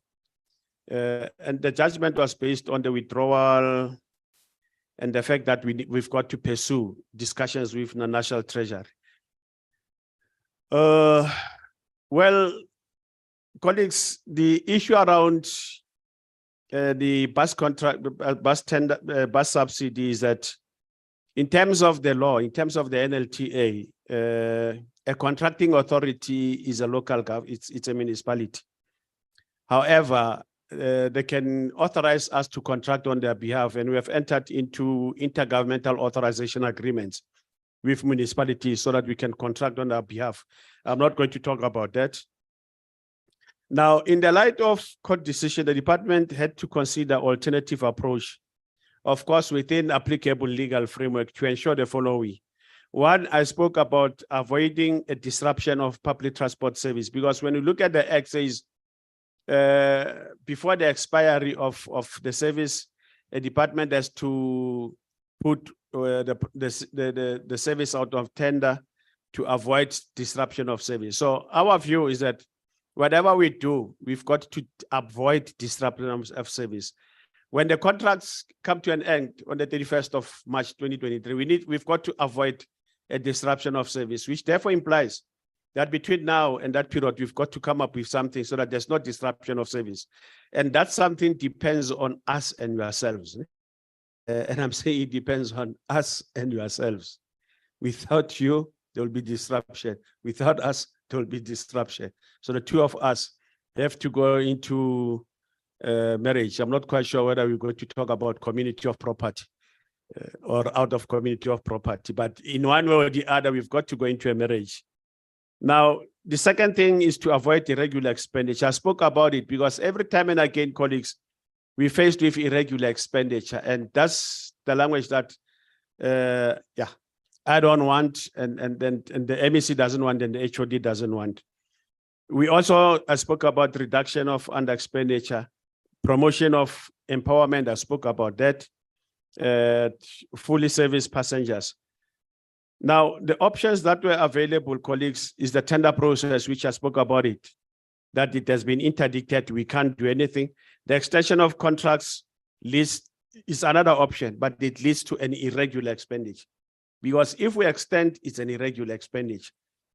Now, Section 41 of the National Land Transport Act makes provision for, Section 41 of the NLTA provides for a specialized procurement procedure through a negotiated contracts as an alternative to tender process, provided for in terms of Section 42 talk about the tender. 41 says you can negotiate, but there are certain conditions under which you can negotiate. One, if the service forms part of an integrated public service. Two, if you are to empower previously disadvantaged operators. Lastly, if it is part of restructuring of a municipal entity or a state entity, then you can undertake Section 41. And we have opted for Section 41(2), which is negotiated contracts with a view of empowering previously disadvantaged individuals, because there's a process that we need to undertake in respect of the integrated public transport system. Now, the Act I've spoken about those three conditions already, so I'm not going to repeat them. And our view is that the most suitable alternative option to tendering in terms of Section 42 is Section 41B, as I've alluded to ensure a continuation of service prior to the expiry of the contract. Now, we have embarked on a process that we call RFI, request for information. So we have requested, because you see that Section 41 says you can enter into negotiations with operators in their area. And when it says in their area, it means you can't go, you can't advertise, because when you advertise, it's operators outside of their area. It's very technical, Chief. You've got to be careful. Because if you advertise, then they will say we are in contempt of court, and therefore it will be taken to cleaners because there's a court judgment. So we then said the current operators in their area, there's a request for information. We're requesting information so that we can then plan and strategize how we approach the whole negotiating process. Now, through the RFI, operators were invited to submit indicative proposals with respect to the main operatives terms on which the department has identified to contract on. The responses will enable us as a department to establish the views of contracted operators on the application of specific terms, and of course will form the foundation of the negotiations, because we want that to form part of the negotiations. And then based on the evaluations that were undertaken by CSIR, we have reduced the contracts from 34 to 9, and that is precisely because of, among other things, the available budget, because we reduced those to 9 because of available budget, and we also had to look at kilometers that at this day and age are no longer necessary, because there are certain routes and kilos that really there's no patronage, there's a wastage, there's loss of resources, and therefore they had to be rationalized. And we had to undertake a rationalization process and say, looking at available budget, patronage, ridership, and all those things, in our view, we can remain with 9 contracts, which we can then start to negotiate, and they're focused on the following areas. So to Amaskral, Tembisa, Tsakane, Foslo, Soshanguve, Atteridgeville, Mamelodi, Mabopane, Harangua, Sebokeng, and I think Orange Farm and Lenasia, and then Moloto Road. Because previously when we tendered, we excluded Moloto Road because there were some envisaged changes, but our political principal said bring back Moloto Road. So we're going to deal with Moloto Road as well, so that we look at the entire package in the province. The RFI document requests responses from contracted operators on the following. I'm now going to accelerate my speed. I'm moving as how train now, because I'm sure I'm left with 2 minutes. So it's 165 kilometers per hour. Colleagues, buckle up, I'm rushing.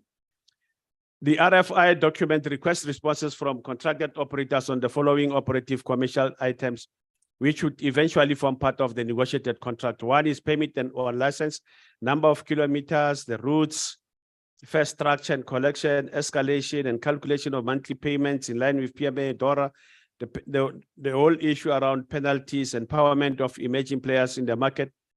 And I spoke about the 30%. So the RFI was looking at all those aspects.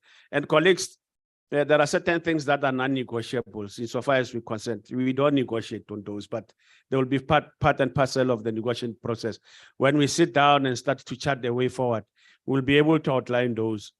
Now, we also looked at the duration of the negotiated contract, because we're looking at around 7 years, but not 12 years, because 7 years, a number of things can happen. 12 years, if things happen, we can't change. So 7 at least will be in a position to adapt. And at the same time, we're saying in 7 years, operators will be able to recapitalize, because we are able to go to the bank if you don't have resources, to get resources and pay whatever within 7 years. So we're looking at the duration in that area. Now, we had a briefing session, we clarified operators, and most of you or some of you were in that meeting. I was there, but I didn't say anything because I chose not to during at that time. The closing date was on the 14th of October. We have received responses from operators, but I must say that all operators did not respond to all the questions. They could be different, but none of them has responded on all the questions that we raised. All of them is either one or two, but we will be undertaking the process in terms of how to get that information.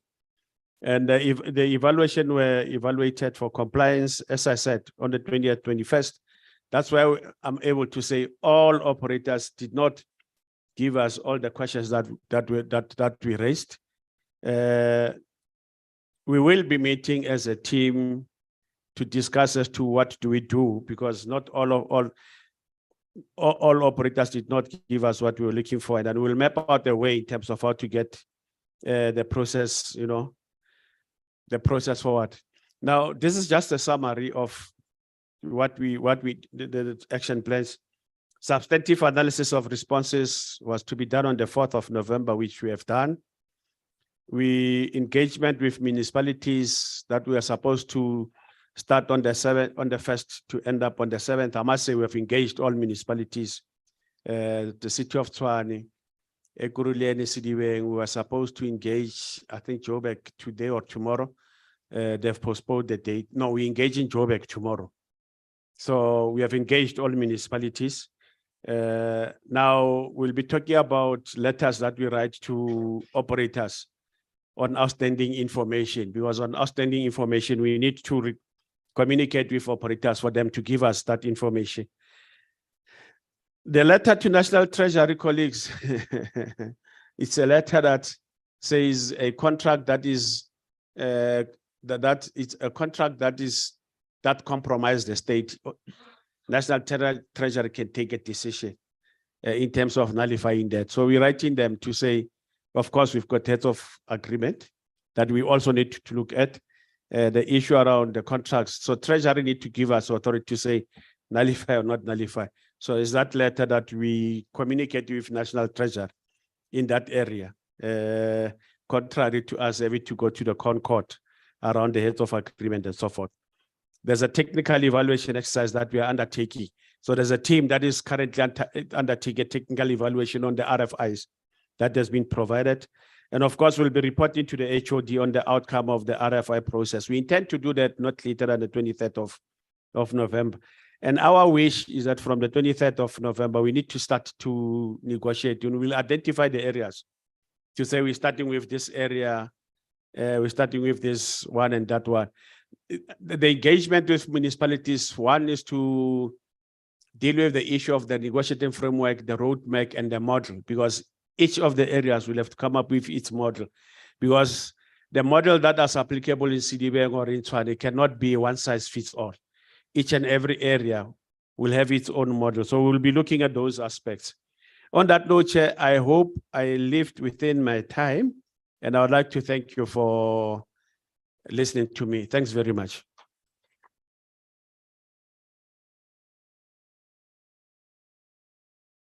Thank you, CD. And I hope I was of assistance, even though they asked me to come and make a presentation. They didn't tell me a couple of weeks ago. They told me 5 or 10 minutes when I was in lunch, and I had to prepare this quickly. So that's the best I could do. Thanks.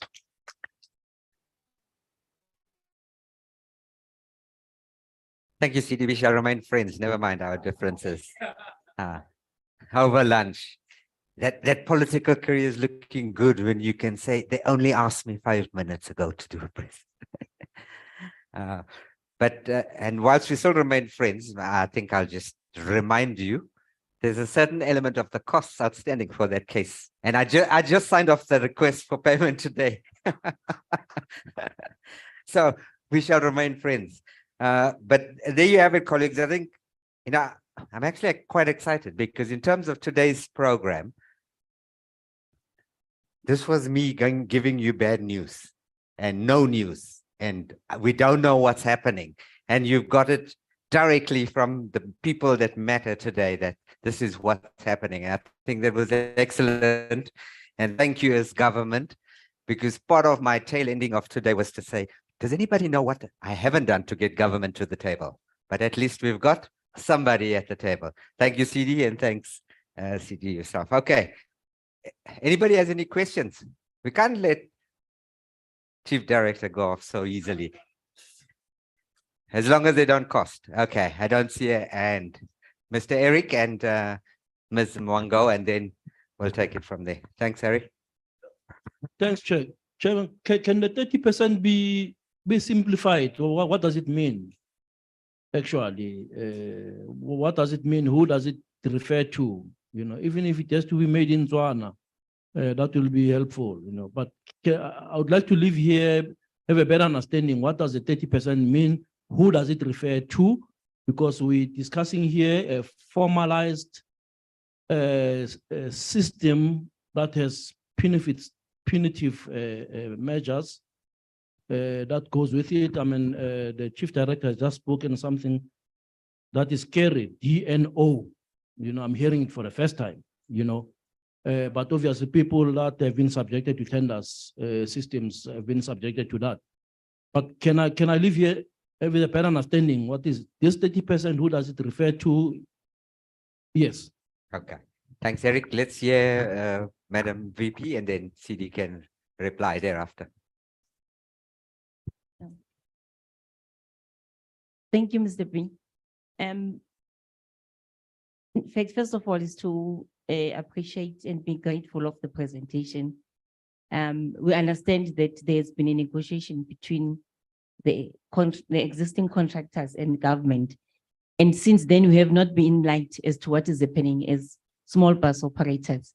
I think my question was the same as Mr. Mtswane, is that what does the 30% entails? And where, how and when are other BBBE partners coming into place? Because a negotiated contract is a negotiation that must talk to BBBE.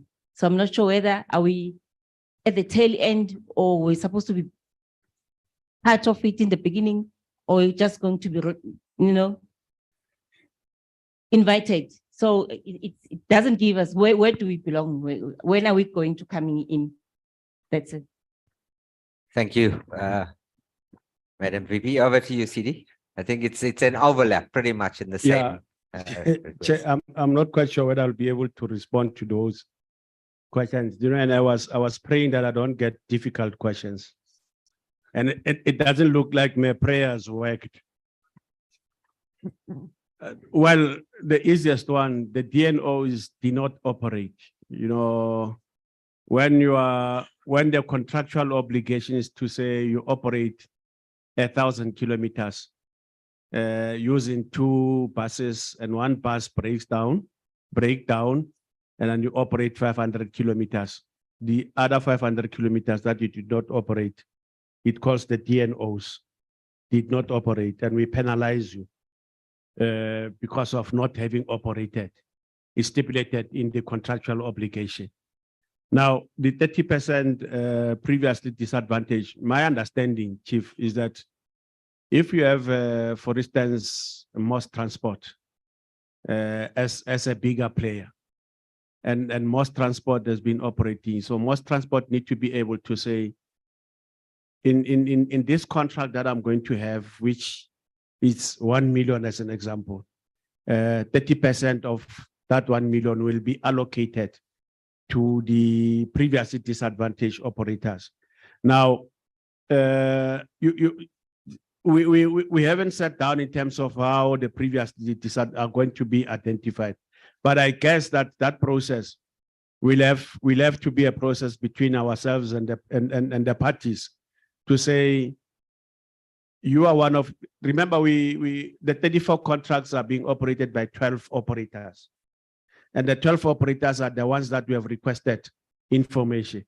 Now we'll sit with them and say, you are the 12 operators, the 30% that we want, how do you bring the 30% into the fold?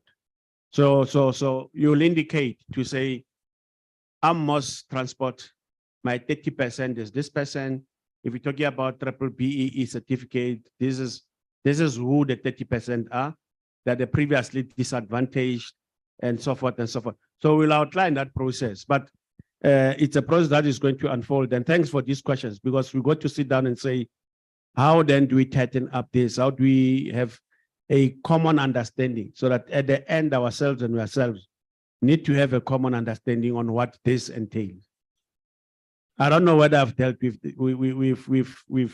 whatever was asked. Safe to say that it's work in progress. Thanks, CD. Yeah, I think you've given the team the bits to think about, and once again, thank you for your attendance and your contribution today. It's opened the door for a good sustained relationship going forward, and we look to maintain that. Eric, I note you, but I think in terms of time, we're just going to manage the process. But send us the questions and we'll forward them onwards. So next up, colleagues, you know, our associate members are a pivotal part of SABOA and the processes aligned. And far be it from me to tell you what you need to do and how you need to do things as associate members, because you are the extended arm of the industry. But your representative at the moment is Kathy Bell, and Ms. Bell is very intricate in our planning and communications as well. She's on the SABOA National Council. And we agreed early on that she'll incorporate some RTMS feedback in an overview of SABOA associate membership. And Kathy's going to fight one hell of a challenge after we've taken half your time away. Oh, I don't think so. Oh, you don't think so? You'll just have to listen fast because I'll speak fast. Okay, so Thank you, Kathy. So thank you very much. Today's been a great day. And associate members, what we like is what we see today. We want access, we want to be partners, we want to add value, we want to bring value, and we want to derive value. Did I sum that up, associate members? Then I'm done. No, I'm not quite done, not quite done. So, Prof, did he leave? Did he go? Okay, doesn't matter. So I want to just reiterate what Prof said. If you listen to what he said in his presentation, we're talking about EVs, etc. And there's a wonderful policy. We heard that from our key stakeholder around where they want to go. But the transitioning, if you heard that, that was the lesson. Transition, you cannot just summer switch. You've got to transition over time to make it a success. Absolutely, you're nodding. Yes, you also presented today. I heard you. I was listening well. So I think that for me is a key takeaway from what Prof was saying. And that's also what the associate members want to hear. They want to know. They want the right information from the right people at the right time, continuously. Am I right, associate members? Harry wants me to stand still, but it's not going to work for me. So it just doesn't work for me. So where's an associate member? Where's Scania? Are they in the room? Where's MAN? Are they in the room? There's Scania. So is that what you want to know? Is that what you want to hear? The right information for the industry? Of course, yes. The right information for the industry. Absolutely, all the time at the right time. Yeah. Yes. Okay, so that is feedback from the associate members. So it's not just from me, even though we are one, and we're really privileged and pleased. And we're lovely to see all the new associate members that have joined with the CTA and Master Drive that have copied my word, Master Bus. Where's young Eugene? Over there. Yes, we coined the phrase Master Bus after the last SABOA conference, and he's going to develop that. So that is great. We're an industry that wants to make a difference. We want to actually matter. We want to make sure we matter for you, Mullers. We want to make sure we add value in your lives, understand it. We don't just want to finance it. We want to also make it better, better bus businesses. We want to promote best practice, RTMS and things like that. And by now, everybody knows what RTMS is. Okay, but I'm not going to stand. I'm not going to stand. I'm going to do that at the end. I'm nearly done. And then Gideon, I've never heard someone say, how can a carport pay for itself? Did you hear that today? This man is amazing. He's so self-deprecating, yet he's quite a smart lad. And he wouldn't think so because he doesn't say so, but we know so. Okie dokie. So I love that. How does a carport make money and pay for itself? Gideon? Yes, this look, where? I love that. How many hectares of 22,000? Just 22 hectares of photovoltaic plant. Wow, it must be the biggest other than the mines. It's certainly the biggest for a bus operator. Have I got that right? Yes, he's really making me sweat and work for this. So that is simply amazing. And we want to be part of the journey to also build local. We like that. What did you say to us? Everything above, everything below is going to be imported. Above, we're going to build.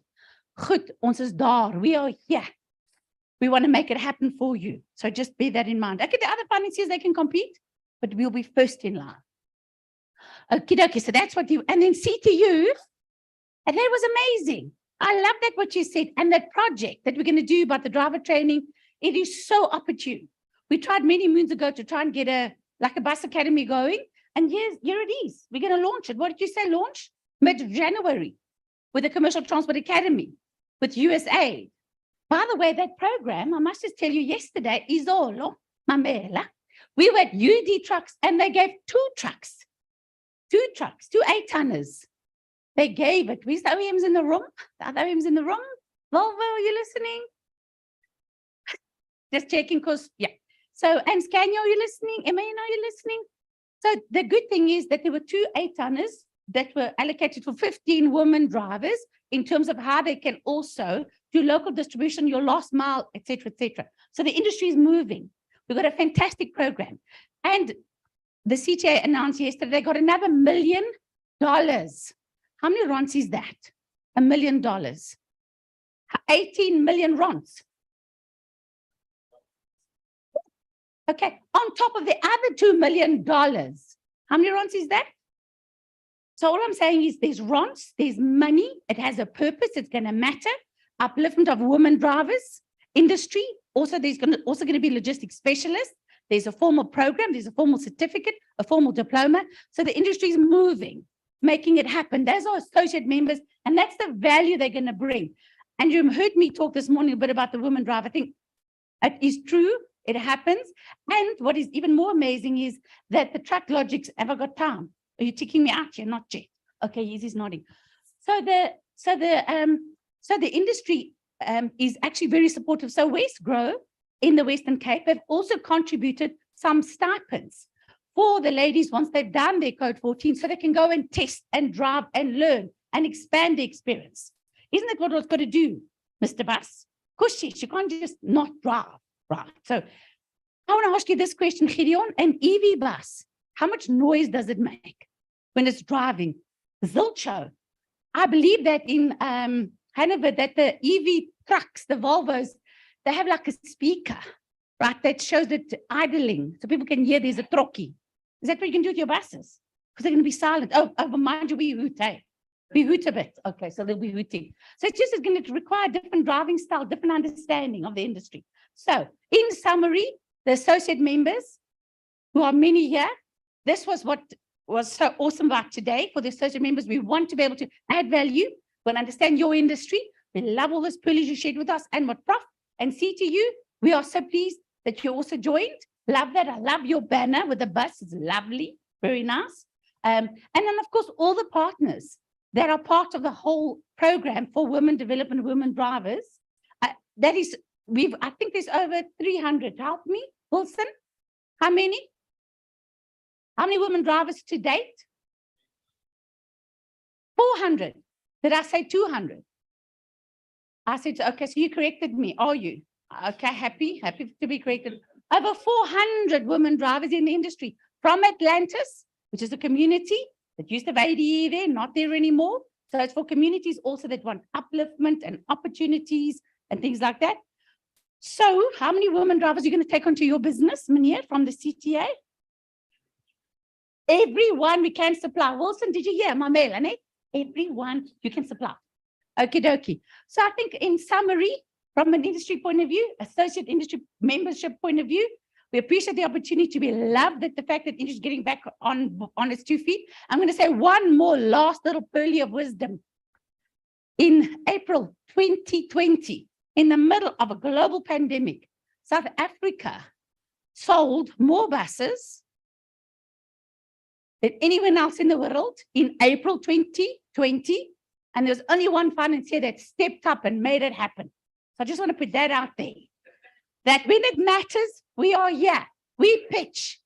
Obviously, Standard Bank is 160 years old now, but we have a wonderful saying, it can be. So for SABOA, it can be better. Thank you.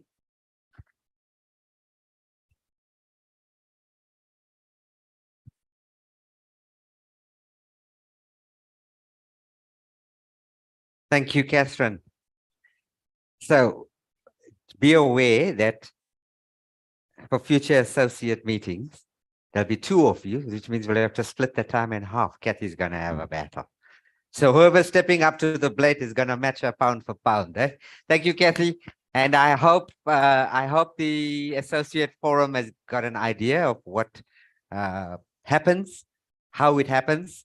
So, and in the past, up till now, I've created a very specific forum for you where I was trying to engage you. If this is the way you wanted to go forward, fair enough. but I do believe it's a forum that you need to also engage me directly on what's happening within your sectors and industry so I can assist back with some of the additional value adds. So colleagues, in terms of we're not too far off in terms of the program. It's now the call for nominations, and it's exactly that. I've heard questions over the lunch break. Are we going to be making nominations? Now, I want you to just be appraised of the process that will be undertaken for us to fill 3 key positions. So 2 of them are pretty straightforward. When I say pretty straightforward, Messrs. Neethling and De Jong have set quite a high bar in their tenures, but you can see it's also left them pretty gray. So by joint consensus, we sought to create succession and transition in that period. So it says that we also transition as an association. So we'll be calling for nominations for the chairperson of the technical committee and the chairperson for the operations committee. And by the same token, we have a vacancy on the National SABOA Council for an associate member representative. The previous candidate, Ms. Yolandi van Niekerk, had a swing in the pressures around her business and said she would not be doing justice to both the forum and SABOA by continuing to service in that portfolio. So we have a vacancy from our associate member range to step up and be part of the SABOA National Council. You'll be participating in our strategic workshop review sessions and also give input on behalf of associate forums. So how that happens, drop us a mail at saboa@saboa.co.za indicating you want to make a nomination. We will send you the form. In the past, I put the form out to everybody and I get 1 response. So now I am pushing it back to you. You want to make a nomination, you get in touch with us. We know you're interested and vested, and we'll send you the nomination form. And in the next meeting or in the next process, we will have collated all the nominations. And then critically, what happens is all positions nominated will have a voting process. The forum that affects or delivers on that position will have a chance to vote and then make a decision on the elected parties. Okay, there will be separate communications around that as well. So that is the call for nominations. It's probably the first time that I've been outspoken. When I say outspoken, not outspoken, but outspoken. I've been talked out. Everything I had in my SABOA and industry feedback has been handled. I was going to give you feedback on EVs and the transitions. That's been covered. The tender process and the regime, what's happening, that's been covered. But suffice to say, there's a couple of things that I would imagine need to be said, and I'll keep it very brief so that we can still wrap up in the time. I'm sometimes and very often critical of government because I think there are times and spaces for criticism to be heard. And notwithstanding the good response we've had today in terms of attendance, but just digest this and then you make up your own minds, okay? 1 meeting online, 2 hours under COVID conditions, and an opening address at the 2022 SABOA conference. That's all we've had from a Minister of Transport for an industry that gets upwards of 7 billion rand a year from the public transport and the DORA grant.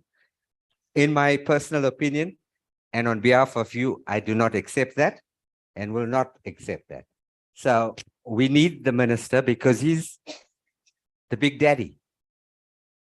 Besides the razzmatazz, he is the big daddy. He makes the decisions, he drives the policies, and we end up unfortunately straining relationships with counterparts who do help us, who do give us the time, but because at a national level, we're not getting the requisite responses.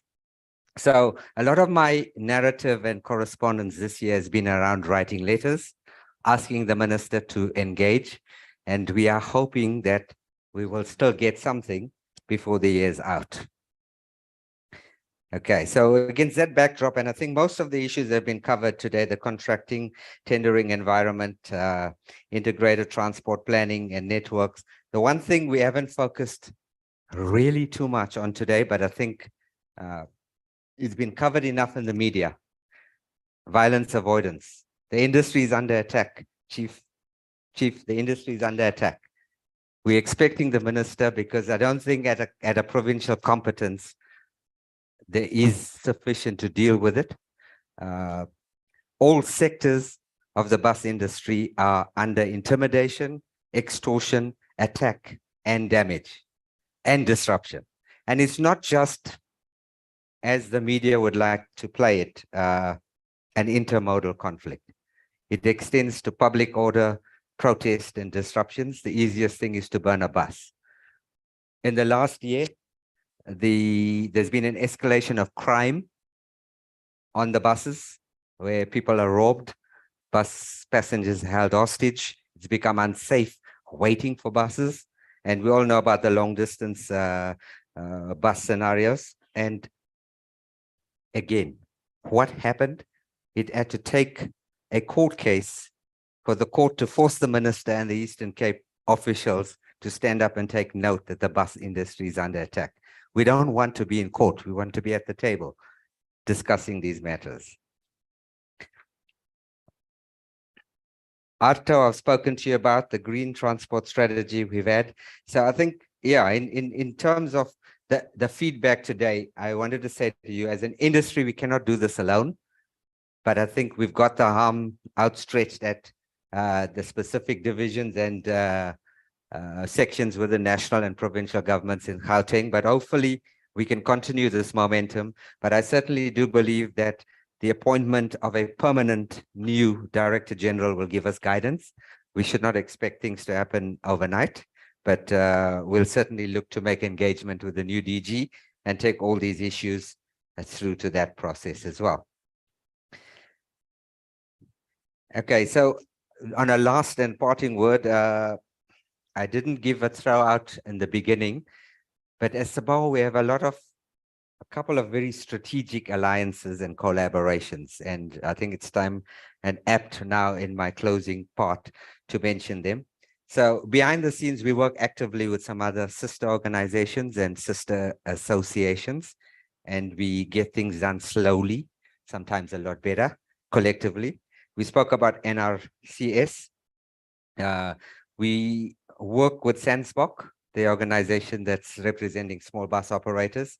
There's a symbiotic relationship in terms of who brings what to the table and how we can help each other progress, transition, and transformation.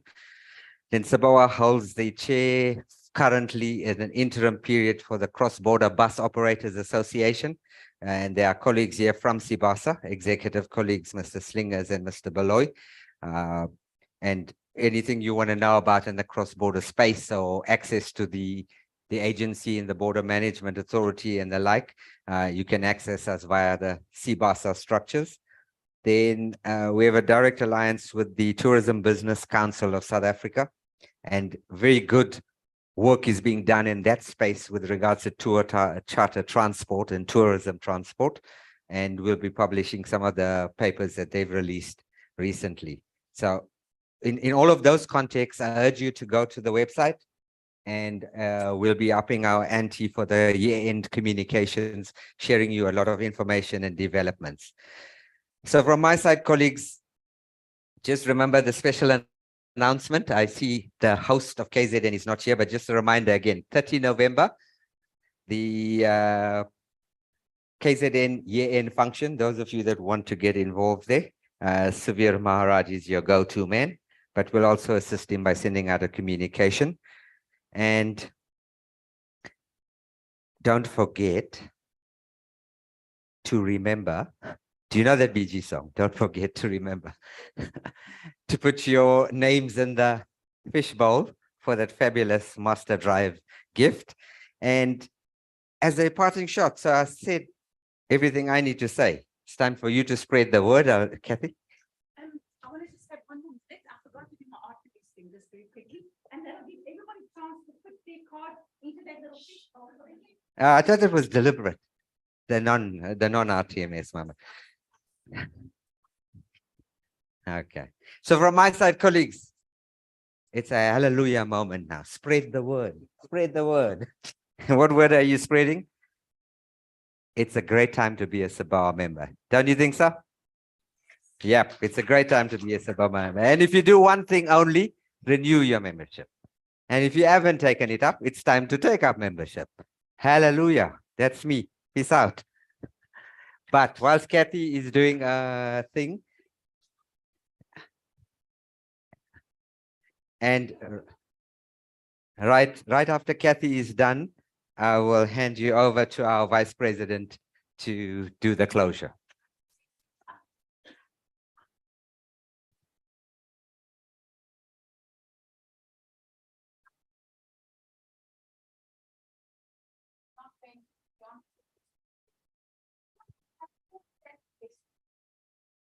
Apologies. So I just wanted to remedy that. So in the freight segment, there's a commercial aspect which makes sense. So it's in contract. So Glencore, if you want to do a Glencore contract, by the way, if you want to transport Glencore employees, you must be RTMS certified. And it's built into the rate. It's built into the standards. It's built into safety. Because all that RTMS is, and by the way, it falls in the freight. If you look at the freight strategy, RTMS, self-regulation, falls within the Department of Transport freight strategy. So it's not foreign. It's not something that Kathy Bell loves, which she does. So it really serves a purpose. So I think it's something that we must maybe just explore. So there are obviously, there has to be comparative processes. So the reality is there's a certification body who are part of the SANA certification, and obviously that comes at a fee. So I don't want to be a misconception about the industry not wanting to participate. There are operators, there are Buscor and a few others that are RTMS certified because they also run PBS buses. What is a PBS bus? I will tell you, it's a bi-articulated bus. How many bi-articulated buses run in Africa? How many? This is the bus industry I is talking to. I is the banker. 50, 100, 60. Okay, they're all 100. I don't know, we're taking a guess here. No, he's not, it's all the cards. So the reality is that the standard drives certain things, certain aspects. So you've got higher capacity buses, for instance, bi-articulated buses that can carry up to 108 people. One woman driver, better fuel consumption, hardly any crashes, and a much better driving experience, no whiplash. That's a good thing, and that is RTMS enables that. So please understand, if you have any questions, we now have Zolabix, which is joined. They're the second certification body. There's another certification body, JC Auditors. So you have choices. You can get quotes in competition. So I don't want to just leave that hanging, but we're not pushing it. Best practice, self-regulation, to have safer drivers, safer buses, safer passengers, safer roads. It's not a choice. It's an imperative. It's what we must all do. It's the right thing to do. So if you need to know anything about RTMS, you all have my details via SABOA, and also we're doing lots of free workshops on RTMS. So in the freight industry, it makes sense because it is required as part of your contract. So maybe as part of new contracts that are going to be issued, that are going to replace the interim contracts, etc., maybe that is something that the National Department of Transport, whose lead agency, safety agency, owned wholly by the Department of Transport, the RTMC, the Road Traffic Management Corporation, promotes safer drivers, safer trucks, safer loads, safer buses. So maybe it should be part of the standard. So South African national standard, not ISO, that's much more affordable. You buy the standard for 400 rands from SABS. So the reality is, it is not actually, I think, a choice. To do the right thing is not really a choice. It's to do the right thing, and it's the right thing to do. So that's all I wanted to say about RTMS. That's all. Thank you. Thank you.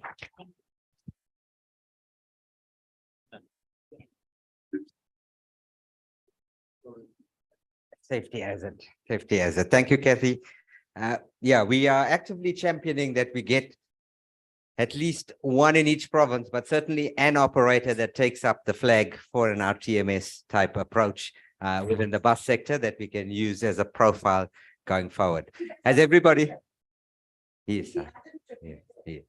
Has everybody done that? Whilst I get our Vice President up to come and, yes.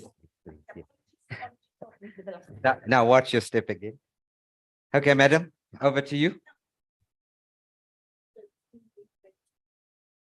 The draw will be thereafter.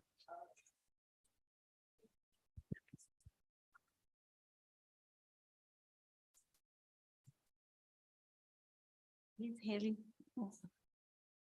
Very short. Okay. All right. Thank you very much, Harry. Good afternoon. It's been a SABOA day indeed today.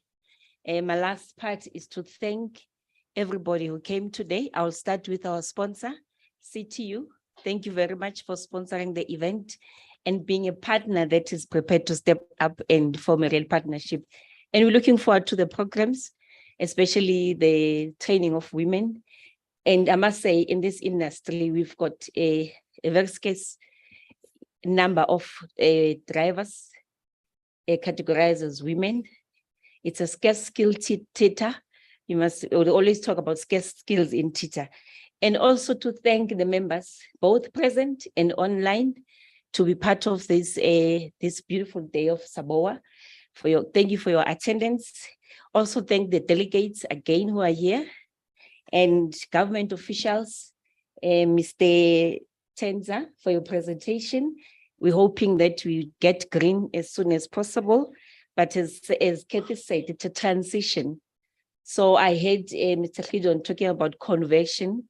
So I'm not sure which is starting first, whether you convert or you transit, I'm not sure, but we're looking forward to that. And I can see I was sitting next to Ms. Mukoni, listening carefully, and our host, Mr. Rabutata, our Gauteng government official. Thank you for honoring this event. If you are here, we know that you are in good hands. I know we'll never stop asking you, in terms of ratio, there are more small bus operators than big operators. So lucky that very few are here today. If we had more than Scholar Transport, we'll be in big trouble. I could see you just cruising through your presentation, lucky, and hope, and being grateful that all the other people that are here, Piotrans that is here, they were former taxi operators. Now they are bus operators. When I saw them, I welcomed them, because we used to be on the other side of the table. It was us and them. Today we are all in one. I can see the ladies at the back and the gentlemen. Welcome to the bus industry. So we're not fighting anymore. And so I'm not sure whether the department has the appetite and the energy to, to accommodate the other 30% of the other modes of transport. Good luck in that, Mr. Rabutata. And also I see Tita, when they were talking about the transition convention, I heard Mr. Khidon saying that they are not hiring a person with 1 star. Either two, it must be 2 stars. So Tita, there is a challenge. Now you're going to be no more diesel make and electrical mechanic artisans. So now we have to redo this whole thing. Just like Mr. Basil, we never thought that we'll ever have SABOA event online. So things are changing, so is the industry. So I think that's a challenge for Tita. To me, I was listening to that as a challenge. And our presenters, Prof, thank you very much for your, where is Prof now? Oh, he's gone. That's our veteran. Whenever we have a problem in the industry and we need to tap into the knowledge, he's always there. And in terms of research, it's very important that we have a person that in the bus industry, I was telling the ladies sitting in the back, it's an institution. You're always learning. There are always things that are happening. So you're always doing research and how you're going to make sure that your business is sustainable. So we always find ways of making it work or profitable. And thank you very much for the presentation. And Kathy, always in our midst, a shotgun you know, whether you're sleeping, but when Kathy talks, you'll wake up. Thank you very much for your insight. And one day, you know, as small bus operators, whatever you're preaching now, it will eventually get into our minds. We'll get there. Just be patient. We'll get there. We'll get there. I know it's not easy. And I don't see PC, JC auditors. When I always see that company say, but one day, you know, in this small bus industry, we'll invite this guy and say, sit down, come and audit us. We want to be part of that. I think that is a challenge to all small bus operators. It's not easy, but one thing at a time. You know, an elephant is big, but you bite one thing. You say, I'll start with safety. I'll start with the depot. I'll start with safety precautions in the oil and all that. So we have to start it small. And also from our chairpersons of the committees, operations committee, Mr. Bram, and technical committee, Mr. Gideon. I nearly said Gideon. I don't know where the tree is going, but it's there. And the venue, the owners of the Lakes Hotel, thank you very much for hosting us, the bus industry, and I think maybe in due course we'll be coming to this venue if you like it. I mean, to depend on the survey that Mr. Govender will send. And lastly, our team, you know, there is much, I always see they always get support from, they still support from another bus operator. A team of 3 people, our SABOA team, secretariat. Thank you very much. I think we just need to give them a big applause of applause. Mr. Governor, it was not easy to move the BBTs that are here. I hope you understand by BBT, born before technology, to move us from physical meetings where we'll come with our papers and everything. He is literally forcing us to go online whenever there's email from government. I don't know when he sleeps. I'm not sure. I don't know, but I don't know when he sleeps. And here, you know, I never thought Harry was this young. I thought I was looking for a younger Harry. Because, you know, with technology, I was expecting a very, very young person. But thank you, Harry, very much. And your team, you know, you really forced us to be where we are. And lastly, you know, at one stage, we really felt this industry is dying. And when there was no movement, COVID happened, there was violence. There's, you know, we're not sure whether the tenders are out or not, or going to be out. And there's taxi violence. And, you know, just to be sitting here, I understand we had our conference, but there was no feel during our conference whereby it's together and we're really trying to revive the industry. Thank you, Mr. B, for reviving the industry. We're still surviving, whether we're transiting or we're convecting, but we're still driving a bus. Thank you very much. You have a good afternoon.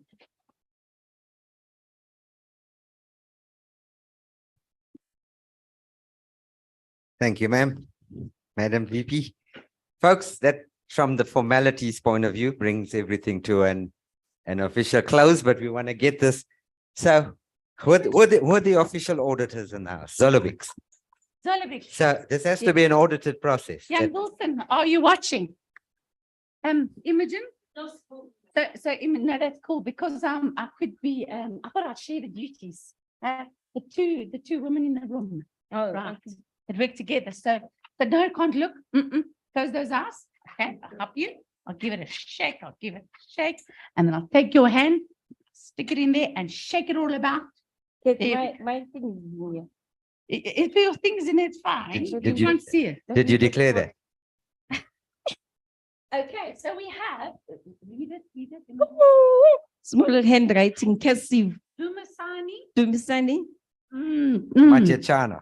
Chana. NTI. Oh, well done, well done, well done.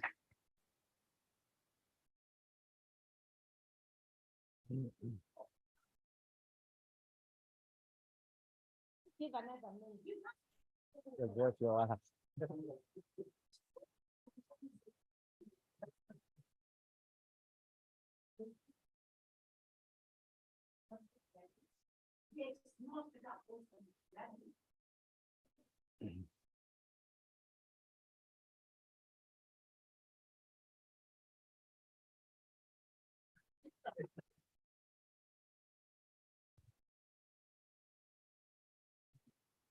Thank you, Eugene and team at Master Drive. Always a smash hit having a lucky draw at the end of the day's proceedings. And this is one that I don't think anybody actually left today. So that's a thumbs up for the industry.